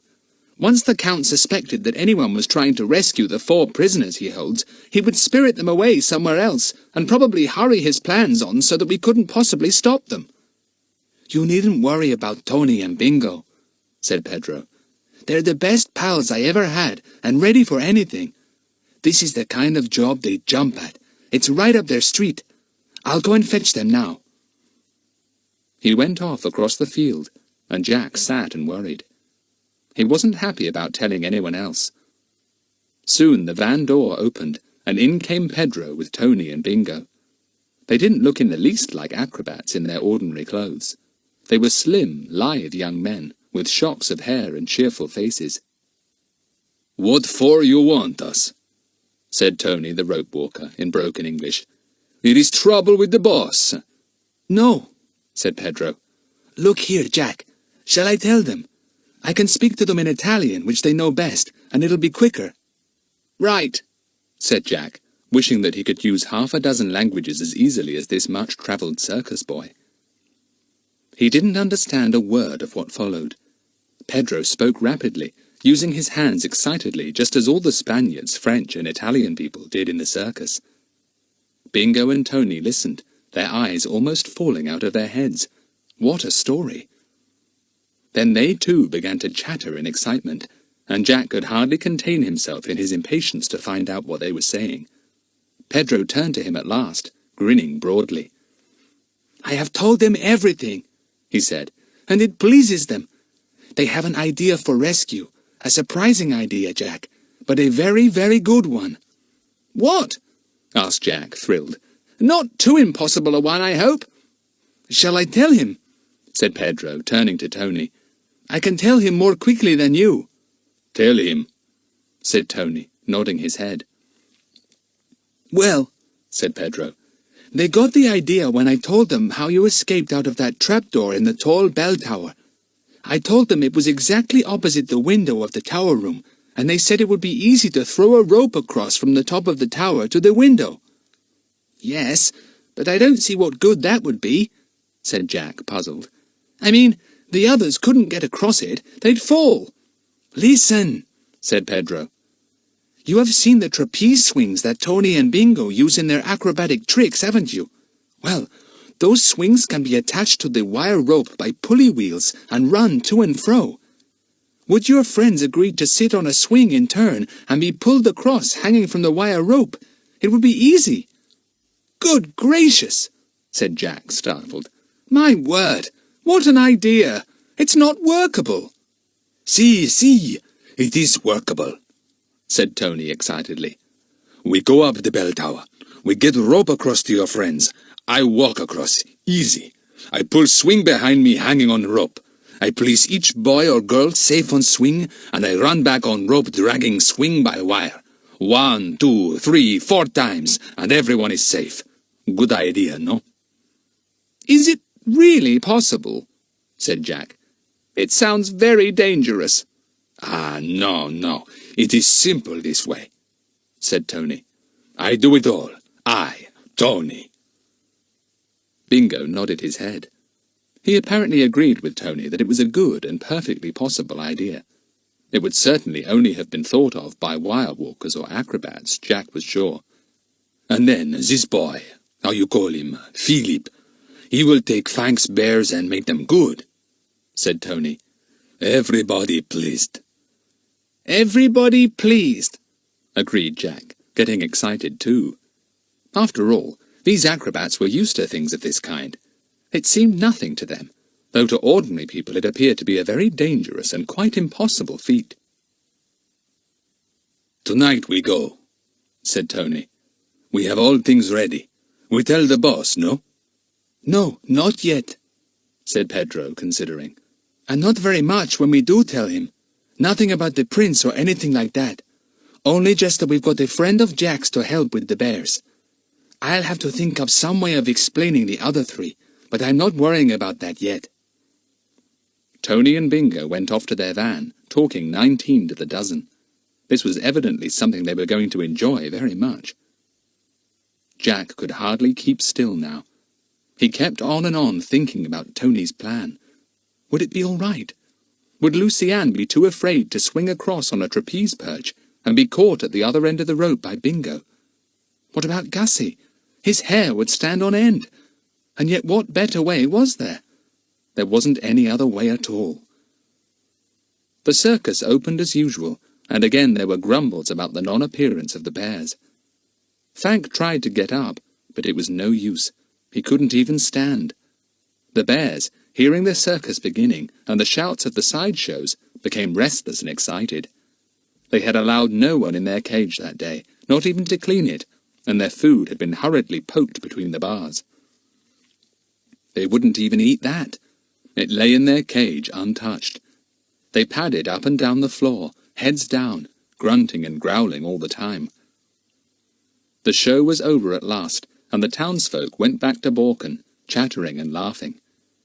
Jack helped Pedro to clear up the litter, pick up the fallen benches, and sweep the big circus ring. "Thinking about tonight," whispered Pedro as he passed him. "I bet Tony and Bingo are. I saw Tony taking one of the trapeze swings out to shorten the rope so that he could use it tonight." They had a late supper, and then Ma yawned. "Bed," she said, and creaked up into her caravan. The two boys went into theirs, and sat waiting for the acrobats to come and say they were ready. There came a tap at the door. Pedro opened it. "Come," said Tony's voice, and Pedro and Jack slipped like shadows out of their van. The four of them made their way in the darkness up the slope of the hill. Above them towered the great castle, its shadowy bulk looking sinister and mysterious. They came to the bell tower. Tony and Bingo had already had a good look at it in the daylight. "In we go," said Pedro in a low voice. He flashed on his torch as soon as they were safely inside. The torch lighted up the strong wire rope that Bingo carried and the trapeze swing that Tony held. They all looked up into the roof of the bell tower. How were they to get up by the great bell? "Tonight we go," said Tony. "We have all things ready.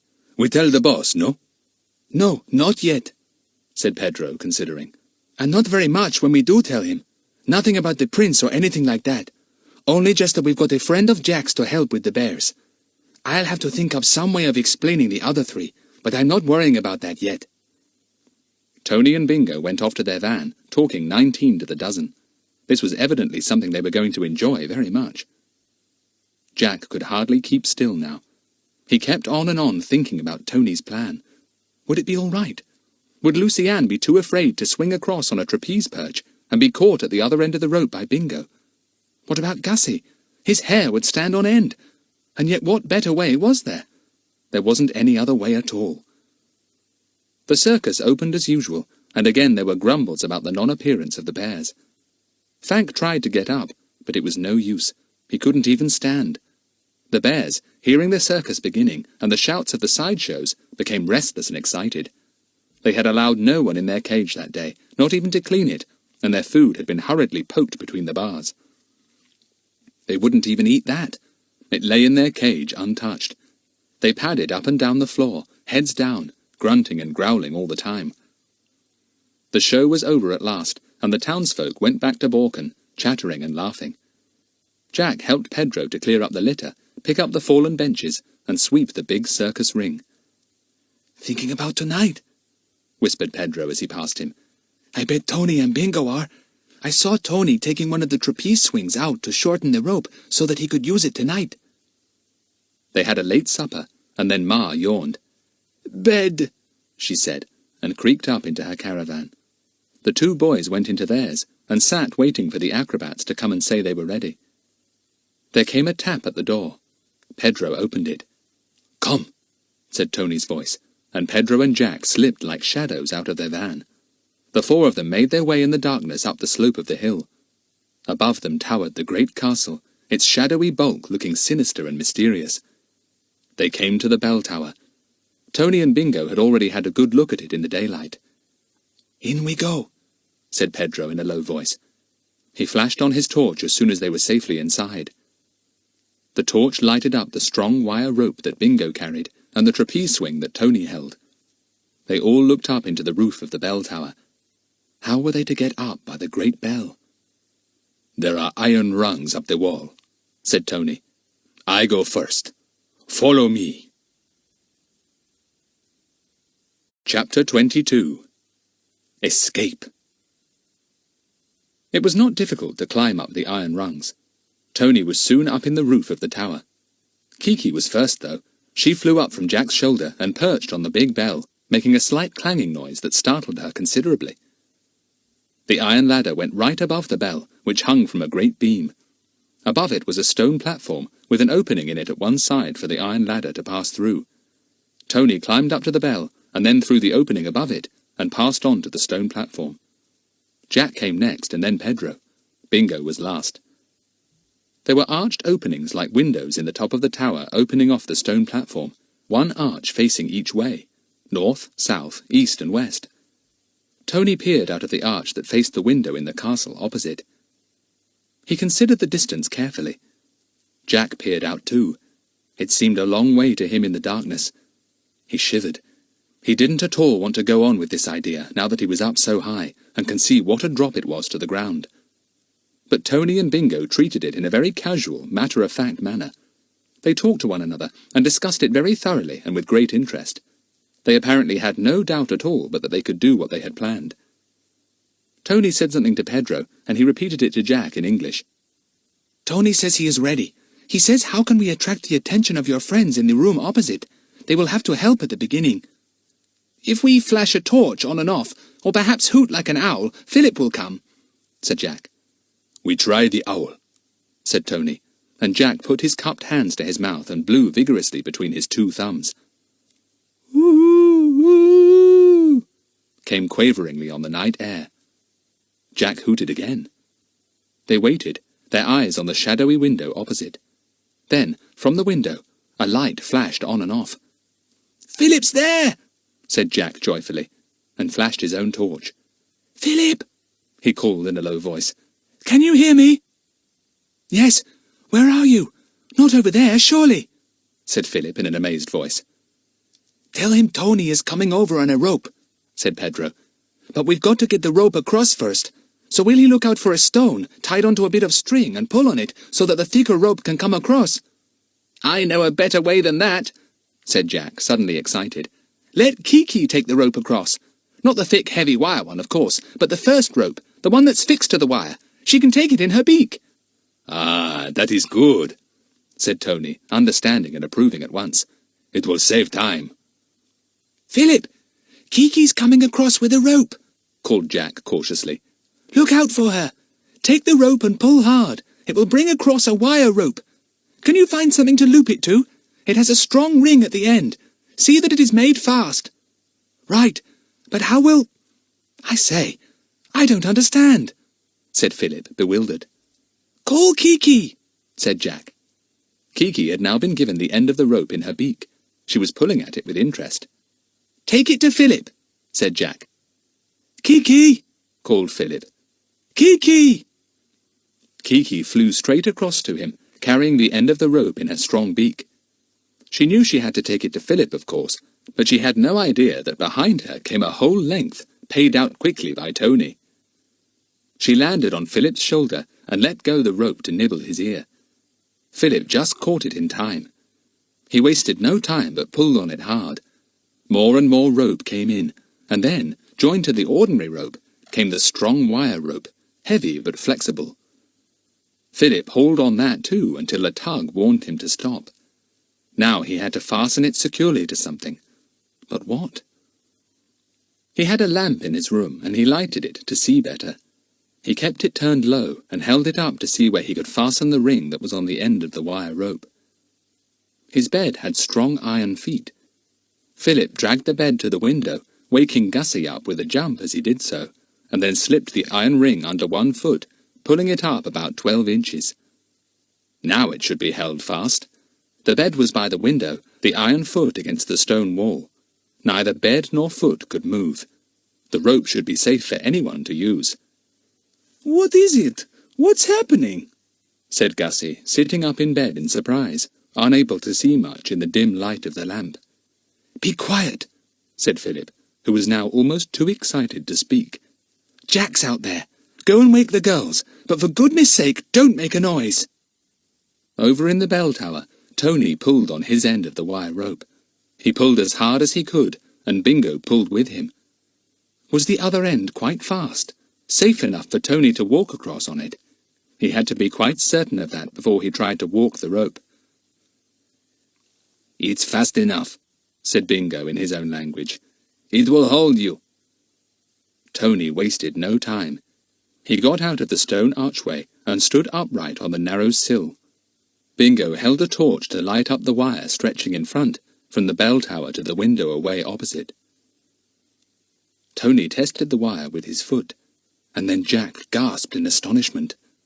Tony had run straight across the wire at top speed. There were his legs and feet, clearly lighted in the beam of the torch, running easily over the taut wire. Tony reached the opposite window and stood on the sill for a moment.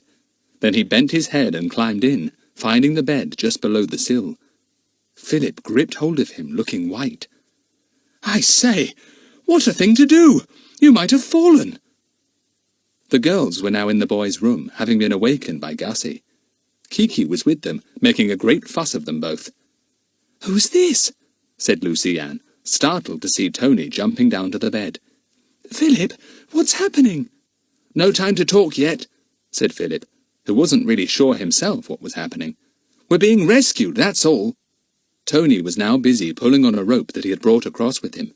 He was hauling steadily on it, and along the wire, hanging neatly down from it, came a small trapeze swing, the one that Tony used each night when he swung high up in the circus tent doing his tricks. It clicked against the stone wall. Tony turned to Philip. "You sit there," he said, pointing to the swing below the rope. "Sit still, see, and I will pull you over to Jack." Philip was startled. He looked at the trapeze swinging below the wire rope, running along it on a pulley wheel. So that was the idea. They were each in turn to sit on that peculiar swing and be pulled across to the bell tower. "Well, hurry," said Tony impatiently. "You first?" "Yes," said Philip, thinking perhaps that if the others saw him going across quite easily, they wouldn't be afraid. He turned to Gussy and the startled girls. "I'll go first, and you watch me," he said. "Then Lucy-Anne, then you, Gussy, and you last, Dinah." He stood on the bed, and then swung himself up on the stone windowsill. He held on to the rope outside, and suddenly felt Tony's strong hands under his armpits. It really wasn't very difficult to sit on the trapeze. "I come," said Tony to the anxious watchers opposite, and he ran over the wire once more, pulling the trapeze back to the bell tower. Philip arrived there on the swing almost before he knew it. He was pulled off and dragged into the tower in safety. Jack found his hand and shook it hard. He found that he suddenly couldn't say a word. Neither could Philip. Tony ran across again, pulling back the trapeze. Lucy-Anne was scared, almost stiff with fright, but she was brave and managed to get onto the swing quite well with Tony's help. Away she went, giving a little gasp as she thought of the great distance to the ground below her. Back came Tony with the swing, and Gussy was pushed forward to get on it. He was so frightened that Tony began to wonder whether he would fall off in the middle of his trip across the wire. But Gussy held on grimly, his teeth chattering, and almost burst into tears of relief when he got safely to the bell tower. Dinah had no trouble. She wasn't afraid, and if she had been, she wouldn't have shown it. She shot across easily, with Tony pulling her, as sure-footed as a cat. Everyone suddenly felt very cheerful. Lucy-Anne hugged Jack without stopping. There was now such a crowd on the little stone platform at the top of the tower that poor Tony could hardly find room for himself. "What about this wire rope?" said Pedro. "How can we get it back?" "We leave it," said Tony. "It is not possible to get it away. I have another." "Let's get down to the ground," said Jack, half afraid that now things had gone so well, something might suddenly happen to make them go wrong. "I'll go first." Soon they were all at the bottom of the tower. "Silent now," whispered Jack, and they began to walk cautiously down the slope of the hill to the circus. Lucy-Anne kept close to Jack, and he put his arm round her. He was very glad to know that his sister was safe. Gussy stumbled along, scared and puzzled. He didn't really seem to know quite what was happening. "The girls can have our van," said Pedro to Jack. "You and I and Gussy can sleep beneath it." But before they could get to the van, a great clamour came on the air and startled them so much that they all stood still in panic. Whatever was that tremendous noise? "It's a bell! It's bells!" said Jack, putting his hands to his ears. "The bell in the bell tower, and the bell in the church, and another bell somewhere else. Whatever's happening? Have they missed Gussy already?" The circus folk all awoke and rushed out of their vans, marvelling at the pandemonium of noise made by the bells. Clang, clang, jangle, jangle, clang, clang. It went on all the time. And then there came shouting from the town. Lights shone out, and still the bells went on and on. "There is some ringing from the next village, too," said Jack, marvelling. "It's to warn the people about something. What can it be? They can't know yet about Gussy escaping. Why, except for Count Paratolan and his sister, nobody knew Gussy was a prisoner." No, the bells were not ringing for Gussy. They were giving other news. Serious news. "The king! The king is gone! He has disappeared! He is nowhere to be found! The king is gone!" The townsfolk shouted the news to one another in foreboding. What had happened to their king? Had he been killed? All the bells in the country rang out the news. Enemies had taken their king. Who? Why? Clang, clang, clang, jangle, jangle. "My word," said Jack when he heard the news. "We only just got Gussy out in time. Only just. Another half hour, and it would have been too late." "Yes," said Philip, "and I'd like to see Count Paratolan's face when he rushes to the tower room to get Gussy out of bed and put him on the throne, and Gussy's not there. The king gone, and no one to put in his place." Gussy howled. "What's happened to my uncle?" he cried. "Where is he? I don't want to be king." "Shut up," said Jack fiercely. "Do you want every single person here to know you're the prince? If someone gives you away, you'll be captured by the count immediately. Go into that caravan, and don't dare to make a sound." Chapter 23. Beware the Bears. Jack hurried the girls and Gussy to Pedro's van. He hadn't reckoned on arriving back with them in the middle of a disturbance like this. All the circus folk were out of their vans. They were dressed in all kinds of shawls, coats and macks, hastily pulled over their night things, and were gathering together in frightened groups to talk. It was just about the very worst time to bring Gussy to the camp. Suppose anyone recognized him? He would certainly have to be disguised at once. Pedro realized this too. He knew, much better than Jack, what trouble the circus folk would get into if it was discovered that they were harbouring the prince himself. They would all be clapped into prison at once. Pedro was very, very worried. "Jack, I'll have to tell Ma," he said desperately. "I'll have to. She can hide Gussy better than anyone. Let me tell her. She'll help us." There was nothing for it but to say yes. Jack watched Pedro go up to his mother and say something urgently. Then they disappeared up the steps of Ma's caravan and shut the door. Jack looked at Philip, who was feeling bewildered at this sudden transition from confinement in the tower room to the excited turmoil of the circus camp. The girls and Gussy were now safely in Pedro's own caravan, trying to peer out at the windows to see what was going on. Kiki had gone with them. Lucy-Anne almost wished she was back in the peace of the tower room. She couldn't understand exactly what was happening. Where was Jack? Why didn't he come and tell her? Pedro came out of his mother's caravan and went straight over to Jack. "It's all right," he said. "Ma's taken command. She's not a bit afraid of hiding the prince. Actually, she rather enjoys something like this. She'll get him some girl's clothes, put a ribbon on that long hair of his, and keep him close to her. She says she'll tell everyone he's her little granddaughter, come to stay for a few days." Jack gave a chuckle at the thought of Gussy as a girl. "He'll hate it," he said. "He'll kick up no end of a fuss." "Ma won't take any notice," said Pedro with a grin. "She's quite likely to give him a few hard slaps, and my word, she's got a bony hand. I'll get him and take him to her. No one will recognize Prince Aloysius when she's finished with him." Pedro went off, and Jack turned to Philip, who grinned at him. "Poor old Gussy. That's a wonderful idea, though. Gussy will make a beautiful girl." There came a sudden shouting from the other end of the camp, then screams. People began to stream away towards the two boys, shouting in fear. "The bears! The bears! They're out!" Tony came bounding up to Jack. "Where's that friend of yours you said could manage animals?" "Oh, there he is. The bears are loose. They've broken 3 of the bars of their cage. See if your friend can help. Fank can't even get out of bed." Philip knew nothing about the bears, of course, and Jack hurriedly told him the details as they ran to the other end of the field. "I hope you can do something with them, Philip. Tony helped me to rescue you on the chance that you could help. It will be a terrible loss to the circus if the bears get loose and have to be shot." One bear was still in the broken cage, afraid to go out because of the crowds. He was making a terrible noise. No one dared to go near. In a nearby cage, Fifo and Fum, the 2 chimpanzees, were wailing in fright.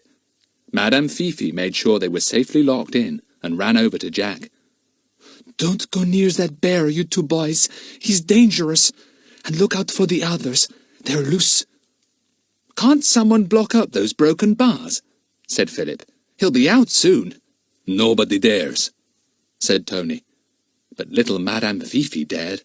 She ran to a brilliant flaring torch, stuck in a holder nearby, plucked it out, and ran back to the cage.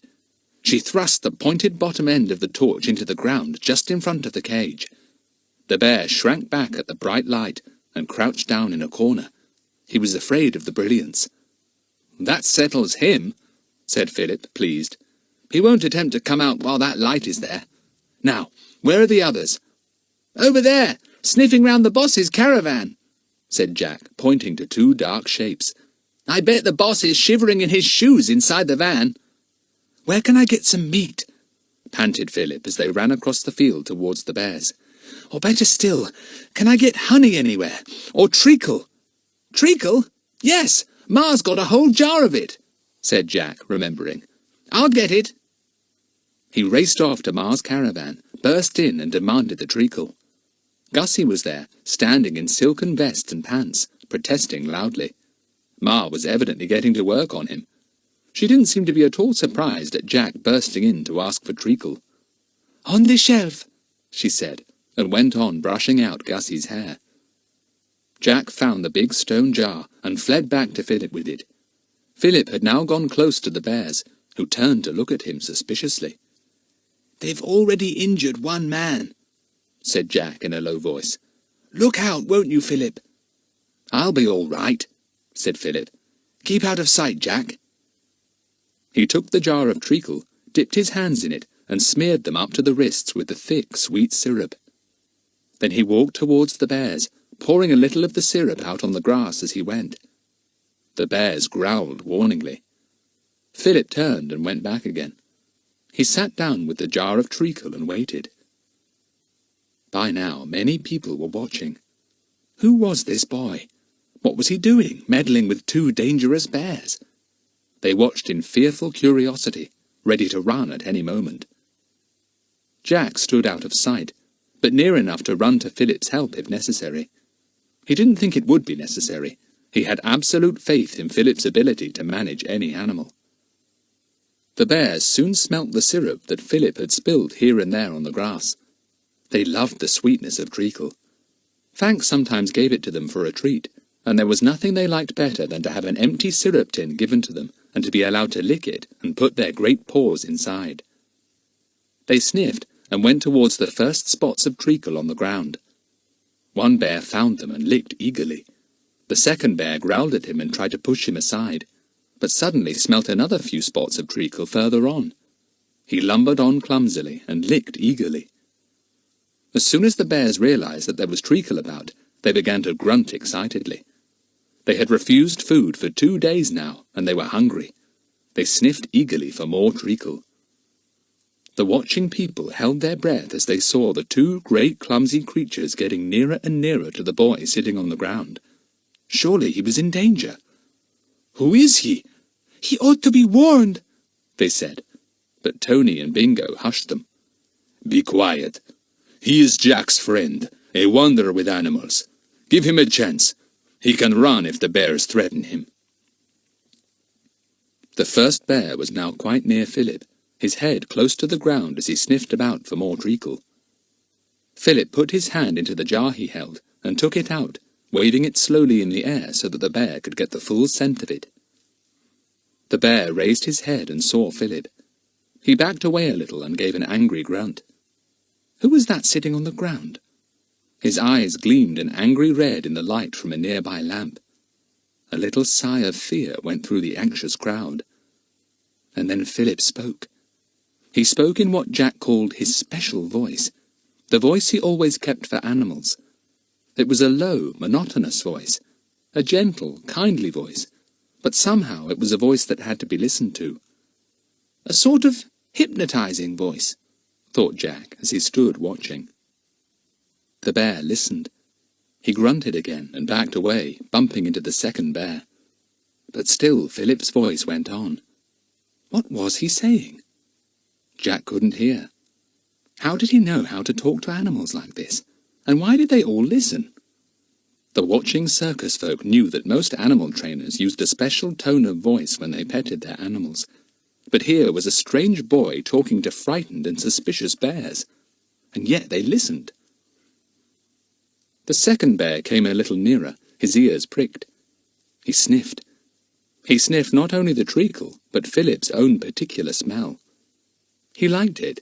It was a friendly smell. The bears always sorted out people into two kinds, those whose smell they liked, and those they didn't. He lumbered right up to Philip and sniffed at him, ready to strike if the boy moved. A little scream came from someone in the crowd, but the bear took no notice. Philip went on talking, and now his voice was so honeyed and persuasive that even the crowd began to feel his spell. The bear licked Philip's hand, which was covered in treacle. Philip did not move. The bear went on licking, quite unafraid. The other bear came up, and seeing how unafraid his brother was, he took a quick lick at Philip's other hand. In 2 or 3 seconds, both bears were grunting in delight at so much treacle. This boy was a friend. They didn't know who he was, but they were quite sure he was a friend. Philip talked all the time, monotonously and kindly. He thought he could now dare to move, so he lifted one hand slowly, put it into the jar beside him, and then took it out covered with treacle again. One bear lay down beside him to lick in comfort. Another sigh at once went through the tense crowd. Philip gave the jar to the other bear, and then with his free hand began to fondle the bear lying beside him. It grunted in pleasure. Now the bears were happy and at peace. They had found someone they liked and trusted. Philip knew that he had them under control. If only the crowd didn't do something silly, make a sudden noise or come surging towards him. But the circus folk knew better than that. They were used to animals. Philip stood up, doing nothing quickly. All his movements were smooth and slow. He picked up the jar, and with his other hand on one bear's neck, began to walk to the cage.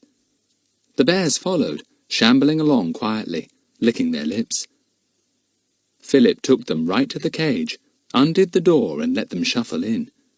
He put the treacle jar inside, shut the door, and went quietly outside. And then how the people cheered. "He's a wonder! Who is he? Tell Fank the bears are safe! Who is this boy?" Chapter 24. Morning Comes. Philip called to Jack. "Jack, see if you can get some meat, plenty of it, and bring it to me." "I'll get some," said Tony, and raced off. He came back with a basket containing great slabs of horse meat. Philip took it. He opened the cage door and threw in the meat, talking cheerfully to the hungry bears. Now they were ready for their meal. They were no longer sulky, scared, or angry. They were just 3 very hungry bears, and they fell on the meat and gulped it down. "Let them have as much as they will eat," said Philip. "Then they will go to sleep. While they're asleep, someone must mend their cage bars. Keep that light in front now. None of them will venture out of the broken bars while that light is there." Everyone gathered round Philip. "He's a friend of Jack," they said to one another. "He fetched him here because he is good with bears." "He must have come from another circus. Look, the boss wants him." The boss had watched everything from his caravan window. He was most impressed and extremely thankful. Pedro told Philip that the boss had sent for him, and he and Jack and Philip went up the steps of the boss's big caravan. The boss poured out praise and thanks in a mixture of several languages. Pedro interpreted with a grin. He says, what can he do for you? He says you've saved the bears from being shot. He says, ask anything you like and you can have it if he can give it to you. Jack answered quickly. There's only one thing we want. Now that there is this upset in Borken, can we all stay with the circus? Philip will be glad to look after the bears as long as Fank is ill, but he has girls with him, our sisters. Can they stay too? We don't like to let them go off by themselves in case civil war starts up in Tauri-Hessia. Pedro interpreted. The boss quite thought that these sisters were circus performers too. He nodded his head. Yes, you may let them stay. If they have tricks or shows of their own, they may get a chance here. But we must strike camp tomorrow. It will be dangerous to stay here in Borken any longer. The Count Paritolan owns this land, and as it is probably he who has something to do with the king's disappearance, it would be best for us to leave before trouble starts. What does he say? Asked Jack anxiously. Pedro translated all this into English, and the two boys were much relieved. Good. They could all stay with the circus, and would leave almost immediately with the circus folk. They would soon be out of the danger zone, and then perhaps they could get a message to Bill. The boys went down the steps of the van with Pedro. They made their way to Pedro's own little van, feeling that they simply must have a good long talk. It was about 2 o'clock in the morning now, but none of the three boys felt tired. They were far too strung up with the happenings of the night. The circus folk, as they passed, clapped Philip on the back. He smiled and nodded, and then at last all three were in the little van with the two girls and Kiki. "Shut the door," said Kiki at once. "Wipe your feet. Fetch the king." "I wish we could, Kiki," said Jack with a laugh, as the parrot flew onto his shoulder. "But don't you start talking about the king. Oh, Lucy-Ann, you nearly had me over. What a hug! It reminds me of the bears." "I can't help it," said Lucy-Ann, and gave Philip a hug too. "I was so anxious about you and Philip with those bears.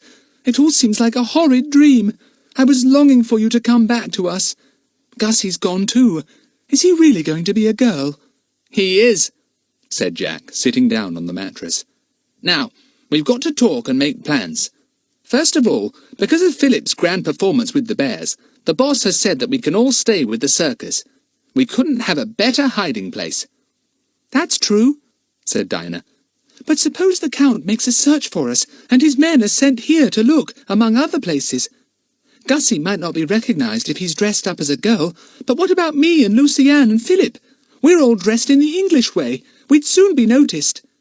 "Yes, I hadn't thought of that," said Jack. "I'm too English as well. Pedro, I've got some money saved up that I made out of Kiki's performances. Could you buy some Hessian clothes for us early today?" "Ma will fix you all up," said Pedro. "She's a wonder with a needle. She'll get some cloth from old Lucia, the woman who's in charge of the circus clothes, and we'll borrow some grease paint from Tony and give you all tanned Tauri-Hessian faces. But don't go speaking English." "No, we won't. We'll talk a wonderful gibberish of our own," said Philip with a laugh. "We'll come from Jabberwocky and talk the Jabberwock language. It goes like this: Goonanili Pondicherry Tapulaka Wunati." Everyone laughed. "Good," said Pedro. "I'll tell any searchers that you are Jabberwockians, and then you can talk like that if they ask you anything.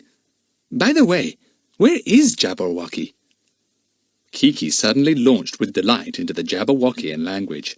They all listened to her and roared. "You're a very fine specimen of a Jabberwockian parrot," said Jack, stroking her. "Go to the top of the class." Dinah gave an enormous yawn, at once copied by Kiki. It made everyone begin to feel terribly sleepy. "Come on, we'll be striking camp fairly early," said Pedro, getting up. "Sleep in peace, girls. We three boys will be just under the van on a couple of rugs.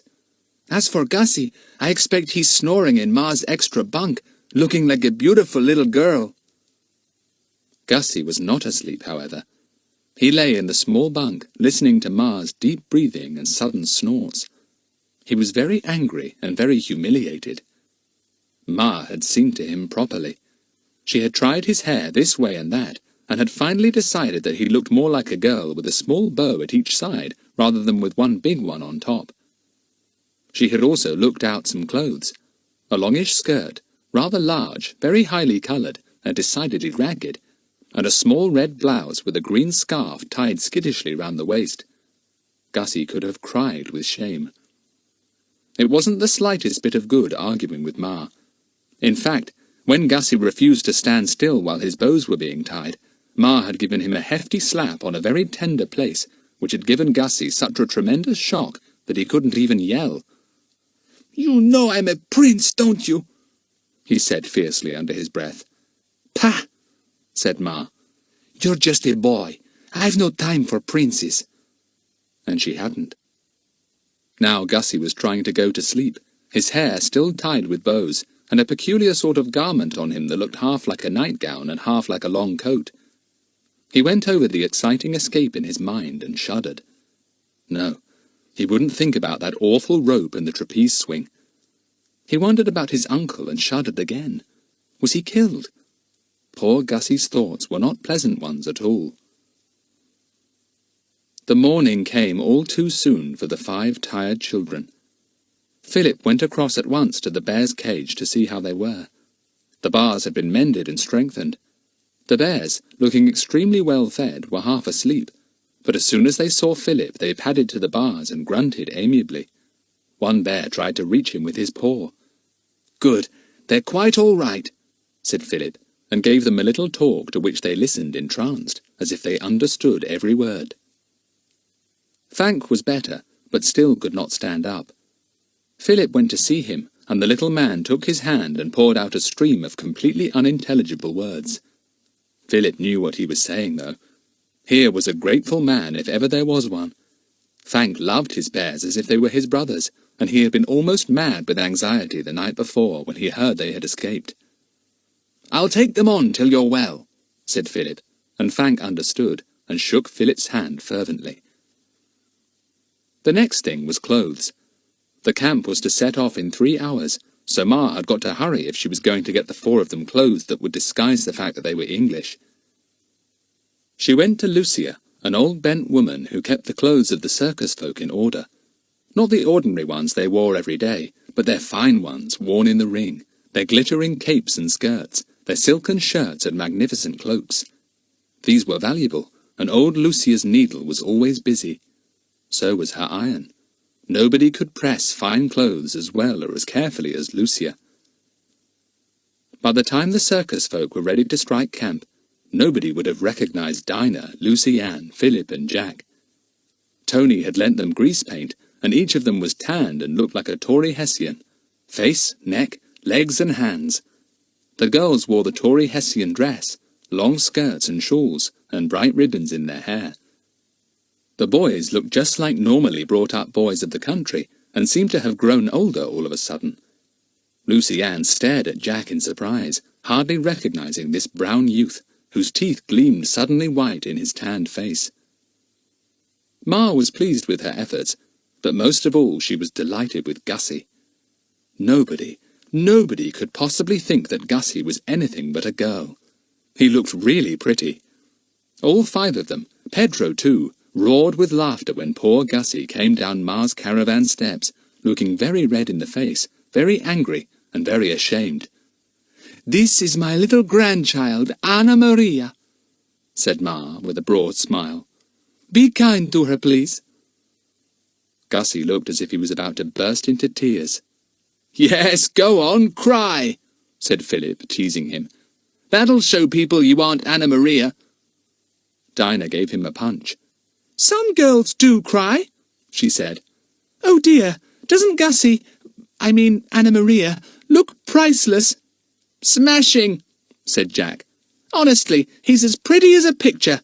Thank goodness for his long hair. That's what helps him look like a girl more than anything." "I cut it short soon, said poor Gussy furiously. "Snip, snip, like that." "You can't. You told us that princes of this country have to wear it long, like you do," said Dinah. "I will not be a prince then," said Gussy. He looked suddenly very forlorn and gazed at Lucy Ann beseechingly, feeling that she had the kindest heart of the lot. "Do not tease me," he begged. "I hate this. I am full of shamefulness." "All right, Gussy, Anna Maria," said Jack. "We won't tiz you. Cheer up. You'll be a prince again before long, I'm sure." "If my uncle is alive, I will be," said Gussy soberly. "If he is dead, I must be king." "God save the king," said Kiki devoutly, and raised her crest impressively. "Fetch the doctor and save the king." Chapter 25. The camp is searched. Soon a long procession of vans was going down the winding road that led away from Borken. The two girls and Gussy were in Pedro's little van, and he was driving the small skewbald horse that belonged to him. Jack was driving Ma's van for her, and the old lady looked really happy. She loved a bit of excitement, and she roared with laughter whenever she caught sight of poor Gussy. Philip, of course, was driving the van in which the bear's cage was built. Tony was driving Fank's little living van, whistling cheerfully. Fank lay on his mattress inside, glad to feel better, and to know that that wonder boy Philip had got his bears in charge. He felt full of gratitude to Philip, and to Tony too, for so cheerfully driving his van for him. The circus folk were always ready to help one another. That was one of the nicest things about them. The vans rumbled along the road, going very slowly, for neither the bears nor the chimpanzees liked going fast. They were all excited at being on the move again. Fifo and Fum chattered away together, looking through the window of their van. "Where are we going?" Dinah asked Pedro, through the open window of the van. Pedro shrugged his shoulders. He had no idea. "We must get away from Borken, where a lot of trouble may start," he said, "and try to find somewhere more peaceful. We shall probably make for some country road and keep away from all the main roads. Soldiers will use those if trouble starts." Dinah went back into the van. The Tauri-Hessian dress suited her well, and she looked exactly right in it. "We're making for some country road," she told Lucy Ann. "It's a pity we still can't get in touch with Mother or Bill. They really will be dreadfully worried about us by now. I suppose the police will have been told and will be hunting everywhere for us, but in England instead of here," said Lucy Ann. "Well, anyway, we're safe for the moment, and out of that tower room. I was getting tired of that. Nothing to do all day but to play games with those funny cards they brought us." They all stopped for a meal at about 1 o'clock. The vans stood at one side of the road, and the circus folk sat beside them and ate. It was like summer, although it was only April. The sun was very hot, and masses of brilliant flowers were out everywhere. Philip's little dormouse came out to share the meal with him. He had had it with him all the time. It was scared by the noisy talk of the circus folk, and only appeared when things were quiet. It sat on the palm of Philip's hand, enjoying a nut, its big black eyes now and again glancing up at the boy. "I don't know what we'd have done without you, Snoozy, when we were shut up in that tower room," said Philip softly. "You kept us all amused with your little games and antics, didn't you? And you told Jack where we were the other night. You ran under the door to him." Soon they were on the way again. The bears settled down to sleep, happy to know that Philip was driving them. He had fed them himself again when the procession halted for a meal, and the bears grunted at him happily. Fank heard them and was happy too. The procession wound down the road, came out into a main road and went down that, intending to turn off at a country road about 2 miles on. But halfway down, something happened. 3 powerful military cars swept by the procession and drove right up to the head of it. Then they stopped, and soldiers leapt down from the cars with the captain in command. "Halt!" he said to the front driver, and the whole procession came to a stop. The circus folk looked worried. What was this? Soldiers already?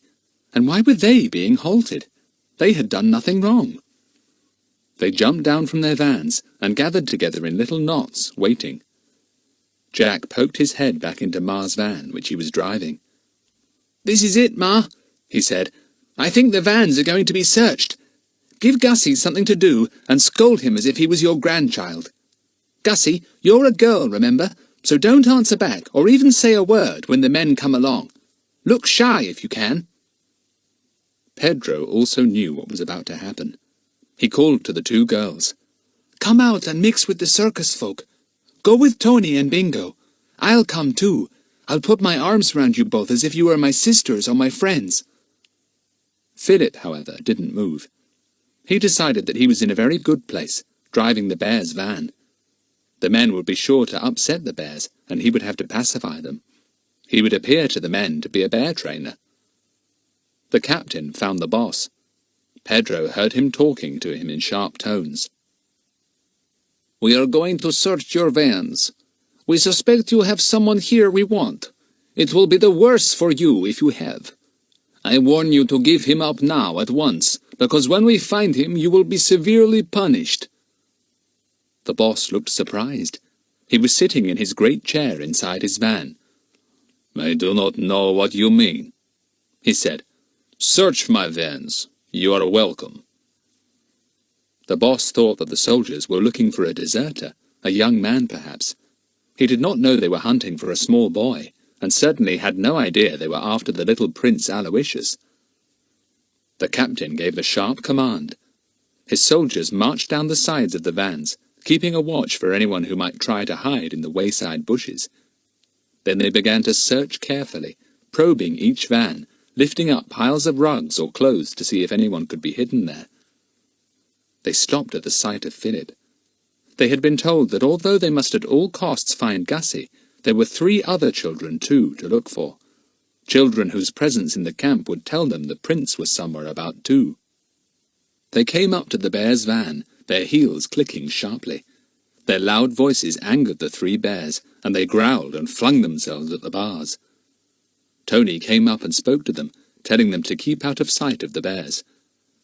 "We had trouble with them yesterday," he said, "and this boy, who helps the trainer, only just managed to keep them under control. As you see, the bars of the cage were broken and had to be mended. Keep out of sight, please, or they will break the bars again." Philip didn't understand what Tony was saying, but guessed. He decided that the best thing he could do to avoid being questioned was to get inside the bear's cage and pretend to quieten them. So in he went, and the bears fawned round him in delight. The soldiers watched from a safe distance. The captain was satisfied. Obviously this boy belonged to the circus, and travelled as a helper with the bears. He could not be one of the boys they had been told to look out for. They went on to the next van, and Tony winked at Philip. "Good," he said. "Keep there. You are safer with the bears than anywhere else." The soldiers went from van to van. They hardly glanced at Dinah or Lucienne, who, with Pedro's arms round them, were standing watching the 2 chimpanzees. Madame Fifi had taken the opportunity of giving them a little airing. The captain, however, glanced sharply at Pedro. Could he be one of the boys they sought? He beckoned to him. Pedro came over, still with the girls, smiling and at ease. The captain snapped something at him in Tauri-Hessian. Pedro answered smoothly, pointing to his mother's van. He was saying that he travelled with his mother and his little cousin, Anna Maria. "And these 2 girls?" said the captain sharply. "They are with the circus too," said Pedro. "They belong to the boy who manages the bears. You have seen him. They are Jabberwockians and speak very little Hessian, but they speak French if you would like to ask them anything." Dinah heard Pedro say the word Jabberwockians, and guessed that he was saying that she and Lucienne belonged to Jabberwocky. Dinah immediately poured out a string of utter gibberish to the captain, waving her hands about and smiling broadly. Lucy nodded her head now and again as if she agreed with her sister. All right, said the captain in his own language. "It's all nonsense to me, this. I can't understand a word. What is she saying?" Pedro grinned. He told the captain that Dinah thought him very magnificent, much grander than captains in Jabberwocky. He was pleased. He saluted the 2 smiling girls smartly, and went away, satisfied that they were certainly not English. He really must find out where the land of Jabberwocky was. He didn't seem to have heard of it. These circus folk came from queer places. And now the soldiers had reached Ma's caravan. Jack was still sitting in the driver's seat, Kiki on his shoulder. He had warned her not to talk because he was afraid her English words might give them away. "But you can make noises," he told her, and Kiki understood perfectly. She raised her crest as the men came near and coughed loudly. The soldiers looked at her in surprise. "Pauki," said Jack, patting Kiki. "Pauki, aka Pauki." He knew that this meant clever parrot, because the people who had come to marvel at Kiki when she had been on show had so often said those two words. "Aka Pauki," clever parrot. Kiki gave a loud hiccup, and then another. The soldiers were tickled and roared with laughter. Then Kiki clucked like a hen laying eggs, and that amused them even more. This was the kind of thing Kiki liked. It gave her a wonderful opportunity for showing off. She put down her head, looked wickedly at the soldiers, and gave them the full benefit of her aeroplane in trouble noise. They were extremely startled and stepped back at once. Kiki cackled idiotically, laughing till the soldiers and Jack were laughing helplessly too. A sharp voice came from behind them. It was their captain. They jumped to attention at once. "Why waste time on this boy?" said the captain. "You can see he is a circus boy with a parrot like that. Search the van!" Jack knew enough of the Hessian language now to understand roughly what the captain had said. He wasn't suspected then, and it was obvious that none of the soldiers suspected Philip or the girls. Now there was only Gussy left. Would he play up and be sensible? 2 soldiers went into Ma's van. They saw Gussy at once, sitting beside Ma. "Who's this?" they said sharply. "What's her name?" Chapter 26. The Peddler's Van.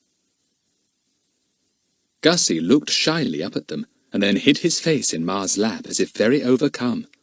That had been Ma's idea, of course.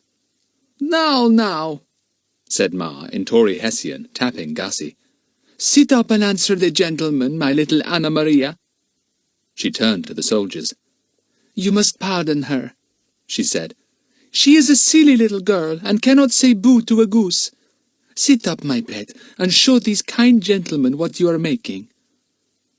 Gussy sat up and held out a piece of embroidery to the 2 soldiers, keeping his head down as if very shy indeed. Jack, looking in through the window, was amazed at Gussy's acting. And that embroidery! How very, very clever of Ma to give Gussy that to show the soldiers. He had seen Ma working on it herself, night after night. "She is my favourite grandchild," Ma prattled on. "The prettiest little thing, and so good.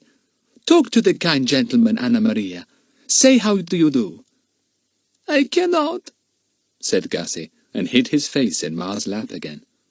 "Don't bother her," said one soldier. "I have a little girl at home as shy as she is. It is better to have them that way than bold and cheeky. How pretty her hair is. You must be proud of her, old woman." "She is such a good little needlewoman," said Ma proudly, and patted Gussy's head. "Sit up, my pet. The gentleman won't eat you." "We're going," said the first soldier. "Here, give her this to spend. She really does remind me of my little girl at home." He threw a coin to Ma, and she caught it deftly, and pocketed it at once. Jack heaved an enormous sigh of relief when he saw the 2 men walking away. He poked his head in at the window. "It's all right, they've gone. Gussy, you were absolutely marvellous. Talk about an actor. Why, you're a born actor. A shy little girl to the life." Gussy lifted his head from Ma's lap. His eyes were bright and his face was red. He was laughing. "It was Ma's idea to behave like that," he said. "She said I must not show my face at all. I must be shy and put it into her lap." "A really good idea," said Jack, and grinned at Ma's smiling face. "Honestly, Gussy, I congratulate you. I never imagined you could act like that." "I like acting," said Gussy, "but not in girls' clothes. I feel silly. Still, it was a very good idea. Now, I am safe, is it not so?" "I think so." said Jack, looking up the road. "The men are going back to their cars. They're getting into them. Yes, the first car is going off. Phew! I was in a stew when those two fellows walked into your van." As soon as 3 military cars had shot off down the road, Philip left the Bear's van and came running over to the others, grinning. They all collected round Ma's van and heard Jack's recital of Gussy's marvellous performance. Gussy was pleased. He was not often praised by the others, and it was very pleasant to have them admiring him for once in a way. Then he caught sight of himself in Ma's mirror, ribbons and all, and his face clouded. "I do not like myself," he said, staring in the mirror. "I will now dress in my own things again." "Oh, no, not yet," said Jack quickly. "You don't know who might recognize you suddenly if you did. You'll have to be a girl until we get you to safety somewhere. Go on now, Gussy. You like acting. You'll give a marvellous performance." The vans went on again. The excitement quickly died down, and everyone grew silent. They were tired with their short night and the disturbances they had had. They stopped for a snack about 6 o'clock, and then went on again. They were now on a lonely country road. The surface was bad, and the vans had to go slowly. Nobody minded that. Circus folk were never in a hurry except when their show was about to begin. Then everyone fell into a tremendous rush and raced about in excitement. They camped that night in the hills. They all slept very soundly to make up for the lack of sleep the night before. Then they set out again, jogging on slowly, not really very certain where they were going. The boss suddenly decided that they had taken a wrong turning a few miles back. The vans were turned round, and back they all went, grumbling hard.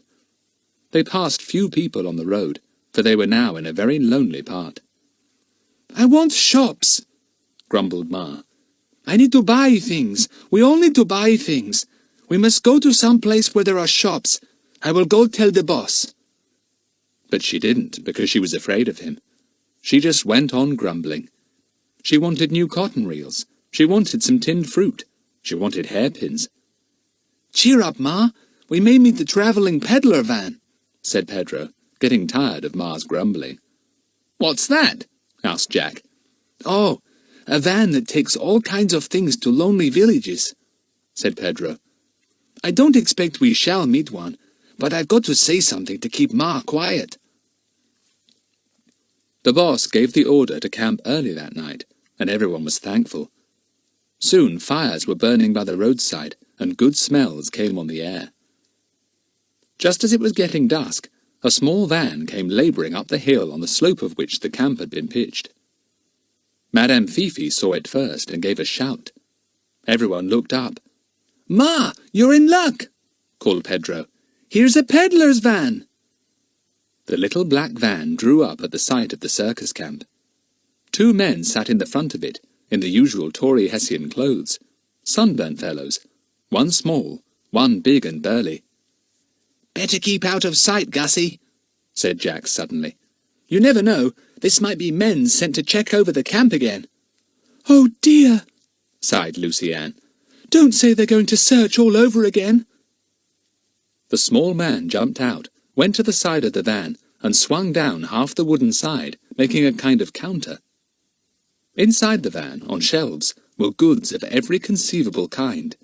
Tins of meat, sardines and fruit, tins of salmon and milk, skeins of wool, reels of cotton, rolls of lace, bales of cheap cotton cloth, safety pins and hairpins, combs of all kinds, soap, sweets.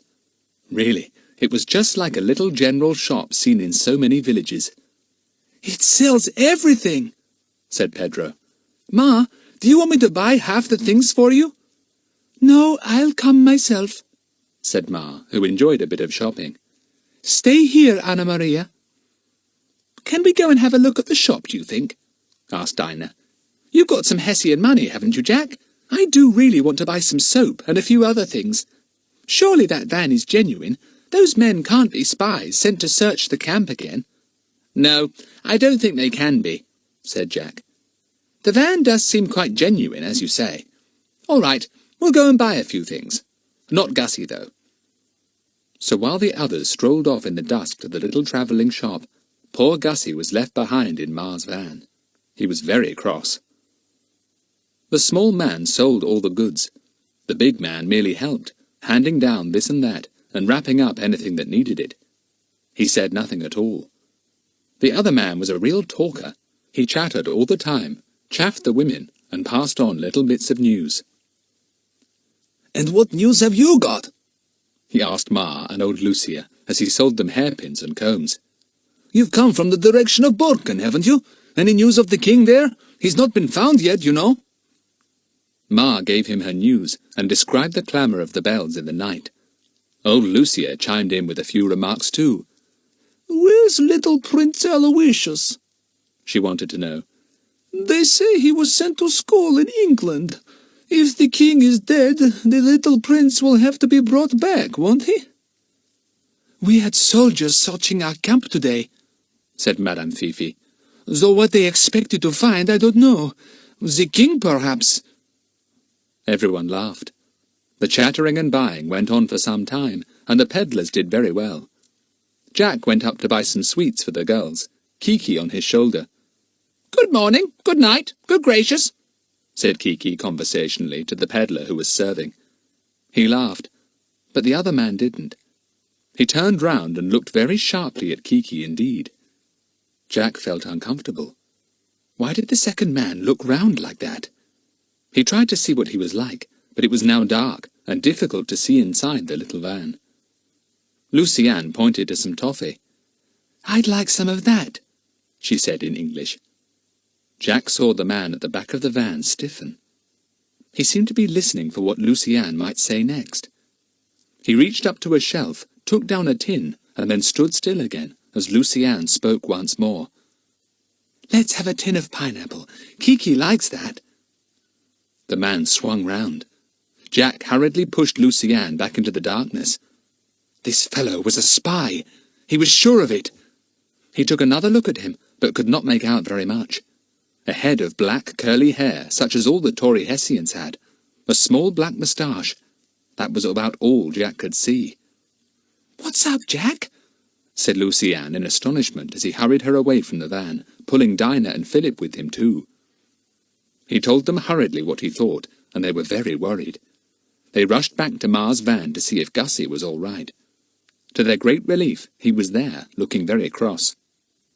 "Though why we should think he wouldn't be there, I don't know," said Jack. "Gussy, get out your embroidery. We've seen somebody suspicious." He heard Lucienne talking in English, and Kiki too, and he was much too interested. "Well, we'll hope he clears off soon," said Philip. "I'll go and watch, and tell you when they're gone." But the peddler's van didn't go. The two men shut up the side of the van, safely locking up all their goods, and then sat outside with a little campfire, cooking some kind of meal. "They're staying the night," reported Philip. "Not too good, is it? And Madame Fifi told me that the small man has been asking questions about Kiki, if the boy who owns her belongs to the camp, and where his caravan is." "Blow!" said Jack. "What can we do? We can't possibly run away. I've no idea at all where we are. Miles away from anywhere, that's certain. Well, we can only hope for the best. We'll sleep as usual under the girls' van, and Gussy can be with Ma. After all, he's the important one. We're not really important, except that Gussy escaped with us, and presumably the Count will think that wherever we are, Gussy will be too." The girls went to their van and undressed to go to sleep. Gussy was safely with Ma. The three boys lay on the rugs below the girls' van as usual. Pedro soon fell asleep, but Jack and Philip were worried and lay awake, whispering. Suddenly Jack clutched Philip. "I can hear someone," he whispered in his ear. "Someone crawling near this van." Jack sat up cautiously and felt for his torch. Yes, someone was near the van, crawling quietly on all fours. Jack flicked on his torch at once. A surprised face was caught in the light. A man was on hands and knees nearby. It was the big peddler from the little van. His black hair showed up plainly in the beam of the torch. "What do you want?" said Jack fiercely. "What do you mean by crawling around like this? I'll raise the camp and have them all after you." Chapter 27. a surprise, and a plan. "Shh!" said the man urgently. And then, before he could say another word, a very strange thing happened. Kiki, who had been watching the man in greatest surprise, suddenly spread her wings and flew to his shoulder. She rubbed her beak against his cheek in the most loving manner, crooning like a dove. "Kiki," said the man, and stroked her neck. "Silly Bill," said Kiki lovingly. "Silly Billy, put the kettle on. Send for the doctor." Jack was so astonished that he simply couldn't say a word. Why in the world was Kiki behaving like that? And how did this man know her? It was Philip who guessed. He suddenly rolled himself over on hands and knees and crawled at top speed from under the wagon. "Bill! Bill! This must be a dream! Bill, it is you, isn't it? Are you wearing a wig?" With a grin, the big man stripped off the whole of his black hair. Yes, he was wearing a wig, and without it he looked himself at once, in spite of the little black moustache, which of course was merely stuck on. "Bill! Oh, Bill, I can't believe it!" said Philip. Bill put out his great hand, and the two shook hands solemnly for quite a long time. Then Jack joined them, his eyes almost falling out of his head. It must be a dream. This couldn't be real. But it was. It was Bill himself. He asked eagerly about the girls.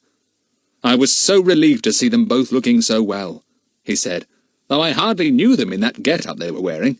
But I knew Lucy Ann's clear, high voice all right, and I spotted Kiki too, of course. I couldn't believe it when I saw her on your shoulder, Jack. I really couldn't. Where are the girls? In this van here?" "Yes.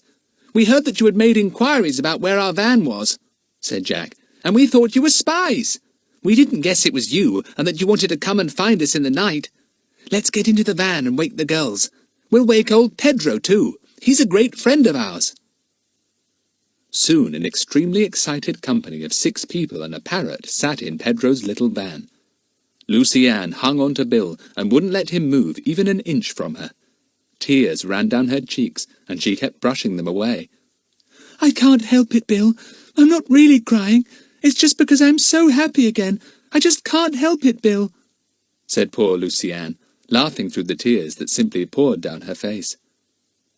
Bill took out an enormous hanky and patted her eyes. He was very fond of Lucy Ann. "You make me think of Gussy," he said, "and the time when Philip took a kitchen tablecloth to dry his tears. Cheer up, we're all together again, and you can give me most valuable information." "How's Mother?" said Philip. "Is she very worried?" "Very," said Bill. "She and I were caught and tied up in the night you were kidnapped. We couldn't get free. We had to wait till Mrs. Gump came along the road next morning on her way to the cottage and call out to her. By that time, of course, all trace of you had been lost. We've had the police hunting every county in England for you. We didn't dare to say Gussy had gone too, because we didn't want the news to get to the Tauri-Hessians." "We went off in a plane after a car had taken us away," said Philip. "Jack hid in the boot of the car and then stowed away in the plane, so he knew where we had gone. We were imprisoned in Balkan Castle with Gussy, and Jack managed to rescue us. I joined this circus with Kiki," explained Jack. "Pedro was a brick. He helped me no end. We got Tony and Bingo the acrobats to help in the rescue. Phew, it was pretty dangerous." He told Bill all about it. Bill listened in amazement. These children, the things that happened to them, the way they tackled everything that came along and never turned a hair. And now they had got Gussy safely with them, disguised as a girl. "But, Bill, you haven't told us what you're doing here," said Jack. "Fancy you coming along in a peddler's van, all dressed up as a Tauri-Hessian. Really, it's too amazing to be true." "Well, it's true all right," said Bill. "You see, when our government learned that the king of Tauri-Hessia had been captured, or killed for all we know, it was essential that we should find out whether this was true or not. And it was essential we should find Gussy too, if possible. So, as the Tauri-Hessian government had put Gussy into my charge, as you know, it was decided that I should be the one to come out and make inquiries." "I see. Spy round to see how the land lay," said Philip. "Did you think we might all be in Tauri-Hessia?" "Yes. I came to the conclusion that wherever Gussy had been taken, you should be there too, to be held as hostages if our own government made any trouble about Gussy," said Bill. "And as soon as the news came that the king had disappeared, we felt sure that Gussy would be somewhere in Borken, Count Paratolan's own territory, and possibly the king might be held prisoner there too. So I and another man, who speaks Tauri-Hessian well, flew over straight away to do a spot of spying. Hence the peddler's van." "Mother will be feeling awfully worried with you gone too," said Dinah. "I'll get a message through to her sometime tomorrow," said Bill. "Now, I wonder if you can tell me something. Have you any sort of an idea at all where the king might be hidden?" "In Borken Castle," said Jack promptly. "I'm sure of it. I'll tell you why." He told Bill of how he had explored the castle, and how he had overheard the Count and Madame Tatiosa talking excitedly together. "That was the night before the king was known to have disappeared," said Jack. "I think their plans were going well. Probably they even had him a prisoner somewhere then. And the obvious place to take him would be the Count's own castle. He would then have Gussy there, and the king too, right under his hand. He could bargain with both if he wanted to." Bill listened to this long speech with the greatest interest. "I think you're right," he said. "I wish we could get into the castle and find out something. Ronald, the fellow who is with me, speaks the language fluently. I wonder if he could bluff his way in. Say he's a tradesman come to do a repair or something." "I know what he could do," said Jack with a sudden surge of excitement. "I know a way in, Bill. The way I got out the first night I was there. It leads through secret passages up to the big ballroom. There's a way into the ballroom from behind a great picture. I don't know how to move the picture away, though, so as to get into the ballroom. That's the snag." "We'll find out," said Bill. "Jack, this is great. Are you game to come with me, and Ronald too, my pal, and show us the way into the castle? If only we could find out whether the king is alive or not, or whether he's a prisoner, it would be a great help. There's one thing. The plans of the plotters must be greatly upset now that Gussy has gone. No king for the country, and no prince to set in his place. Very difficult for them." "I'll come, Bill," said Jack, his face red with excitement. "I'll come too," said Philip. "No, you must stay and keep an eye on the girls," said Bill. "I must have one of you with them. Keep an eye on Gussy, too. Pedro can help there." "Shall we go now?" asked Jack eagerly. "It's a very dark night." "The sooner the better," said Bill, and got up. "Wait here, I'll fetch Ronnie. I'll have to tell him a few things first, though. My word, he'll be astonished." Bill disappeared. For a moment the five said nothing. Kiki broke the silence. "Ding dong bell, Billy's in the well," she said. "Pussy's got a cold. Achoo!" "Idiot," said Jack. My word, what a night! Fancy Bill turning up here. It was Kiki who recognized him when he came crawling round the van. I didn't. "Everything will be all right now," said Lucy-Anne. "It always is when Bill comes."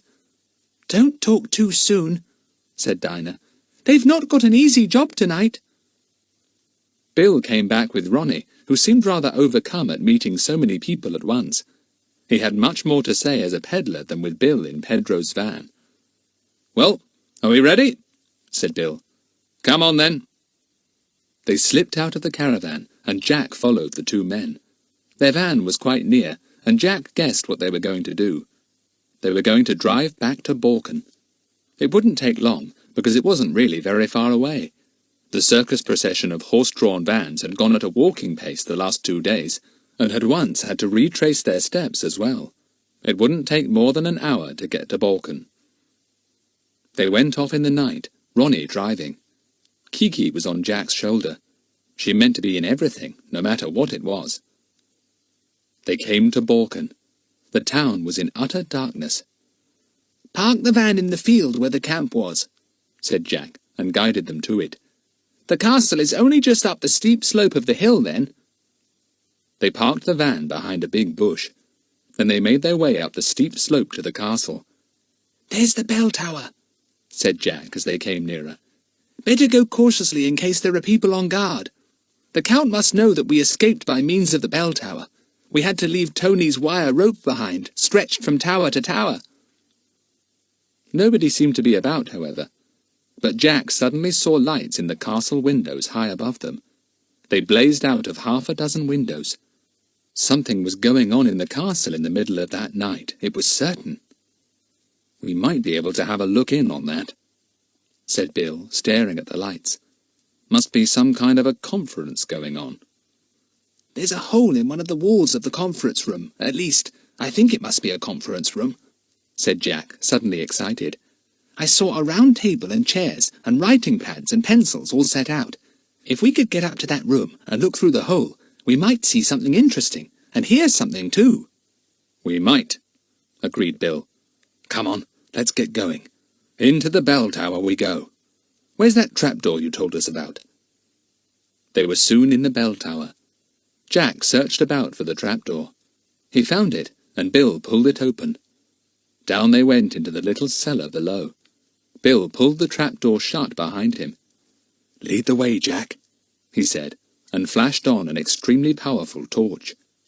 With a jump, Jack saw that both men now carried revolvers too. Gosh, this might be a serious business then. "This way," said Jack, and stepped over the junk in the underground hole. "Better be as quiet as we can. Now, through here." Chapter 28. To Borken Castle again. Jack clambered through the round hole at the other end of the little cellar. He was now in the very narrow, low-roofed passage he remembered so well, because he had had to walk through it with his head well bent. He led Bill and Ronnie up the steeply sloping way, lit by Bill's powerful torch. Jack stopped when they came to the top of the long, sloping passage. "We're very near the room where the spy hole is," he whispered. "If there is a conference being held, or some sort of meeting, we'll be able to look through the hole at it. Or you will, Bill, because as far as I know, there's only one hole." "Let me know when we come to it," whispered Bill, and they went on again. In a short while, Jack saw a little beam of light coming from the side of the right-hand wall. "That must be the spy hole," he whispered to Bill. Bill saw the beam of light and nodded. There was not room for him to get in front of Jack, so the boy went on past the little spy hole and let Bill stand by it behind him. Ronnie was by Bill, quite silent. Kiki had been tapped on the beak, so she knew she was to be quiet too. Bill glued his eye to the spy hole. He saw the same room that Jack had seen, a room with a round table, chairs pulled up to it, and writing materials on the table. But now there were lights blazing in the room, and every chair at the table was filled. At the top sat Count Paratolan. Beside him sat his sister, Madame Tatiosa. On his other side sat someone else, whom Bill knew from photographs, the Prime Minister, husband of Madame Tatiosa. He looked ill at ease and grave. Men in military uniform were also round the table. At the bottom of the table stood a tall man with a great likeness to Gussy. His uncle, the king! Bill heaved a sigh of relief. So he hadn't been killed. Well, that was one good thing at any rate. If only he could be got away, things could be put right very quickly, and civil war would be avoided. Bill strained his ears to hear what was going on. He could not hear very well behind the wooden panelling, but he heard enough to know what was happening.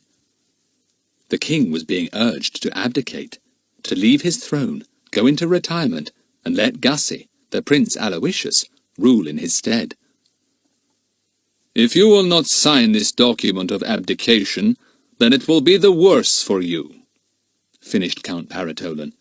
"You will, I fear, not be heard of again." Bill followed this with difficulty, for he did not speak Tauri-Hessian well.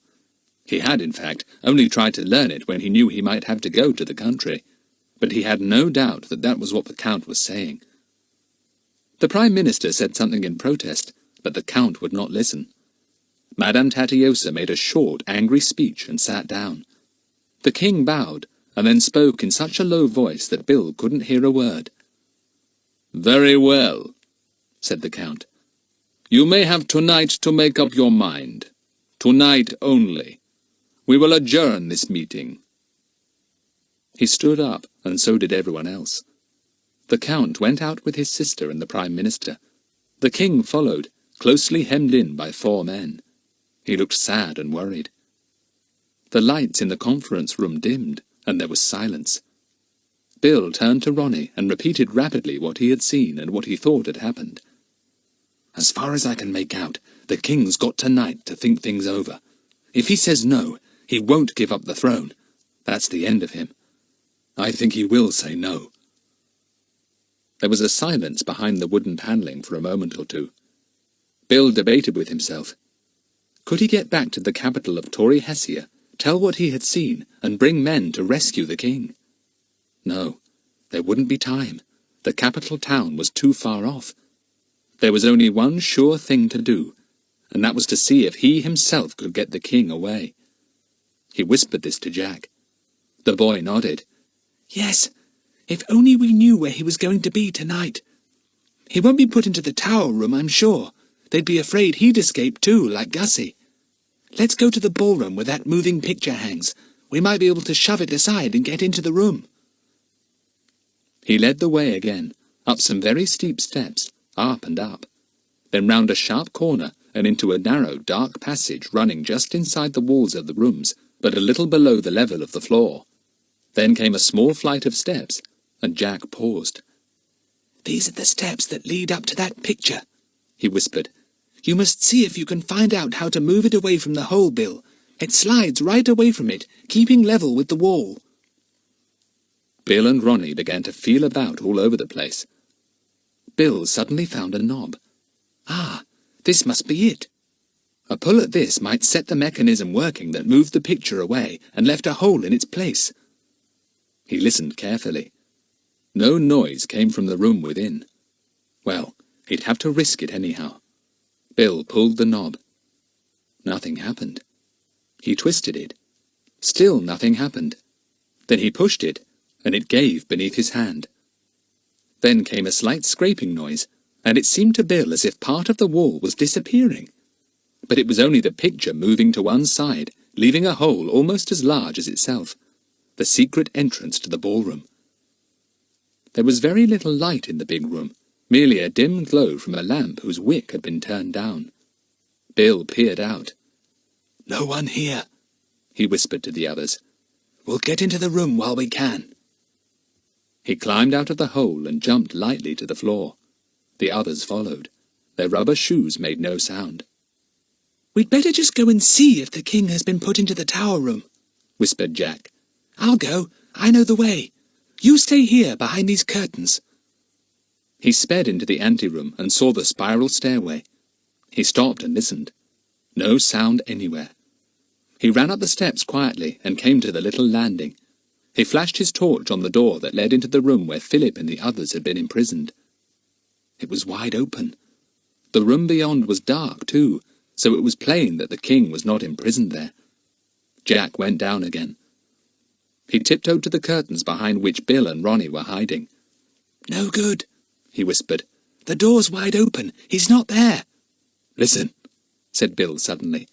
"I can hear something." They listened. It was the clump of marching feet. They came nearer and nearer. It sounded like 2 or 3 people. Bill peeped round the side of the curtain when the sound had passed by. 2 soldiers, he whispered. They must have gone to relieve 2 others on guard somewhere.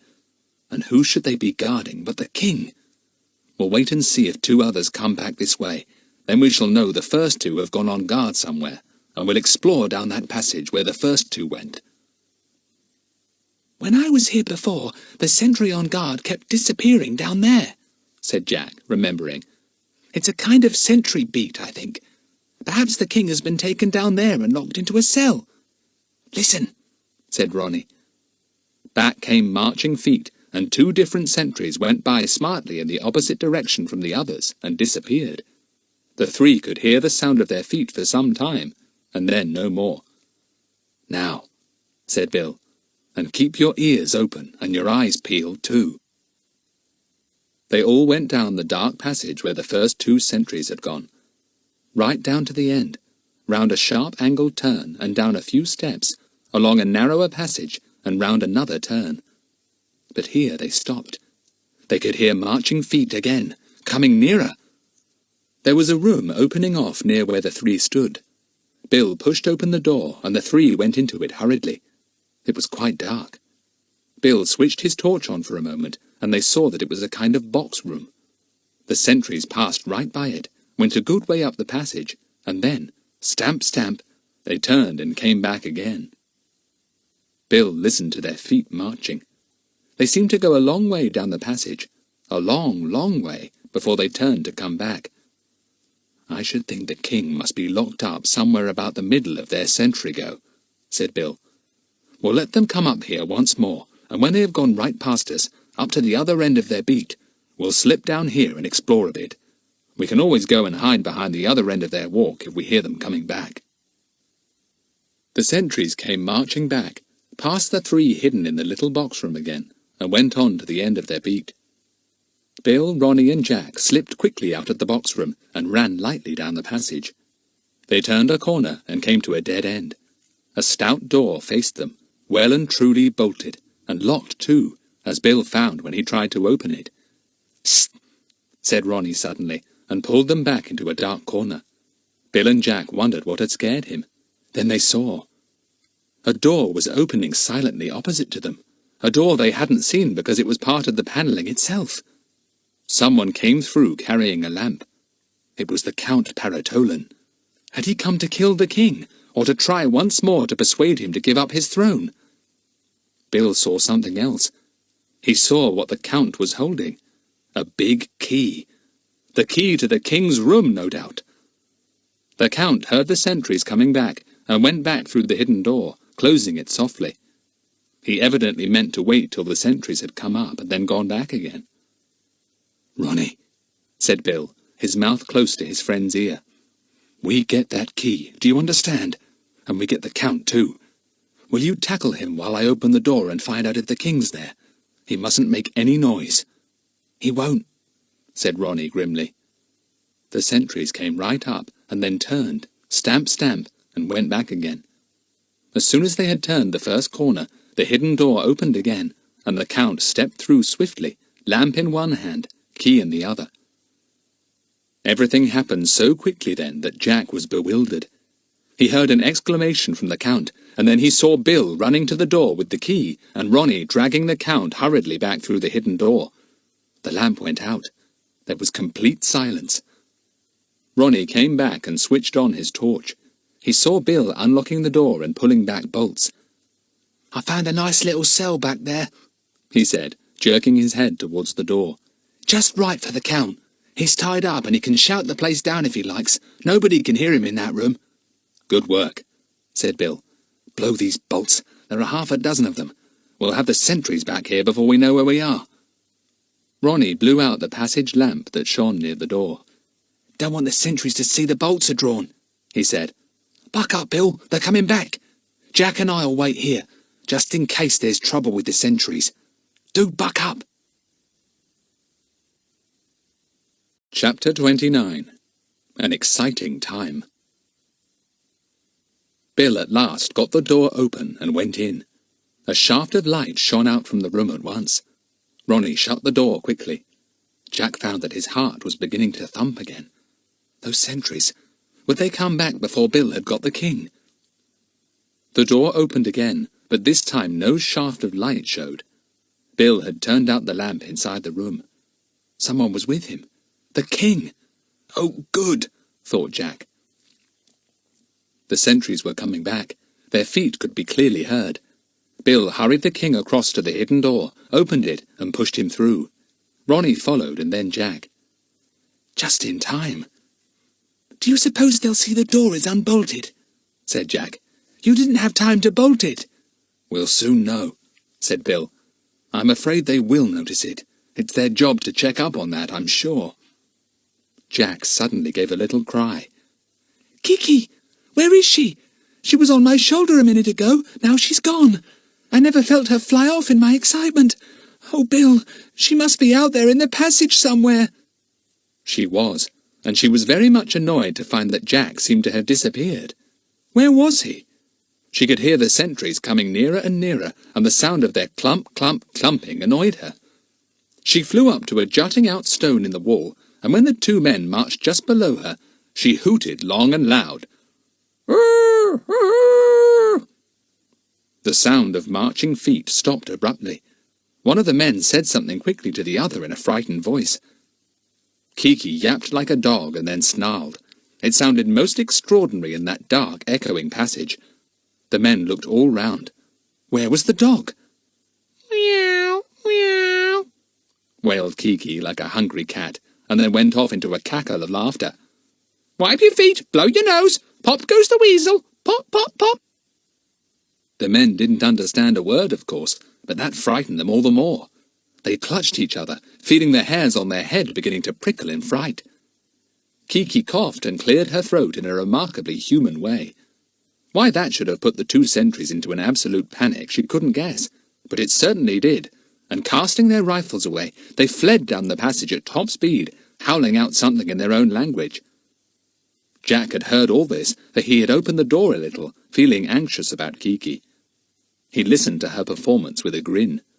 Good old Kiki. He called her softly, and she flew down to his shoulder in delight. Bill wondered what would be the best thing to do now. It would be dangerous to go back the way they had come, because the scared sentries would certainly arrive back with others to probe into the mystery of the hooting and barking and mewing and coughing.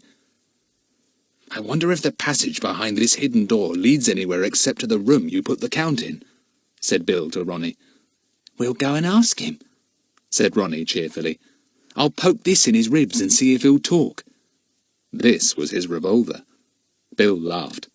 You won't need that. He'll talk all right when he sees the king here. Your Majesty, perhaps you would like to deal with the Count, and command him to show us the way out. The king could talk perfect English. Like Gussy, he had been sent to England to be educated. He nodded, his eyes gleaming.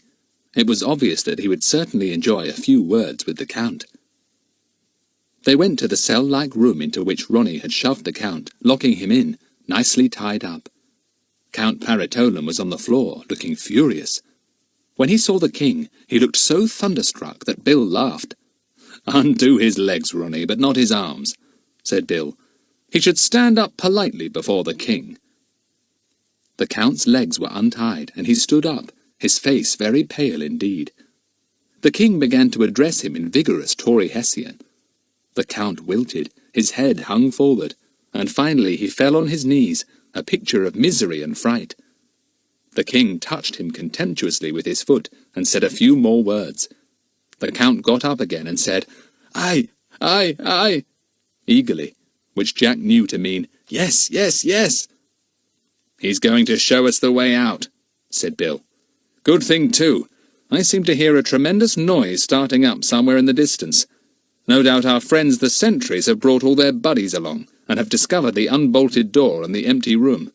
Tell the Count to get a move on, Ronnie. With his arms still tied behind him, the Count stumbled out of the little bare room. He led them to a door opposite and kicked it open. A small stairway led downwards. I'll go first, said Ronnie, and nipped in front of the Count. The steps led down to a little panelled room, rather like a small study. The Count said a few words, nodding his head at a panel. Ronnie stepped forward and slid the panel downwards. A hole just big enough for a man to squeeze through was now showing. Nothing could be seen the other side because something was hanging over it. Tapestry hangings, said Bill, and knocked his hand against it. Well, well, nice lot of hidey-holes and secrets you've got here, Count. Very nice indeed. What do we do next? Get behind this tapestry? He says it's tapestry hanging in one of the bedrooms, said Ronnie. If we make our way behind it a bit, we'll come to an opening. Here goes. He went through the hole and made his way behind endless tapestry that hung loose from ceiling to floor. At last he came to where, as the Count had said, there was an opening. It was where two different pieces of tapestry met. Ronnie poked his way between them and found himself in a bedroom. He saw beautiful furniture and carpets as he flashed his torch round. The room was quite empty. The others came out into the room too, having made their way behind the tapestry. Jack sneezed because it was full of dust. Kiki promptly sneezed too, much to the Count's amazement. He had not met Kiki before. "Now where?" said Ronnie, digging his revolver into the Count's ribs quite suddenly. The man gave a startled jump and almost fell over in fright. "I hardly think that poke in the ribs was necessary," said Bill with a grin. "No, not necessary, but awfully good for a nasty little double-crosser like him," said Ronnie. "People who threaten others with this, that and the other when they're in power deserve a bit of fright from my gun. Now then, Count, the quickest and best way out, please." This last was said in Tauri-Hessian, and the Count replied at once, his words tumbling over one another in his desire to please this fierce Englishman. "It's easy now," said Ronnie. "We apparently go down the back stairs into the deserted kitchen quarters and just let ourselves out the back door. Nothing could be simpler." So down the back stairs they went, and into a vast kitchen. 3 cats were there, their eyes gleaming in the light of Bill's torch. Kiki yapped like a small dog, and the cats fled into corners at once. "Kiki," said Jack with a laugh, "you're irrepressible." Kiki tried to repeat the word and couldn't. Bill was now unlocking the great back door. They all went out into a big yard, then down to the castle gate, a massive wrought iron affair, whose keys hung most conveniently at the side. Bill unlocked the gate, and out they went, finding themselves in the main street of Borken. "Now, where is the place we left the van?" wondered Bill. "Jack, could you take Ronnie to it? Ronnie, we'll wait here for you." Jack sped off with Ronnie. He had been in the town several times and knew the way. He and Ronnie were soon in the field where they had left the van, and Ronnie started it up at once. It was not long before the van drew up beside the other 3 in the dark highway. They got in. Bill was behind with the Count and Jack. The King went in front with Ronnie. It was queer to sit in the back with all kinds of goods rattling on the shelves. The Count, however, took no notice. He was feeling extremely gloomy. "I say, where are we going? This isn't the way back to the circus camp," said Jack suddenly. "No, I know," said Bill. "I'm afraid we must go straight to the capital town of Tauri-Hessia, Jack. The King needs to be there at the earliest possible moment. Things are in a great turmoil, you see. Nobody knows what is going to happen. No king, no prince. The Count apparently trying to take things over. The Prime Minister a weak tool." "Yes, I see," said Jack. "But as soon as the King appears, everything will be all right, won't it?" "It will certainly be all right after he has appeared to his people and spoken to them," said Bill. "He will have quite a lot of interesting things to tell them. I think, too, it is essential that Gussy should appear also, so that the people will be sure that he and his uncle are on good terms and back each other up." "Oh, Gussy will love that," said Jack. "Do we go back to get him?" "We do," said Bill, "and we also get the others. I'm sure the King will want to see Gussy's fellow prisoners. He has a lot to hear about, you know." The King certainly wanted to meet all the others when he heard the amazing story that Bill had to tell him. It was all told when they reached the palace. Then, after a delighted and amazed welcome from a few servants on duty, the King retired to a little room with Bill, Ronnie and Jack. The Count was sent off in disgrace with 4 soldiers in front of him and 4 behind. Left, right, shouted Kiki after him. "God save the King!" It was still dark, for the sun was not due to rise for another hour. Jack suddenly yawned. He really couldn't help it. "You'd better have a snooze," said Bill. "The King is sending his state car to fetch the others first thing in the morning. He will lend you some of Gussy's clothes, he says, if you want to look decent. The others are being sent clothes too, especially, of course, Gussy. He couldn't possibly appear in his girls' things." "This is going to be fun from now on," said Jack, trying to keep awake. "Oh gosh, I'm sleepy. What are you going to do, Bill? Have a sleep too?" "No, I'm going to get in touch with your aunt by radio," said Bill, "and tell her you're all safe. I'll get her to fly out tomorrow, and we'll all be together again." Jack fell onto a sofa, feeling that he couldn't keep awake one moment longer. "Good old Bill," he said. "Everything comes right when you're here. Good morning. Good night." And in half a second more he was fast asleep. What a night he had had. Chapter 30. God Save the King. Jack awoke to find a pretty Tauri-Hessian maid bringing him a most magnificent breakfast. Somebody had undressed him, put silk pyjamas on him, and popped him into a luxurious bed. He was amazed. "To think they did all that and I never woke up," he thought. "I must have been tired. Gosh, what a breakfast! Kiki, look here! The biggest, juiciest grapefruit I ever did see in my life. And 2 halves, not one. You can have one for yourself if you don't make too much mess." Kiki approved of the grapefruit. She settled down to it, and for once in a way didn't say a word. Jack ate every scrap of the generous breakfast, and then lay back, thinking of the happenings of the night before. "I bet the Count isn't eating a breakfast like this," he told Kiki. "What do you think?" "The doctor's got a cold. Fetch the king," said Kiki, looking to see if Jack had left any of his grapefruit. "1, 2, how do you do?" "Buckle my shoe, you mean," said Jack. "I say, look, do you suppose those princely clothes are for me to put on, Kiki, old bird? Goodness, the Tauri-Hessians won't know if I'm the prince or Gussy." Bill came in, looking much smartened up. "Oh, you're awake at last," he said. "My word, you don't mean to say you ate all that breakfast?" "Kiki helped me," said Jack with a grin. "Have the others been sent for yet, Bill?" "Yes.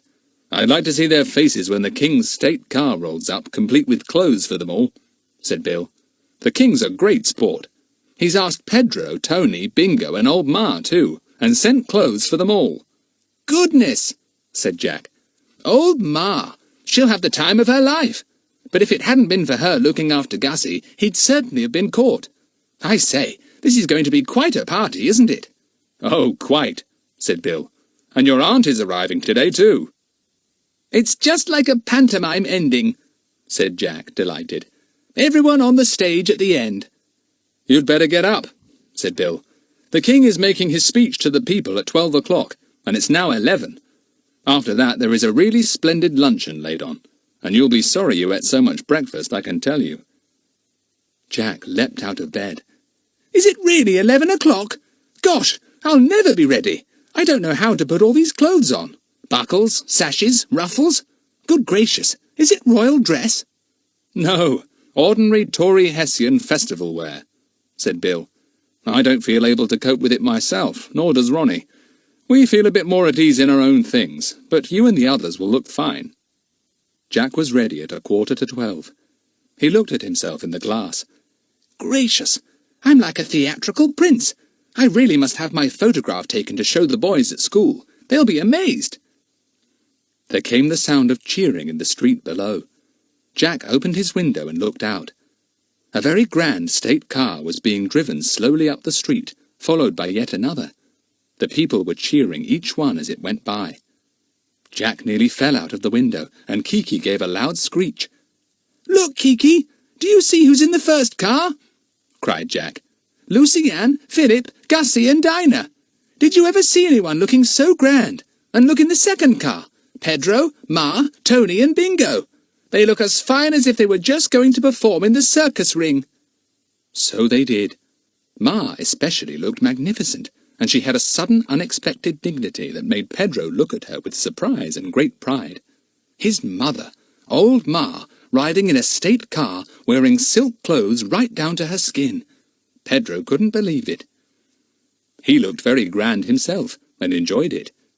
He knew that nothing like this would ever happen to him again in his life, and he meant to enjoy every moment of it.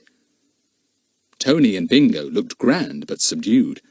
They were not in the least nervous when they went into the circus ring, but they couldn't help feeling nervous now.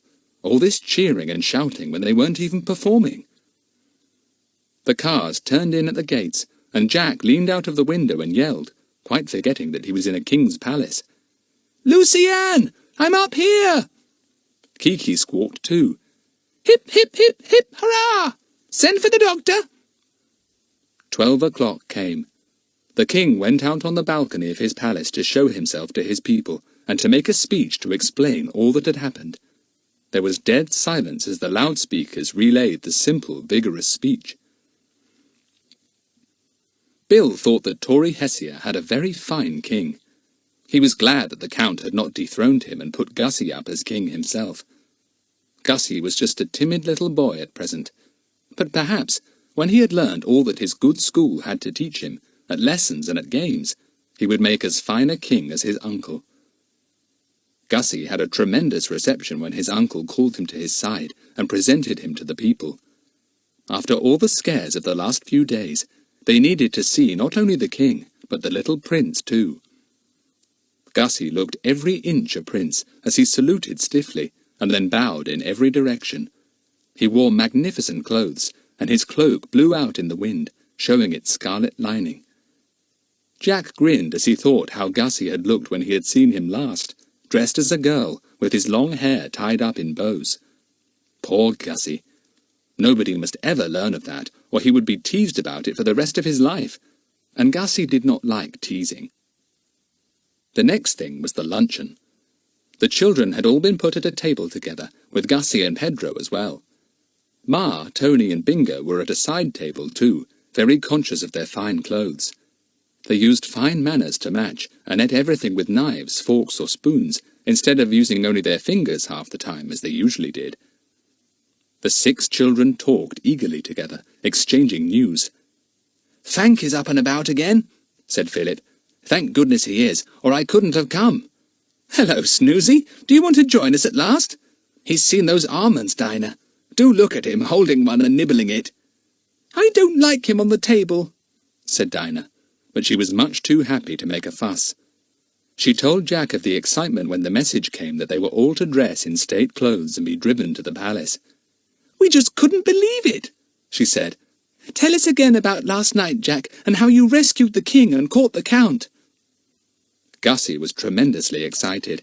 His eyes sparkled, and he talked 19 to the dozen. He felt in his element now. He was a prince, the heir to the throne, Prince Aloysius Gramondi, not a timid little boy with a lot of long hair.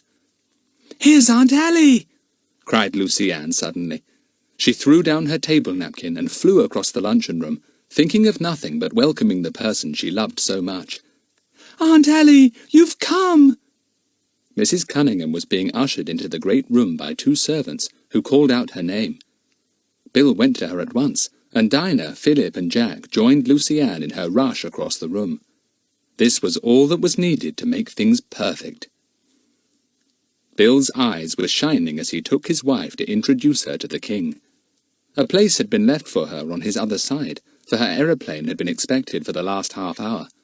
She was quite bewildered by everything, for she knew only half the story, of course. Gussy waited till the others had made enough fuss of her, and then went up himself. She held out her hand to him, and he bowed over it and kissed it politely, just as his uncle had done. Somehow it seemed right in Tauri-Hessia, quite a natural thing to do, and none of the children even thought of laughing. After the grand lunch, the children went to see over the palace.